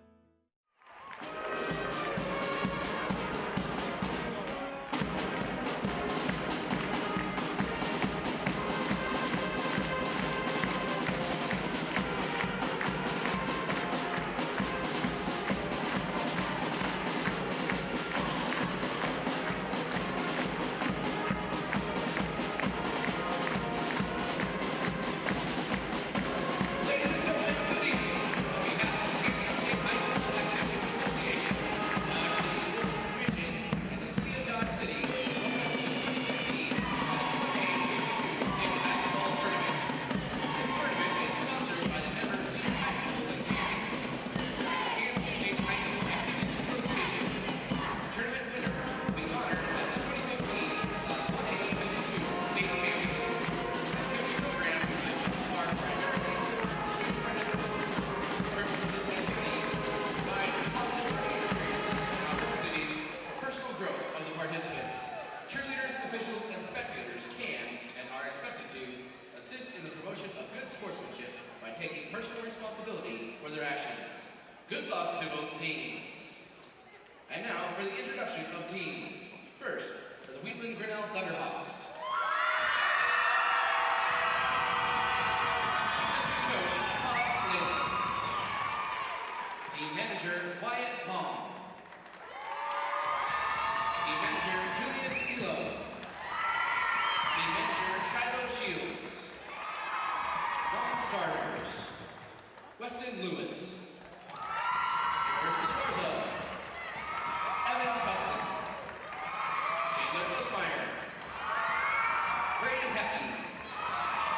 Ray Grebo. Isaac Remmer.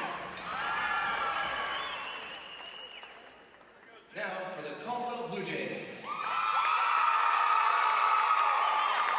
Assistant coach Randy Sawyer. Non-starters Dylan Lee. Jermaine Schmidt. Garrison Gaunt. Grant Keeley. Connor Durkin. Hunter Stewie. Darren Rowe. And now for your starting lineups. For the Thunderhawks, a 6'2" senior, number 3, Thomas Hyder. For the Blue Jays, a 5'11" junior, number 3, Kyler Brewy. For the Thunderhawks, a 5'10" senior, number 5, Dominic Zimmerman. For the Blue Jays, a 6' senior, number 10, Caden Holly. For the Thunderhawks, a 5'11" senior, number 11, Nathan Getz. For the Blue Jays, a 5'10" sophomore, number 13, Colton Ward. For the Thunderhawks, a 5'10" junior, number 20, Clayton Schwartz.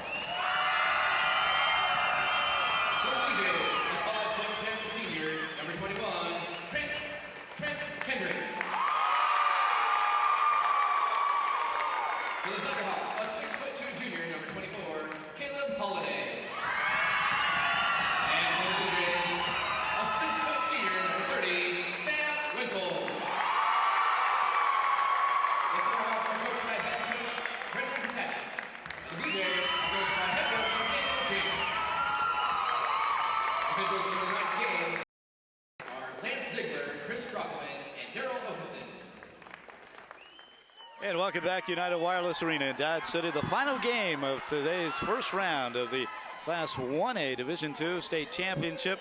And tonight's game, we have the Grainfield Wheatland Grinnell Thunderhawks taking on the Caldwell Blue Jays. And the Caldwell Blue Jays coming into this game as the number 3 seed at 19-4, coached by Daniel Jantz.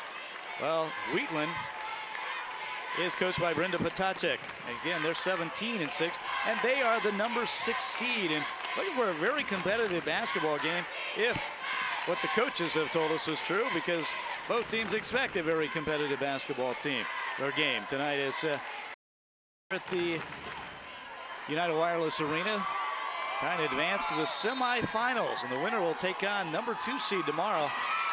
That would be Wallace County Sharon Springs. Sharon Springs defeating Fowler, taking care of the Goldbugs 68-44 earlier tonight. And in the other semifinal tomorrow will be Beloit St. John's against Central Christian of Hutchinson. So trying to fill out the final 4, and the winner of this game advances as Caldwell comes up with it after the turnover. Blue Jays, third team called the Blue Jays we've seen today. We had the Ashland Blue Jays in our last game. All right, here's Caldwell to basketball. Kyler Brewy with a shot, not there. Rebound comes down to the Thunderhawks. Northwest Kansas. Caldwell down on the Oklahoma border, approximately straight south of Wichita. A lot in common with this Dodge City. Caldwell, an old cattle cowboy town on the Chisholm Trail. And we're going to foul on the rebound, and it will be Caldwell basketball. Also, Thunderhawks number 24, Caleb Holiday, first personal, first team. That's foul on Caleb Holiday for the Thunderhawks. His first, obviously, in this young basketball game. All right, Blue Jays at Caldwell. Nice bounce pass. No, it's kicked. From my perspective, it looked like it was going to be a great pass. As for Caldwell, Sam Winsel looked wide open down low, but that ball kicked, so Blue Jays Caldwell retain possession.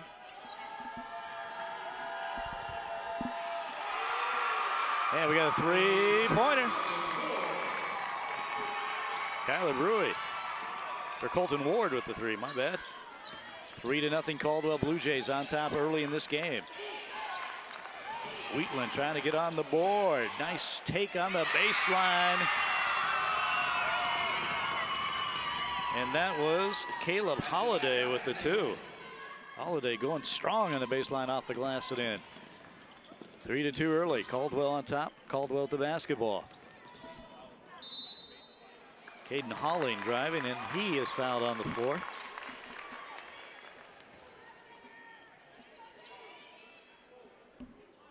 A foul against, I believe, Caleb Holiday. And that's his second personal foul already. And the second team foul against Wheatland. Sam Winsel from the corner, not there. And the rebound to Kyler Brewy, the 5'11 junior, pulling it down. Check that, Thomas Heyer, 6'2 senior for Grainfield. Inside to Holiday, Caleb Holiday, his second bucket of the game. And that gives the Thunderhawks the first lead of this basketball game early in the first quarter. 4-3, pressure defense from the Thunderhawks. Caldwell trying to break it. Caden Holling out front, now they lose it, and nearly a backcourt. Still a scramble with that loose ball, and finally, Thunderhawks come up with it as Thomas Heyer picks up the loose ball. Caleb Holiday. Now back out to Heyer from 3, and he got it to go. Rimmed in on a second chance and went in. 7-3. Thunderhawks up by 4 with 5:17 left to go here in the first quarter. Just underway. United Wireless Arena, Dodge City. First round, 1A, Division II State Basketball Tournament. The winner of this game goes to the semifinals, and we'll have our final 4 set for tomorrow afternoon and tomorrow night. 3-point attempt, not there, and the rebound comes down to Caleb Holiday. Holiday pushing the ball out to Dominic Zimmerman, and Zimmerman trying to, what is popularly called the Euro step, but that was called traveling. So a turnover against the Thunderhawks, and it'll be Caldwell basketball. And Caldwell Blue Jays have had a terrific season, 19-4. And that's earned them the #3 seed in this state tournament. They'll still retain possession in the backcourt. So Wheatland showing a little pressure defense.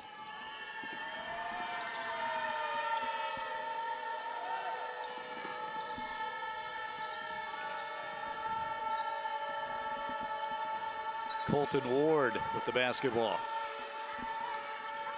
Kyler Brewery. And now Caden Holling pulls up and hits the 2. Very patient offense that time from Caldwell. Both teams like to push the ball if they can.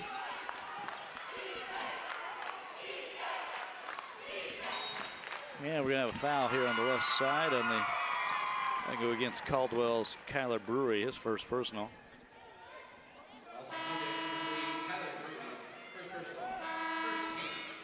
A couple substitutions into the game for Caldwell. Dylan Lee is a 6-foot sophomore as Brewery sits down after committing the foul. And Chandler Osmeyer into the game. 6'1" freshman for Wheatland. On the take to the baseline. Nice block there by Colton Ward. Here come the Blue Jays with the basketball. Trent Kendrick now into the game, 5'10" senior. Shot up no good, and the ball out of bounds, and it will be Wheatland's basketball as the Thunderhawks lead it 7-5.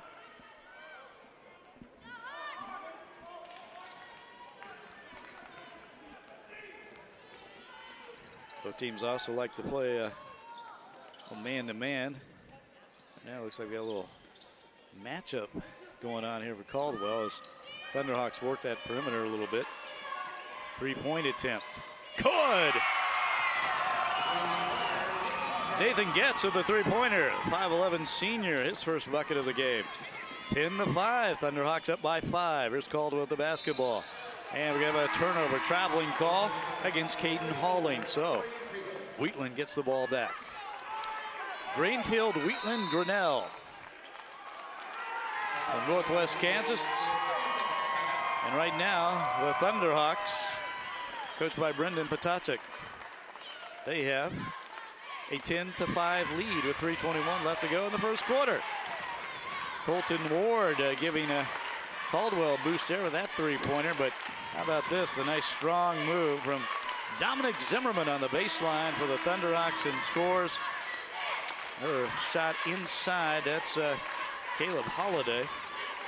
And then back for Caldwell, you got Caden Holling pulling up for 2. But how about the 3-pointer? And the 3-pointer there puts Thunderhawks up by 5, and that's the score, 10-5. 3:19 left to go here in the first quarter. Final game of the day, the first round of the 1A Division II State Championship.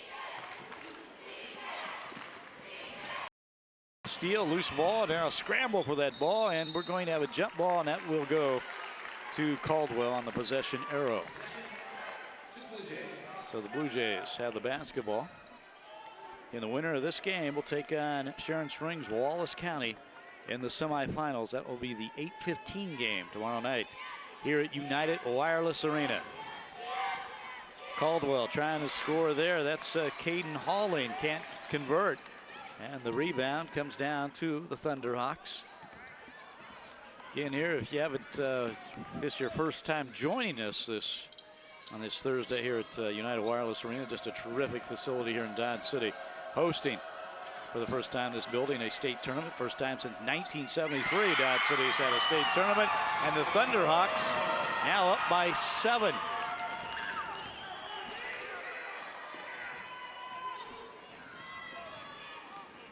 Up by 3.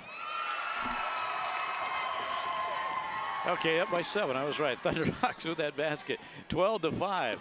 And looking for more right here. The high arching shot, not there. That was Corey Prevo with the attempt. Caldwell on the other end. 3-point one, long one. Colton Ward not there. Rebound, offensive rebound from Caldwell. That's Sam Wenzel. Can't get it to go. Still got another chance. And now we have a foul, and that's going to go against the Thunderhawks.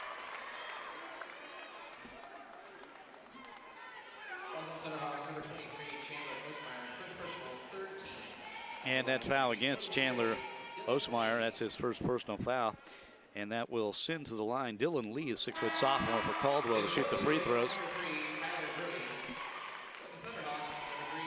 And that first one makes it a 12-6 game.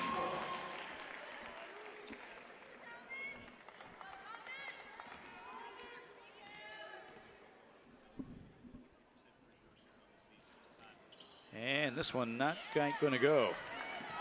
12-6, Thunderhawks on top with the basketball.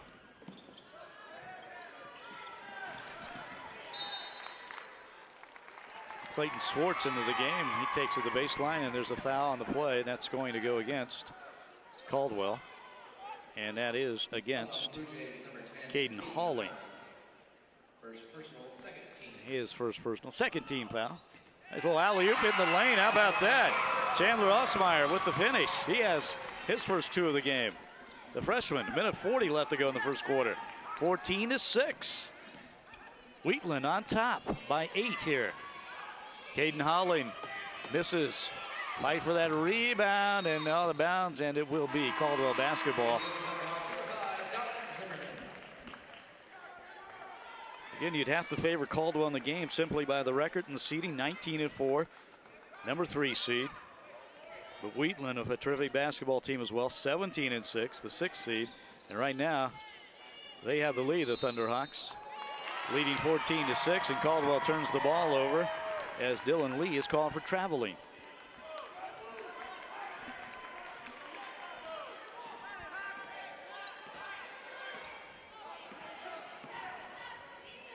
Clayton Swartz right out in front of me. Now he throws the ball away as Caldwell with a little trapping defense. Caden Hawley takes it all away and he scores. Caden Hawley, nice bucket right there.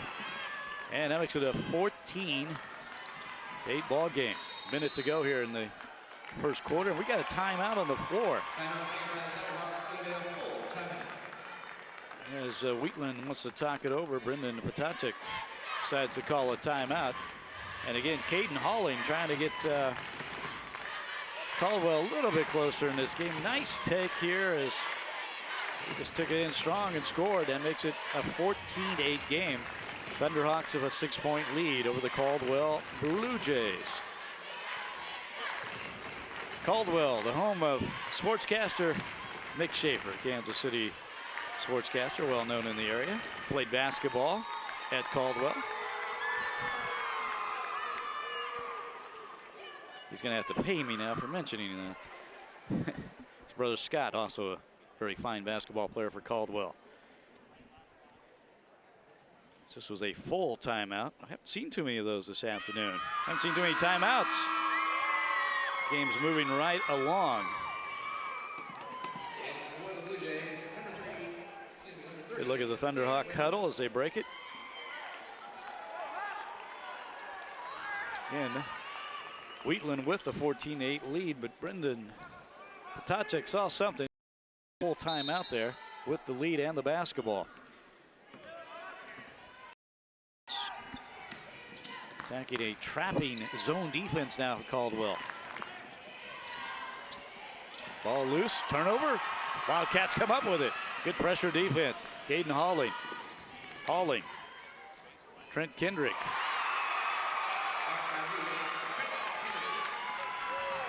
Trent Kendrick with the bucket. 14-10. The Wildcats, a little pressure defense, cutting that lead to 4, and that ball goes out of bounds. And oh my, we got a foul. Looked like pretty good defense by Colton Ward, but they call him for the foul. Again, that pressure trapping defense here on the near sideline. The Thunderhawks will retain possession.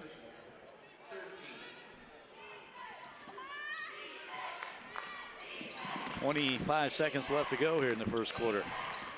Inside to Thomas Hire, they throw it away, and then what do we got? A foul against Wheatland. Turn the ball over, and then the quick foul. Foul against Chandler Osmeyer, that's his second. 14th foul against the Thunderhawks, so Caldwell had the ball out of bounds. 19 seconds to go, see if they go for the last shot. Now Dylan Lee loses the ball, Thunderhawks with it. Out front, Thomas Hire, the 3, not there. Dylan Lee with the rebound. 3 seconds, 2 seconds, and Caden Holling at the buzzer, not there, and that's the end of the first quarter. Wheatland Grinnell, the Thunderhawks leading the Caldwell Blue Jays after the first quarter, 14-10 here at the 1A Division II State Championship in Dodge City. We're back with more right after this. Time. It feels like we can never have enough. Never enough time to spend with the kids, to finish one more job, or just put your feet up. At Lewis Automotive, we understand that your time is precious. When you visit any of our dealerships in Dodge City, Garden City, or Hayes, whether it's getting an oil change or buying a new car, we'll make sure that the process is quick and easy, so you can get back to living. Lewis Automotive, sharing your time since 1977.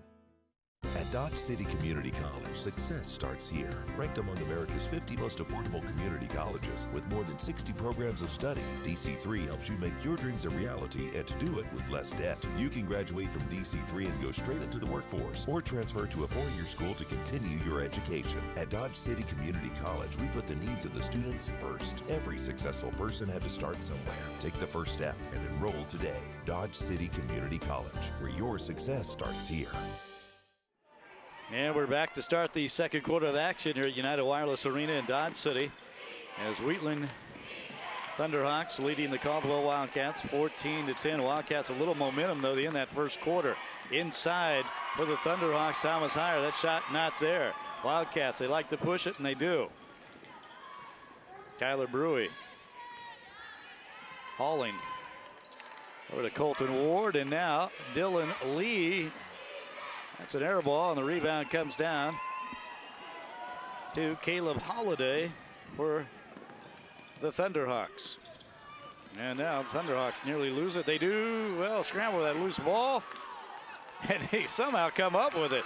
What a play by Dominic Zimmerman there on the far sideline to retain possession. Now, Caleb Holliday in a little nice bounce pass in the lane, across the way to Nathan Getz, and he is found. He'll see if that's on a shooting foul or not. Nope, they're going to take it out of bounds. That was on the floor. That foul against Colton Ward for Caldwell. That's his first personal. 14th foul, or the, yes, 14th foul. And nice pass inside. Thomas Heyer gets the bucket, his second of the game. He has 5 points.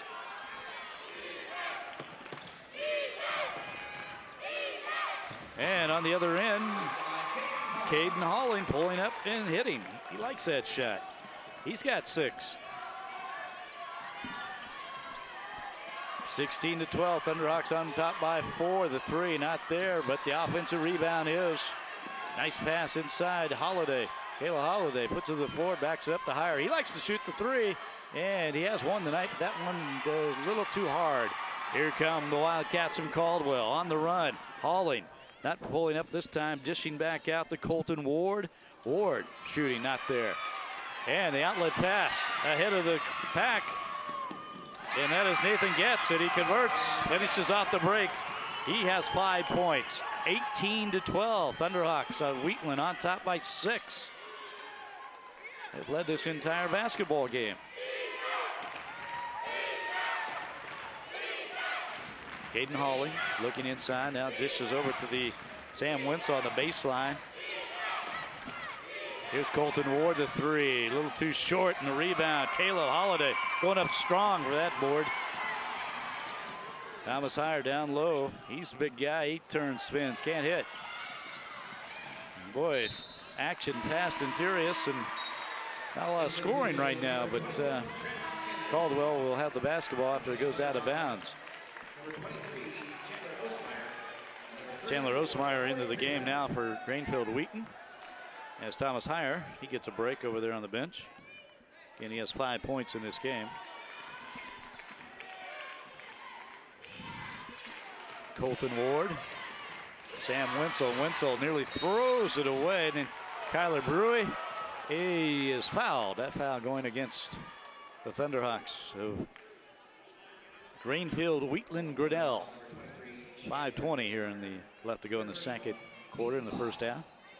Dylan Lee to throw it in on the near sideline here for Caldwell. Wildcats have had some problems just scoring, really. They shot 33% in that first quarter, while the Thunderhawks of Grinnell shot 60%. And we're going to have a turnover against the Thunderhawks as a Chandler Osmeyer call for turning the ball over, palming the ball in the old-fashioned way to say it, I guess. And Caden Holling back into the game as he replaces Colton Ward. Again, Holling, the 6-foot senior point guard leader of this Caldwell basketball team. Man-to-man defense for the Thunderhawks. Coached by Brendan Potacek. And that shot's not there from Trent Kendrick, and a foul. No, a jump ball. And that will stay with the Caldwell Wildcats underneath their own basket. Like Sam Wenzel and Caleb Holliday tied it up.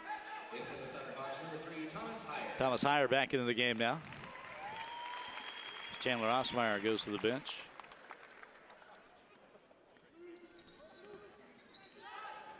Caden Holling with a pull-up jumper. He likes that shot, a little 15-footer in. Don't see a lot of guys making that shot on a consistent basis anymore. Now we have a turnover. Kyler Brewery comes up with a steal for Caldwell. Now he loses the basketball. Thunderhawks on the run. Nathan Getz with the finish. Nathan Getz out in front of the crowd once again with the lay-in. He has 7 points, 20-14 Thunderhawks. Boy, Caldwell had a great opportunity there to cut the lead after coming up with the turnover. Then could not convert, but how about Caden Holling? Another pull-up for 2. He has 10 points now in this game. 4 minutes left to go in the first half. Scramble with another loose ball. Seems like we have a lot of those in this game. And with the Thunderhawks, Dominic Zimmerman taken in, and Zimmerman is fouled on the play. 2016, Wheatland on top of Caldwell. First round quarterfinals here of the 1A Division II state championship tournament in Dodge City. Winner advancing to the Final Four tomorrow, semifinals. That foul, by the way, against Kyler Brewery. That was his second. And the 15th foul. Nice pass, nice play inside. Thomas Heyer again. 7 points for him. 22-16, but on the other end, just like that, Sam Wenzel. You get the feeling the Wildcats and Caldwell kind of warming up a little bit. Trying to play that pressure trapping defense. For the Thunderhawks out front, now they cross over. Inside, Nathan Getz. He was wide open. He has 9 points. 24-18. Every time it seems Caldwell has a little spark, Thunderhawks have an answer. Caden Holling, boy, there's another spark. Caden Holling. 12 points for Holling now. He made that one look kind of easy, taking it in with a nice bucket. Another loose ball, and we have a jump ball, and that will go Caldwell's way this time on the possession arrow. 24-20, the Blue Jays. Look like they've been trying to make a run, but the Thunderhawks just won't allow it, as they've had an answer for nearly every basket Caldwell's come up with. Let's see if Caldwell can cut that lead to 2 here. Clayton Swartz back into the game as now we've got a, I don't know what's going on there, official timeout. Oh, wait a second, now they say it's Thunderhawks basketball. Possession arrow was pointed toward Caldwell. Apparently they did not change that on the last tie-up, so.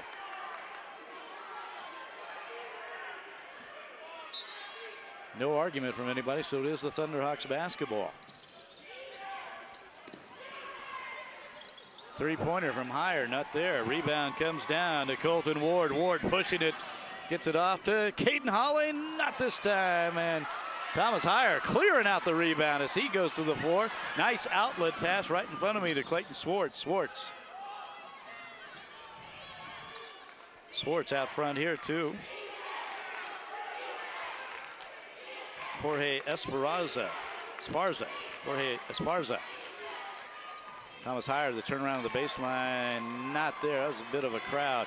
Caden Hawley, look out for him. He can handle the ball. He likes to take it. Let's see when he dishes back out. Actually, it's Caden Holling with the ball. Holling, there he pulls up. I knew he was going to do it. That's why I said his name, even though he didn't have the basketball. Caden Holling. How about this kid? 14 points for Holling here in the first half. And it's now a 2-point basketball game as Caldwell cuts it to 2. 24-22. Wheatland on top. The Thunderhawks had most of this game. 3-point attempt, and Clayton Schwartz trying to draw the foul, not there, and shot not there as well. Colton Ward. Now over to Holling. Holling loves the 15-footer. Not this time, a little too short. Schwartz got in his face that time. Colton Ward, the 3, way short. And the loose ball picked up by the Thunderhawks and Jorge Esparza. With the steal, takes it all the way. He's fouled. He'll go to the line to shoot 2. 5'10" sophomore for the Thunderhawks. Blue Jays, number 10, Caden Holling, second personal. A foul against Caden Holling. That is his second personal. Holling's going to take a seat on the bench with that second foul, and 1:16 left to go in the first half. Holling with 14 points. No free throws. No foul was not on the shot, but the inbounds pass stolen by Colton Ward, and a foul against the Thunderhawks. So it'll be Caldwell basketball still. Also on Thunderhawks, number 34, Corey Primo. First personal, team 6.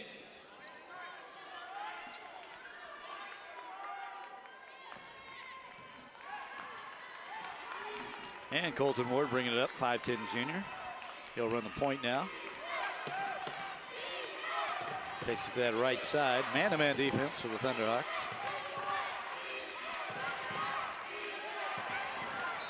Hunter Stewie now into the game for Caldwell. And now we got another turnover. And it'll be Thunderhawks basketball. Again, Caldwell just kind of not quite getting over that hump. Looks like they may tie or take the lead. And they have come back in this game. It's just been a rather slow comeback as Thunderhawks not allowing them to take the lead or tie the game.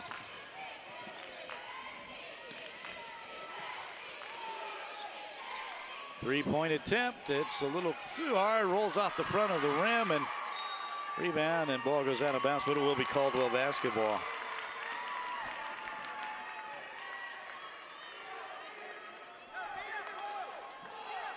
(24-22). Thunderhawks of Wheatland. Grinnell with the lead. 25 seconds left to go in the first half.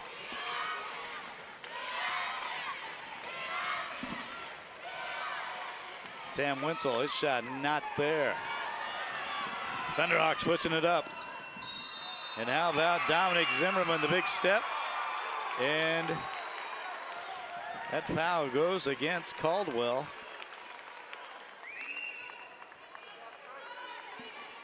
And the shot will count.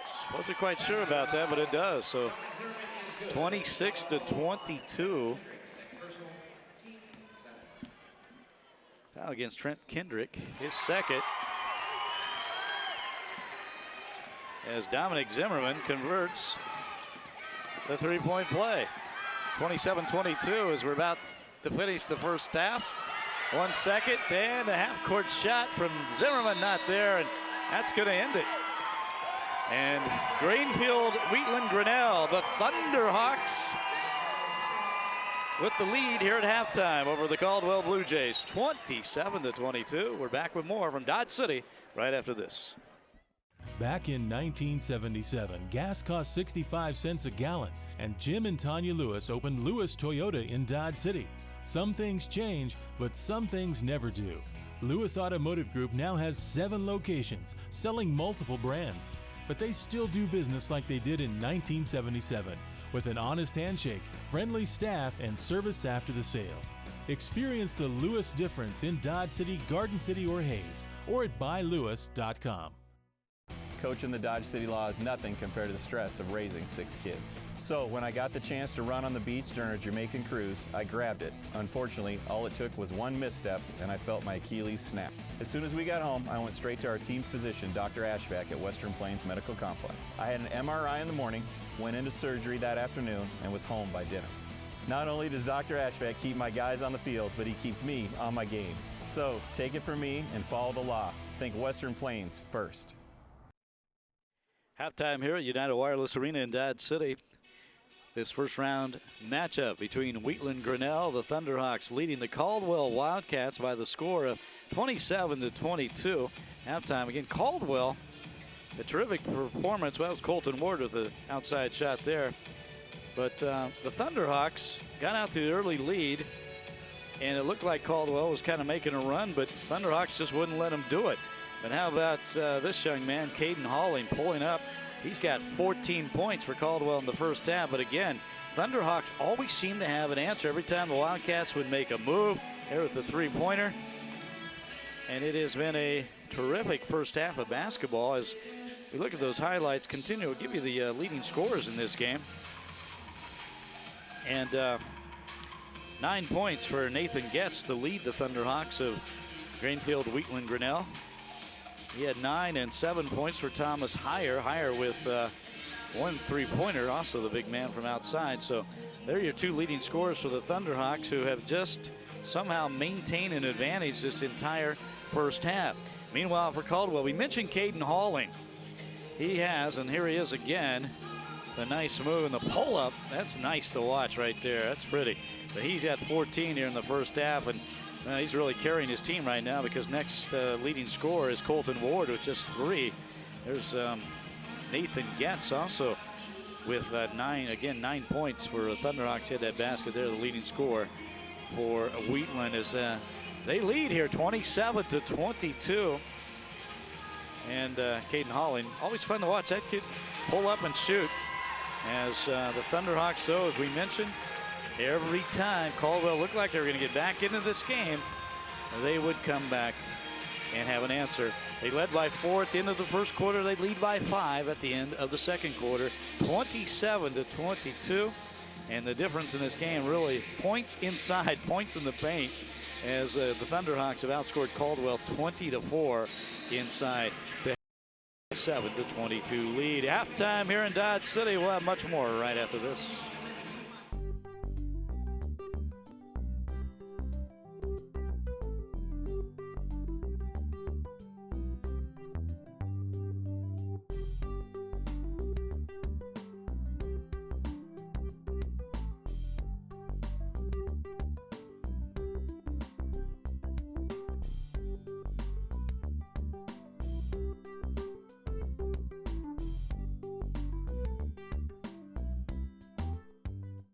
Coaching the Dodge City Law is nothing compared to the stress of raising 6 kids.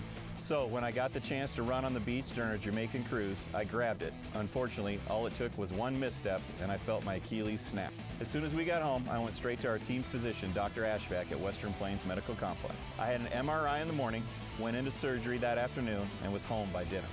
Not only does Dr. Ashvack keep my guys on the field, but he keeps me on my game. So take it from me and follow the law. Think Western Plains first.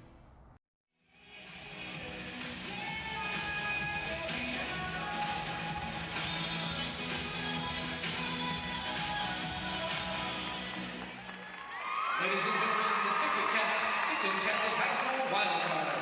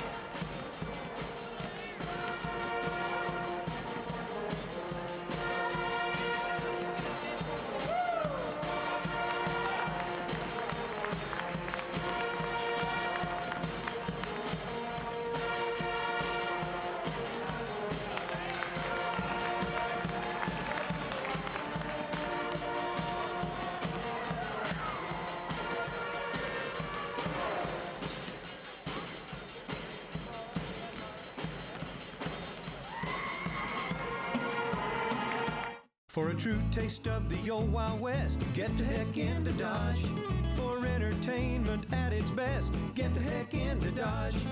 Walk out on old Boot Hill, you can feel the spirit still, but you just won't know until you get the heck into Dodge. Saddle up and enjoy the ride during Dodge City Days. It's concerts, food, and fun, capped off by the world-famous Dodge City Roundup PRCA Rodeo. 'Cause there ain't no doubt about it, get the heck into Dodge. Time. It feels like we can never have enough. Never enough time to spend with the kids, to finish one more job, or just put your feet up. At Lewis Automotive, we understand that your time is precious.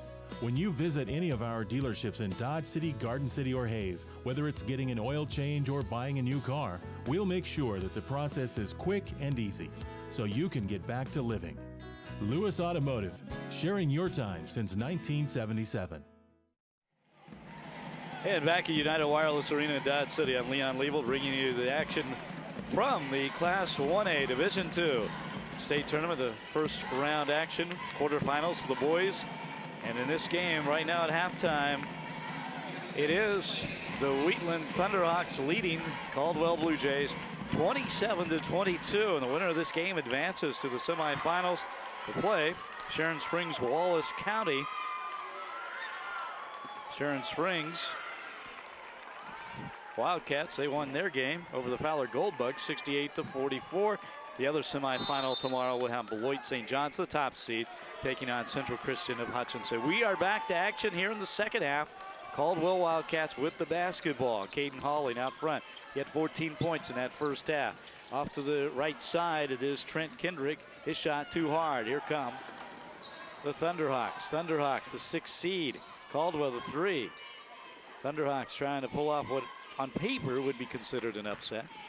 A lot of basketball to be played as they've been holding on to a 5-point lead here at halftime. Dominic Zimmerman and back out to Nathan Getz. Clayton Swartz. Thomas Heyer, and he swings it back to Nathan Getz. Back outside to Dominic Zimmerman. His shot not there.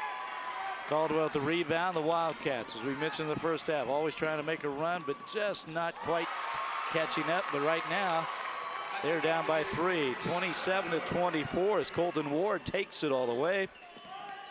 And the Wildcats on the board here in the second half. 27-24, Thunderhawks on top by 3. Led for most of this game, and now a loose ball. Turnover. Caldwell comes up with it. Colton Ward on the other end. Had a notion to pull up for 3, not there. Caden Hawley. Again, Hawley crosses over. Dishes off down low to Trent Kendrick. And he turns the ball over. And the Thunderhawks have it back.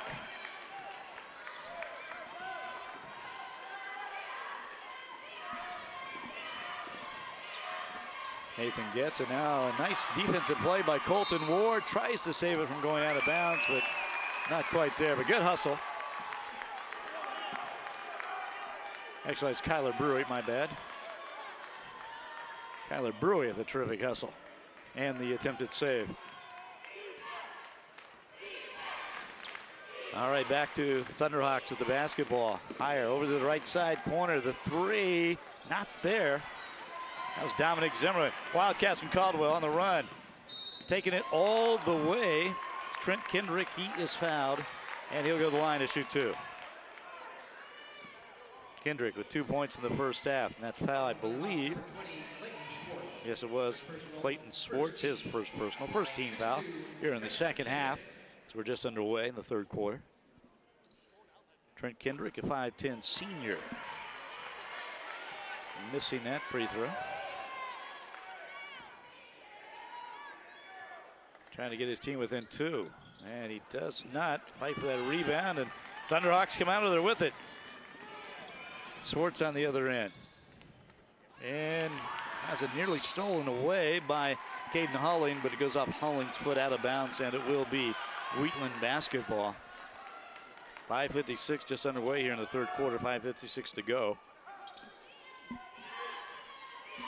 Dominic Zimmerman out front. Thomas Heyer swinging around that Nathan Gets inside, spins, shot not there. Thunderhawks have yet to score here in the second half. On the other end, oh my, Sam Wenzel throws one up, does not hit anything. Back on the other end, Nathan Getz, and he hits it. You know, Getz has really been terrific about getting out front and leading the break. And his teammates have been terrific getting him the basketball in those breaks. That's 3 breakaway layups for him in this game.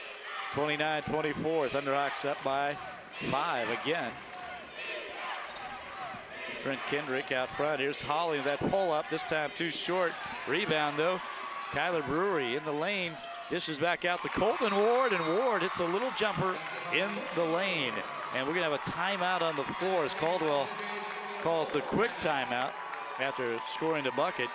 Colton Ward with the second field goal in this game.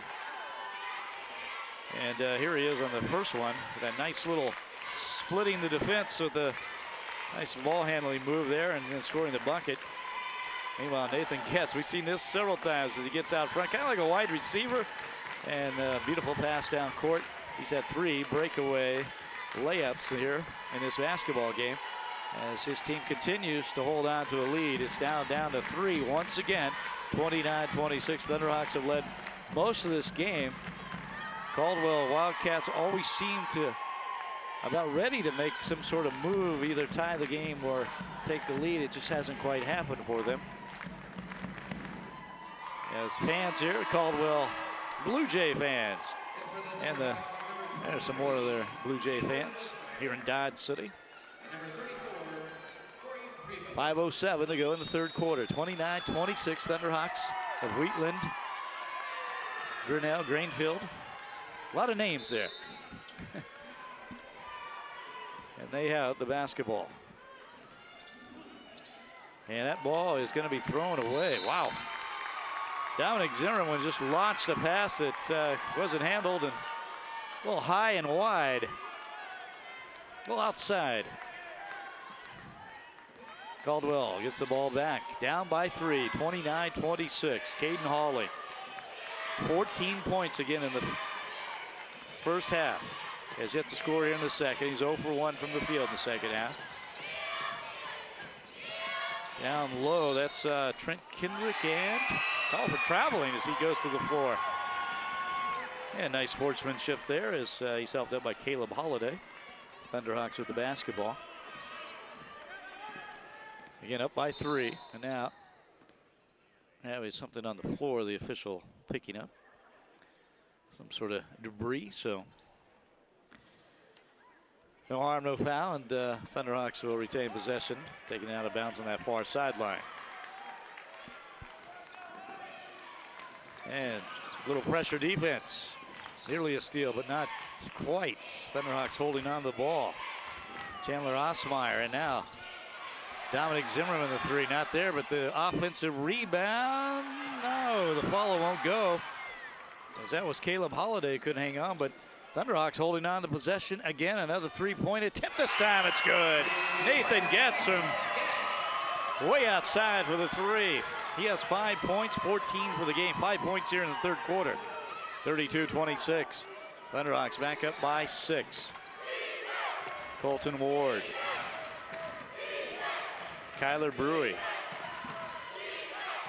Sam Wenzel out front. Now Caden Hawley trying to get that pull-up, not there. Brewery.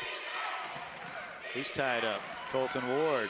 Little floater in the lane, not there. Rebound, and it's going to come down to the Thunderhawks. They can hold on to it, and they do. Chandler Osmeyer doing a great job of retaining possession and not walking with the ball. But on the other end, they throw it away. And that's going to go to Caldwell as the pass, a little out of control right there.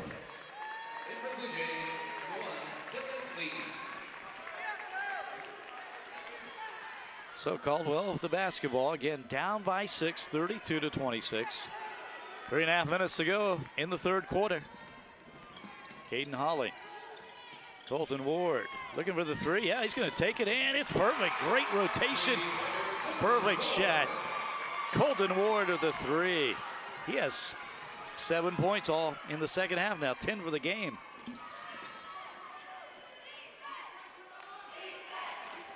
32-29, a 3-point lead. Now another steal by Caldwell as Caden Halling comes up with it, knocks the ball loose, and Dylan Lee picks it up. Halling, he's dangerous when he gets it in the lane, off the glass and in. Oh, he got the touch off the back of the rim. Woo. His first 2 of the second half. He has 16 in the game.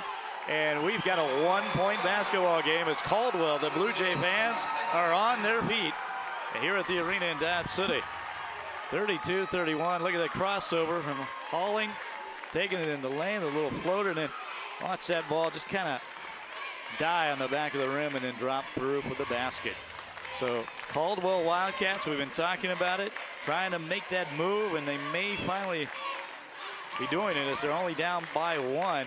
But the Thunderhawks have always come back with that answer, which we've mentioned several times, but it is true. Both fans from both teams on their feet. It's been an enthusiastic day here at United Wireless Arena in Dodge City. Great atmosphere for this basketball tournament. First time ever in this fairly brand new building, 4 years old.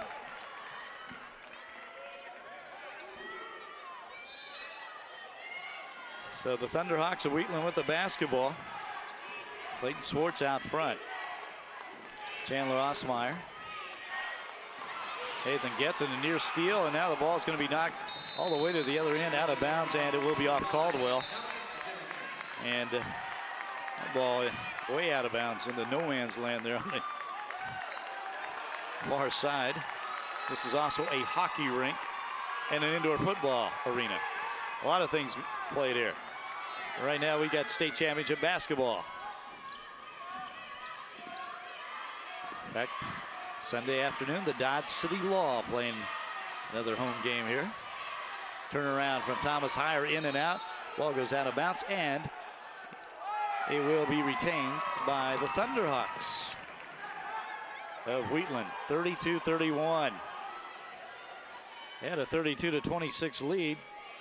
Caldwell with a little run right now. Here's Heyer from 3. He can hit that, and he does. Thomas Heyer, his second three-pointer of the game. He has 10 points. And Halling on the other end. Oh, man. Another floater out off the glass and in. Kissing it off the glass. 4 points for him in the second half, 18 for the game. Back to a 1-point or a 2-point lead, 35-33. Not there. Rebound Caldwell. Colton Ward pushing it up. He pulls up. Nothing there at all, and foul on the rebound, and that is against the Blue Jays of Caldwell, and so the Thunderhawks have possession again. Caldwell getting close, not quite getting tied or taking the lead. Thomas Heyer with the big three-pointer there for the Thunderhawks. 6'2" senior, he's a big guy inside, but he can shoot that 3.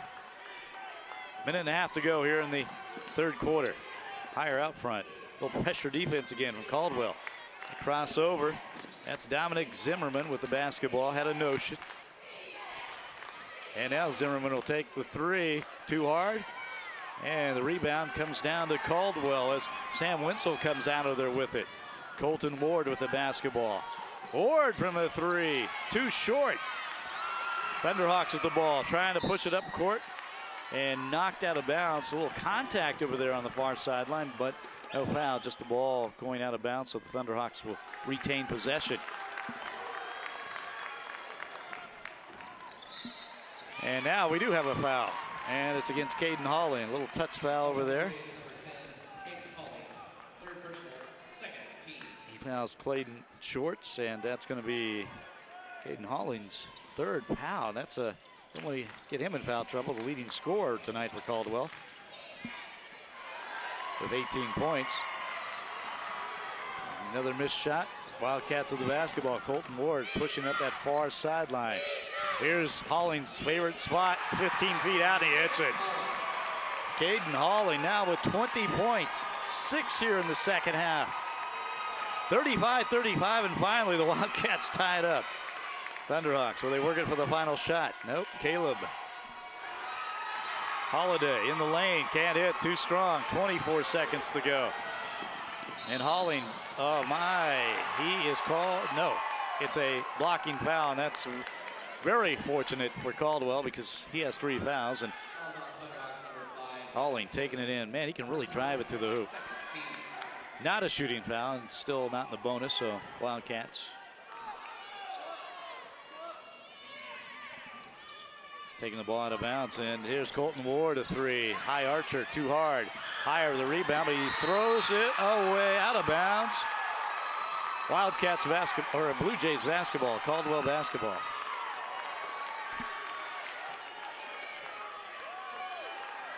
Caldwell, Blue Jays. I think I might have called them the Wildcats a couple more times, haven't I?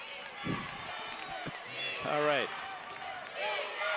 Halling out front, 5 seconds. Now, Colton Ward, oh baby.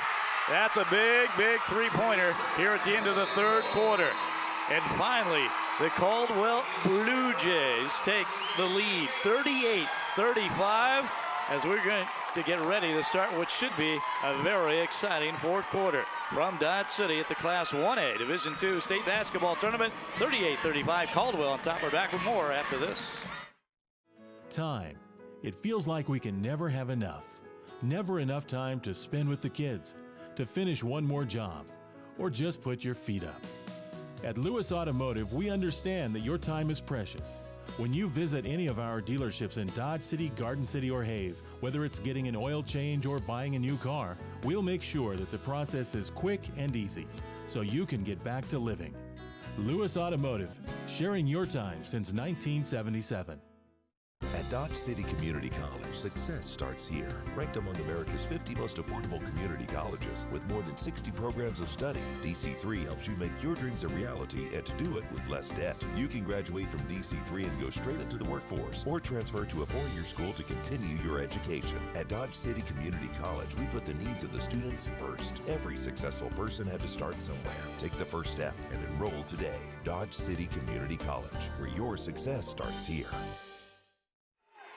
Well, finally, the Caldwell Blue Jays have taken the lead. What a big shot from Clock winding down, hit a 3. He's got 7 points here in the 2nd half, and the Blue Jays up by 3, 38-35 as we start the 4th quarter. And nearly almost immediately a foul called against Caldwell. And that's going to go against Sam Wenzel, his first team foul. Only his 2nd foul, excuse me. Only the 3rd team foul. Thunderhawks hanging on to the ball right now. And pressure defense from Caldwell. Holiday. Caleb Holiday, the turnaround, kind of a flat shot, but it goes. Caleb Holiday with his first 2 of the 2nd half. 6 for the game. Cuts the Blue Jay lead to 1, 38-37. Caldwell that basketball. Wenzel, Dylan Lee, the left-handed shot, tough shot, and he makes it. Dylan Lee, his first field goal of the game. He has 3 points. A little trapping defense on the other side, and another foul against Caldwell. 40-37, the Blue Jays on top by 3. Again, the Thunderhawks of Wheatland have led the entire game until just at the end of the 3rd quarter. Colton Ward gave Caldwell the lead of a big, big 3-pointer. Holiday in the lane loses the basketball. Dylan Lee picks it up, and then he's fouled. That foul against Caleb Holiday. A little frustration there as he lost the ball, and then he commits the foul. So it'll be Blue Jays basketball. His 3rd personal, 3rd team foul against the Thunder. Here's Caden Halling. He has been terrific in this basketball game. Colton Ward, the big shot at the end of the 3rd quarter. He's got the ball out here, out front. Sam Wenzel. Dylan Lee. Caden Halling, look out for him, gets that ball screen, nothing there. Still looking for ball screens. Right side corner, Trent Kendrick. Very patient, the Wildcat, or the Blue Jays right now. Caldwell. And that is Sam Wenzel. That shot not going. And here come the Thunderhawks trying to push it. And in the lane, not quite there, is Chandler Osmeyer taking it all the way. Had a good look, couldn't convert on the other end. Colton Ward spins, shoots. He's wide open and scores. How about that? Colton Ward of a big second half. He had 3 points in the first half. 9 here in the second. And we got a timeout on the floor as Caldwell extends its lead, its biggest lead of the game, 42-37. Colton Ward, look at this, backing in, a little spin, got a little contact, but no call. And kisses it off the glass and in. Officials letting them play a little bit, so Caldwell Blue Jays at 19-4, the number 3 seed in this tournament. Now with its biggest lead of the basketball game, up by 5, 42-37. A lot of basketball still to be played, obviously. We have 5 minutes, 55 seconds here at United Wireless Arena, Dodge City, Class 1A, Division II State Championship. Winner of this game advances tomorrow to take on Sharon Springs, Wallace County. And once again, the other semifinal tomorrow, the number 1 seed, St. John's Beloit Tipton, will be taking on Central Christian of Hutchinson. So a pretty exciting day of basketball here in Dodge City. And it continues here in the 4th quarter. So Thunderhawks, it's the Caldwell Blue Jays. Thunderhawks of Wheatland, Greenfield, Grinnell. Down by 5 with the basketball. Nathan Getz. They're going to take the 3. Yeah, it's perfect. Nice inside-outside basketball right there. Putting it in and back out to Getz, and he hits the 3. He was wide open. Back to a 2-point lead for Caldwell, 42-40. 5.5 minutes left to go in the game. Been plenty of time for anything to happen in this ball game. Colton Ward, he's been terrific lately. Backs it out. And Trent Kendrick with the 3, not there. Big rebound from Thomas Hires. He clears. Now the long court pass, ill-advised, picked off. Caden Halling. Colton Ward, he's going to shoot the 3. Not there. Rebound higher again. And a foul over the back. And that is against Sam Wenzel. Caldwell, his second personal, third personal. So the Thunderhawks will have the basketball with a chance to tie or take back the lead here, trailing 42-40 with just under 5 minutes to go. Nathan Getz inside, back out to Dominic Zimmerman. Now they're going to swing to the left side. Thomas Hire again. He likes the 3. This one's too hard, way too hard. Rebound comes down to Caden Hawley. Look out with him with that basketball. Hauling to Trent Kendrick on the right side. Sam Winslow, nice give and go back to Kendrick, and he scores. Oh, yes. Boy, high school coach, any coach is watching that, gonna like that play. A little give and go. Thunderhawks on the other end. Zimmerman takes it and scores. Zimmerman with a strong take. His first 2 points of the second half. 5 for the game. 44-42. Caldwell holding on to a 2-point lead. Just over 4 minutes left to go. And Halling pulling up. This time too hard. The long rebound picked up by Caldwell. Colton Ward comes out of there with it. Sam Winslow on that right side. Caldwell, they like to push the ball, but they can be very patient and deliberate when they have to, and right now that's what they're doing. Looking for the good shot. Colton Ward at top key. He's going to try to go to the left side. Nice backdoor pass on the baseline to Kyler Brewy, and they called an offensive foul.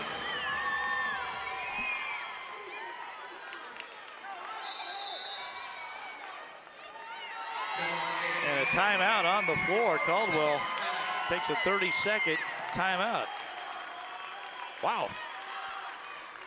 So it will be Wheatland basketball, 44-42. And boy, kind of exciting exchange of possessions here the last couple times down. There's Halling again with the pull-up.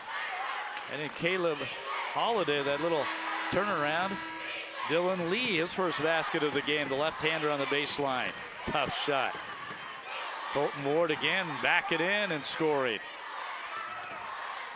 Fun to watch this game. And another 3 right there. And then the give and go. How about that, huh? That's fun to watch as Trent Kendrick with the finish. And then for the Thunderhawks, that's Dominic Zimmerman with the take and the finish. All right, Thunderhawks to the basketball.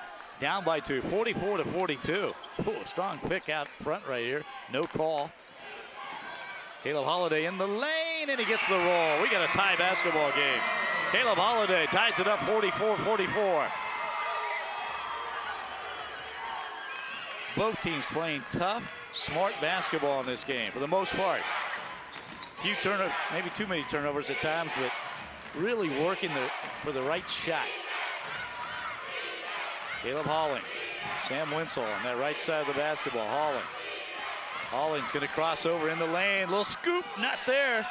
Gets his own rebound, puts it back up, and still not there. We get a foul on the rebound. Holling will go to the free throw line to shoot 2.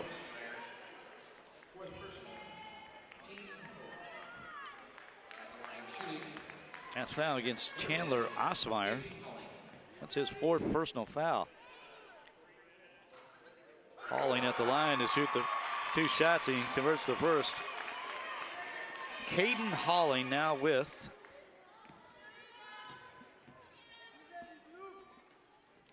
21 points in this game. He got 22 as he hits that second free throw, and it's back to a 2-point advantage for Caldwell. 46-44.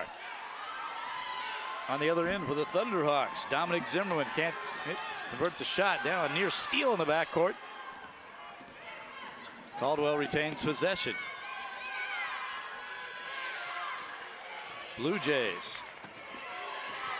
trying to work the clock and also trying to work for a nice shot. Dylan Lee back out, and that is Sam Winslow. Can't get it, but Dylan Lee right there for the follow.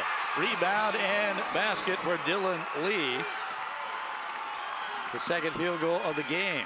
Zimmerman on the other end to Holiday inside off the glass. Oh, baby, nice tough shot from Caleb Holiday. And he's got 6 points here in the 4th quarter, all inside the lane, all with turnaround jumpers like that, making some tough baskets. So 48-46 Caldwell Blue Jays on top by 2. Here it is again. Holiday, the tough pass, but holds on and gets it off the glass and in. So Caldwell had the basketball. 2 minutes, 16 seconds left to go, and the 2-point lead.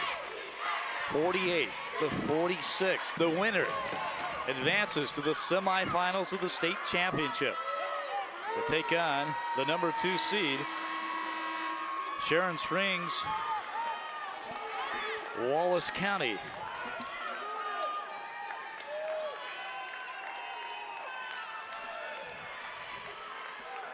The Wildcats of Sharon Springs, Wallace County. This one looks like it's going to go down to the wire. Has a 2-point lead for Caldwell. They got the basketball. And Caden Holling has been just terrific in this basketball game. Holling.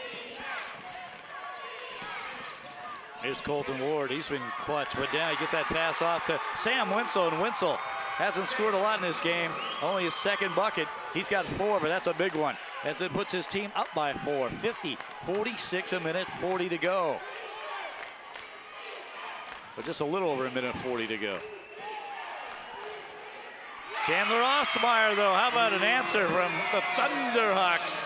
Whew, man.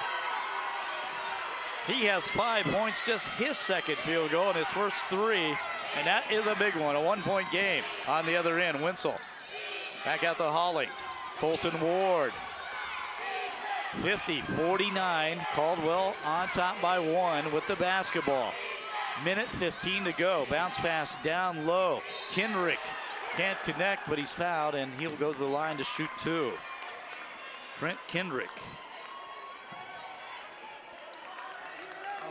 Kendrick with just four points in this game. Had that nice finish on the give and go moments ago. Trying to extend the Caldwell lead, and he does. 51-49, the Wildcats back up by 2, and Thomas Heyer back into the game for Greenfield Wheatland Grinnell, the Thunderhawks. Second free throw is good. Trent Kendrick, and it is a 3-point lead. Minute 10 left to go in this basketball game. Thunderhawks with the basket, with the ball, and that ball knocked out of bounds. And it looks like, let's see, it looks like Chandler Osmeyer got hit in the eye, or he went down to the floor. Looks like he's going to be all right, and the Thunderhawks will have the basketball. Inbounding it on the baseline. Here's Zimmerman. Dominic Zimmerman. A little scoop, not there. Rebound, Sam Wenzel for Caldwell. Gets it off to Holling. Look out. Nope, Holling's going to back it up wisely as it didn't have the numbers. It was 1 on 3. Colton Ward. They're going to spread it out and try to run some clock here with no shot clock in high school basketball. So foul on the play. And it's just the 16th foul, though, against the Thunderhawks. So they had one to give, and really get into the bonus situation here.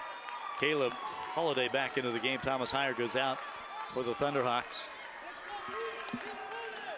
47.4 seconds left to go in the game, and a near steal in the backcourt, and then we're going to have a foul, and that's going to go against Dominic Zimmerman. Zimmerman trying to come up with the steal and just ran into the guy and fouled him, and that's Holling he fouled, who will go to the line to shoot the free throws. So now we're in the bonus. Caden Holling.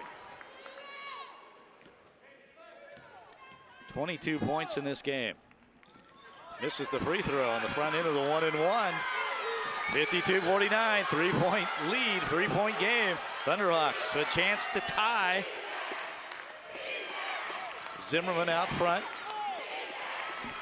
There's Zimmerman at the right side. Now Nathan gets the three, not there too hard, but Thunderhawks come back up with a rebound. They got the ball. 24 seconds left. Now a loose ball and a jump ball, and the arrow is pointing Caldwell's way, and that is huge. Wildcat, the Blue Jays are going to get the basketball back. I don't know why I keep calling them the Wildcats. They are the Blue Jays, looking for a chance to play the Wildcats. Maybe that's where it's coming from. As Sharon Strings Wallace County awaits the winner of this game. Wow. 52-49, 3-point lead for Caldwell. As again, Caleb Holiday's been tough inside that lane. How about Dylan Lee right there with a follow?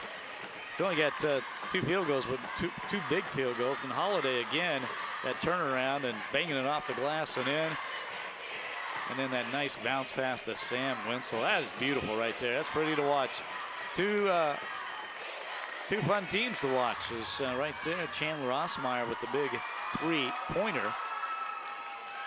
And that has his team within 3. However, Caldwell has possession of the basketball. And see if the Thunderhawks probably, unless they can work a turnover here. They've had some pretty good pressure defense, but they may have to foul this situation. 22.4 seconds to go in Caldwell Blue Jays. 52. The Thunderhawks. Grainfield, Wheatland, Grinnell. Northwest Kansas. 49, 52-49. Holling might not be the guy. Now they get the steal. They get a better than a foul. And Thunderhawks gonna call a timeout. Dominic Zimmerman had the basketball there on the far side, and Brendan Potacek, the head coach for Grainfield Wheatland, calls the timeout. His team down by 3. Needs a 3-pointer to tie this game with 14.5 seconds to go. Ooh, we got a good one here at United Wireless Arena in Dodge City. First round of the Class 1A Division II Basketball Championship. Caldwell fans on their feet. Let's have some fun, that sign says, and we're having fun right now. But how about the Blue Jays from Caldwell? They trailed entire game until the very end of the 3rd quarter when Colton Ward hit a huge 3-pointer with just seconds left to give them the 3-point lead. They have led ever since. Their biggest lead was 5, but now it's back to 3. And 14.5 seconds to go. And again, Caldwell on paper, the higher seed, number 3 seed, 19-4 record. The Thunderhawks 17-6. They are the 6th seed. And here we go. Here we go. Probably they need a 3. The Thunderhawks with the basketball. 9 seconds on the clock. 8 seconds. 7. Good defense from Caldwell right now. A little pressure out front. Osmeyer had a notion and a foul. Not a bad foul in this situation because it's on the floor. And it stops the clock with just 0.8 seconds. 0.8 of a second. Now they're really going to have to get out a quick 3. Boy, Caldwell really came out and played some great pressure defense in a tough situation. Thomas Heyer at the buzzer. He made it! Oh, my! Oh, my! Oh, my. Thomas Heyer with 0.8 of a second throws up a prayer in a crowd, off the glass and in. And now Caldwell is arguing that it should not count. But right now it does. 52-52. Oh, baby. Thomas Heyer, his 3rd three-pointer of the game. And again, the Wildcats of Caldwell arguing that shouldn't have counted. They think they got time to get it in and score. Regardless, it does count. And how about the shot? In a crowd, and he just kind of threw it up, almost like a two-handed set shot in a crowd, off the glass. He banked it in.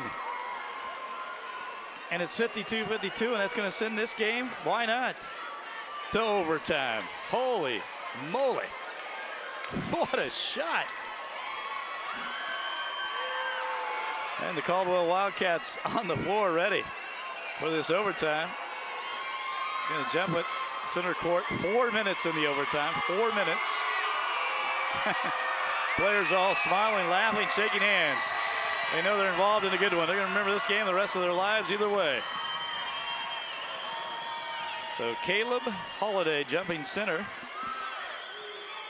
for the Thunderhawks. Trent Kendrick jumping center for Caldwell. And how about Thomas Heyer? He'll remember that shot for the rest of his life as the Wildcats of Caldwell control the tip. Wow, Colton Ward with the basketball. And Hawley loses it off his foot. Holiday on the other end. Now he loses the basketball, and it's picked up by Hawley. Great hustle by Caden Hawley, because he lost that ball himself, then went down on the other end and got it back. And now a missed shot inside. Sam Wenzel had an open layup and a jump ball on the rebound, and the possession arrow goes to Wheatland. So the Thunderhawks have the basketball. Tied up 52 all. We're in overtime. Thomas Heyer, win or lose, a huge hero, the biggest shot of his life to put this game to overtime. But how about Caleb Holiday? He's been tough down low. Caleb Holiday now has the Thunderhawks up by 2, 54-52. 3 minutes to go, and in the lane, Colton Ward, and it counted. Big shot from Ward, and he has been tough. Little fist pump there. Colton Ward showing a lot of poise. Tied up 54 all. Now he has a chance to put his team up by 1. And he does. The Blue Jays back up by 1, 55-54. Caldwell leading Wheatland. Thomas Heyer, can he do another 3? Not this time. Nearly off the glass, though. And that ball knocked out of bounds, and it will be Caldwell basketball. Thomas Heyer obviously feeling it there. And the Blue Jays have the basketball. They can work some clock here, even 1-point lead. Caden Hawley pulling up inside that three-point line, and he hits. Oh, man, that's good stuff. He scores the field goal and now has 24 points in this basketball game, and Caldwell up by 3, 57-54, and a big block. No, they called the foul. Wow. Trent Kendrick looked like he got the block, but no, he did not. Dominic Zimmerman will go to the line to shoot 2 for the Thunderhawks.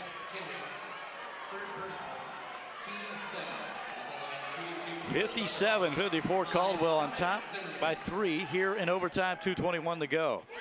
And Dominic Zimmerman hits the first of the 2-shot free throw.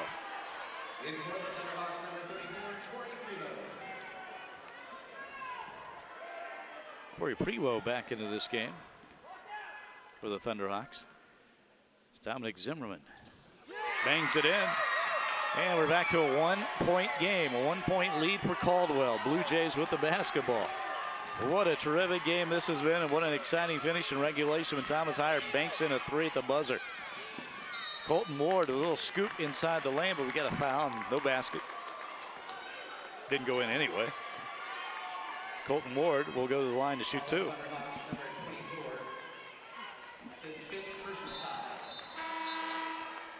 And that is going to be all she wrote for Caleb Holiday. What a terrific game Holiday has played as he fouls out. He had 10 points, but actually he had 12 points in the game. And 8 of those in the second half, 8 of those in the fourth quarter. And he really kept his team in this game as Colton Ward gets the roll on that free throw.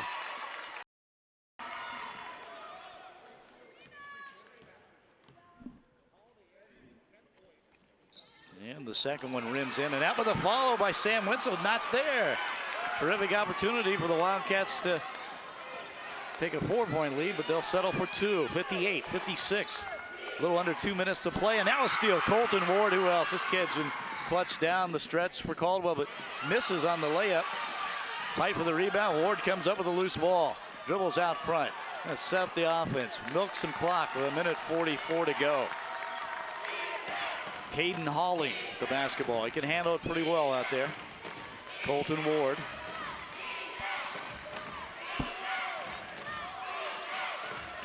Caldwell, the 2-point lead, can afford to be patient, and they are.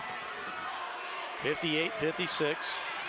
We're in overtime in Dodge City United Wireless Arena. Winner trying to stay alive to advance to the semifinals. Ward in the lane, contact, and no, they call a charge. And he looks at the official, who gives him an explanation. He charged in there, and Colton Ward picks up the foul, and well, the Thunderhawks are going to get the basketball. That's Ward's 3rd personal, by the way. Well, that's a big break there for Wheatland. They got the stop. Heyer inside. Nice quick shot off the glass and in. Thomas Heyer doing it from the outside, now on the inside. That's a nice pass as he was going toward the bucket.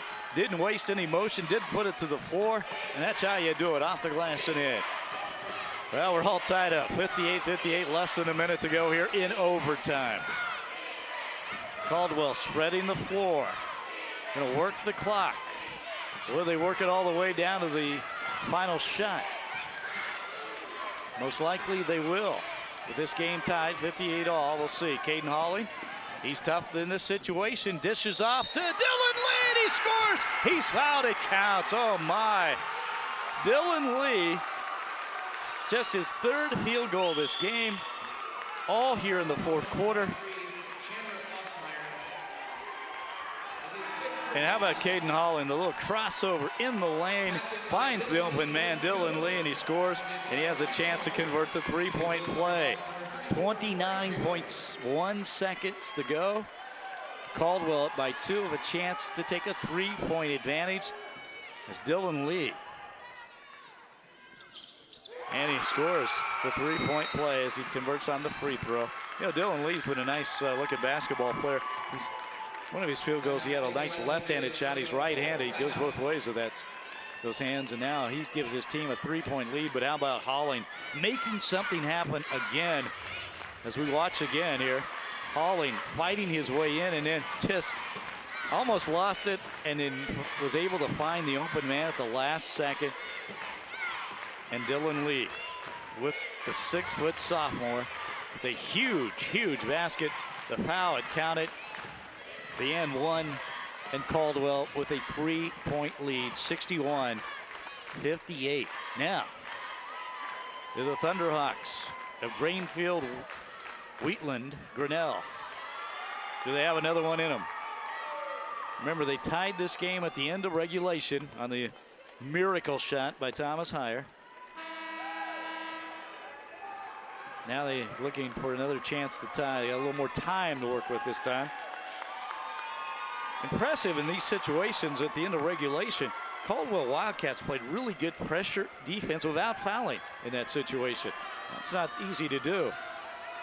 A lot of times defensive teams kind of get out of their game. They're afraid they're going to foul, afraid they're going to be the one that gives up the bucket. But Caldwell comes out and plays some really nice pressure defense. And here, see if they can do it again. Dominic Zimmerman on that right side. He throws it away. It's picked up by Halling. Halling's going to take it all the way for the layup, and that should do it.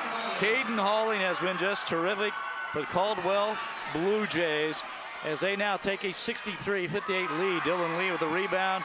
5 seconds, and that should do it. Now we got a foul in the backcourt. And how about that? Caldwell Blue Jays up 63-58, a 5-point advantage with 3.4 seconds to go. And it looks like Caldwell, the number 3 seed, will be advancing. Take on number 2, Wallace County, Sharon Springs, tomorrow night here at United Wireless Arena. Wow, what a game. As Caden Halling has had a terrific game. Halling, let's see here, he's got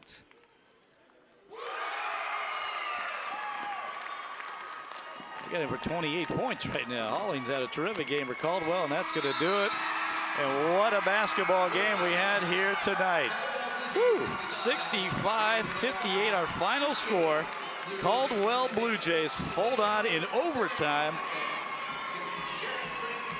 to defeat the Thunderhawks of Greenfield, Wheatland, Grinnell, again 65-58 in overtime. Caldwell advancing to the semifinals. And this game, it was incredible as the Thunderhawks pulling out the three-pointer at the end of regulation. 0.8 of a second on the clock when they got the ball inbounds to Thomas Heyer, who threw up a prayer and banked it in to tie the game. Caldwell Blue Jays have a little too much in the overtime, but they hold on to win it 65-58. We're back to wrap things up right after this. Back in 1977, gas cost 65 cents a gallon, and Jim and Tanya Lewis opened Lewis Toyota in Dodge City. Some things change, but some things never do. Lewis Automotive Group now has 7 locations, selling multiple brands, but they still do business like they did in 1977, with an honest handshake, friendly staff, and service after the sale. Experience the Lewis difference in Dodge City, Garden City, or Hayes, or at buylewis.com. Coaching the Dodge City Law is nothing compared to the stress of raising 6 kids. So when I got the chance to run on the beach during a Jamaican cruise, I grabbed it. Unfortunately, all it took was one misstep and I felt my Achilles snap. As soon as we got home, I went straight to our team physician, Dr. Ashvack at Western Plains Medical Complex. I had an MRI in the morning, went into surgery that afternoon, and was home by dinner. Not only does Dr. Ashvack keep my guys on the field, but he keeps me on my game. So take it from me and follow the law. Think Western Plains first. Well, what a basketball game here at United Wireless Arena in Dodge City as the Caldwell Blue Jays win it in overtime, 65-58 over the Wheatland, Greenfield, Grinnell Thunderhawks. And again, how about Caden Halling? 28 points, had 14 points in the first half, 14 in the second half. Also Colton Ward of a huge three-pointers. Halling, one of his buckets in this game. And then Thunderhawks kept coming back and somehow just kept hanging in this game and keeping it close after they lost the lead at the end of the third quarter. And this game was a 3-point lead for Caldwell toward the end of regulation. 0.8 of a second left on the clock when Thomas Heyer, the big guy, threw up a prayer in a crowd off the glass and in and tied the game to send it to overtime. But Caldwell a little too much in the OT. A little too much. Well, again, Caden Halling, he was big in the overtime, and so was Colton Ward. Ward finishing with 19 points in this game, 16 of those in the second half. Again, leading the way for the Thunderhawks. There's Thomas Heyer with the inside shot. Heyer, he was all over the place tonight, but also Caleb Holliday, 10 points in the game, but 6 of those in the fourth quarter, and 3 big baskets for the Thunderhawks. The leading scorer was Nathan Getz. He had 17. By the way, Thomas Heyer with 15 as he had 3 3-pointers, and a lot of exciting action in this game tonight as both teams running up and down the court. As there you see Dominic Zimmerman with the finish. And how about Colton Ward splitting the defenders and scoring that bucket. Then the long court pass down to Nathan Getz, who was out in front of that defense, it seemed like all night, catching those outlet passes and scoring. And both teams just going back and forth. Again, the Thunderhawks off to the early lead in this game, led for most of the game until Colton Ward hit a huge 3 at the end of the third quarter, put his team up by 3. The Thunderhawks did take back the lead briefly in the overtime, but Caldwell Blue Jays hold on to win it 65-58. The final score, and Caldwell wins its 20th game of the season, 20-4. And for the Thunderhawks, they're going to finish at 17-7 as Caldwell again advances to the semifinals tomorrow to take on Sharon Springs, Wallace County. They're called the Wildcats as they won today over the Fowler Goldbugs 68-44. That was really our only blowout of the afternoon, because earlier in the day, Beloit St. John's, the top seed, another team called the Blue Jays, defeated Axtell, the Eagles, holding them off 57-45, while Christian Central of Hutchinson held off the Ashland Blue Jays 70-67. So the is set here at the Class 1A Division II state tournament in Dodge City. It will be Beloit St. John's Tipton against Central Christian of Hutchinson. That game tomorrow afternoon at 4:45. And then in the other boys semifinal game, it'll be Sharon Springs Wallace County against Caldwell. That game at 8:15 tomorrow. Of course, we also have girls action in the semifinals tomorrow. Moscow girls, they'll play at 6:30 tomorrow against the Grainfield.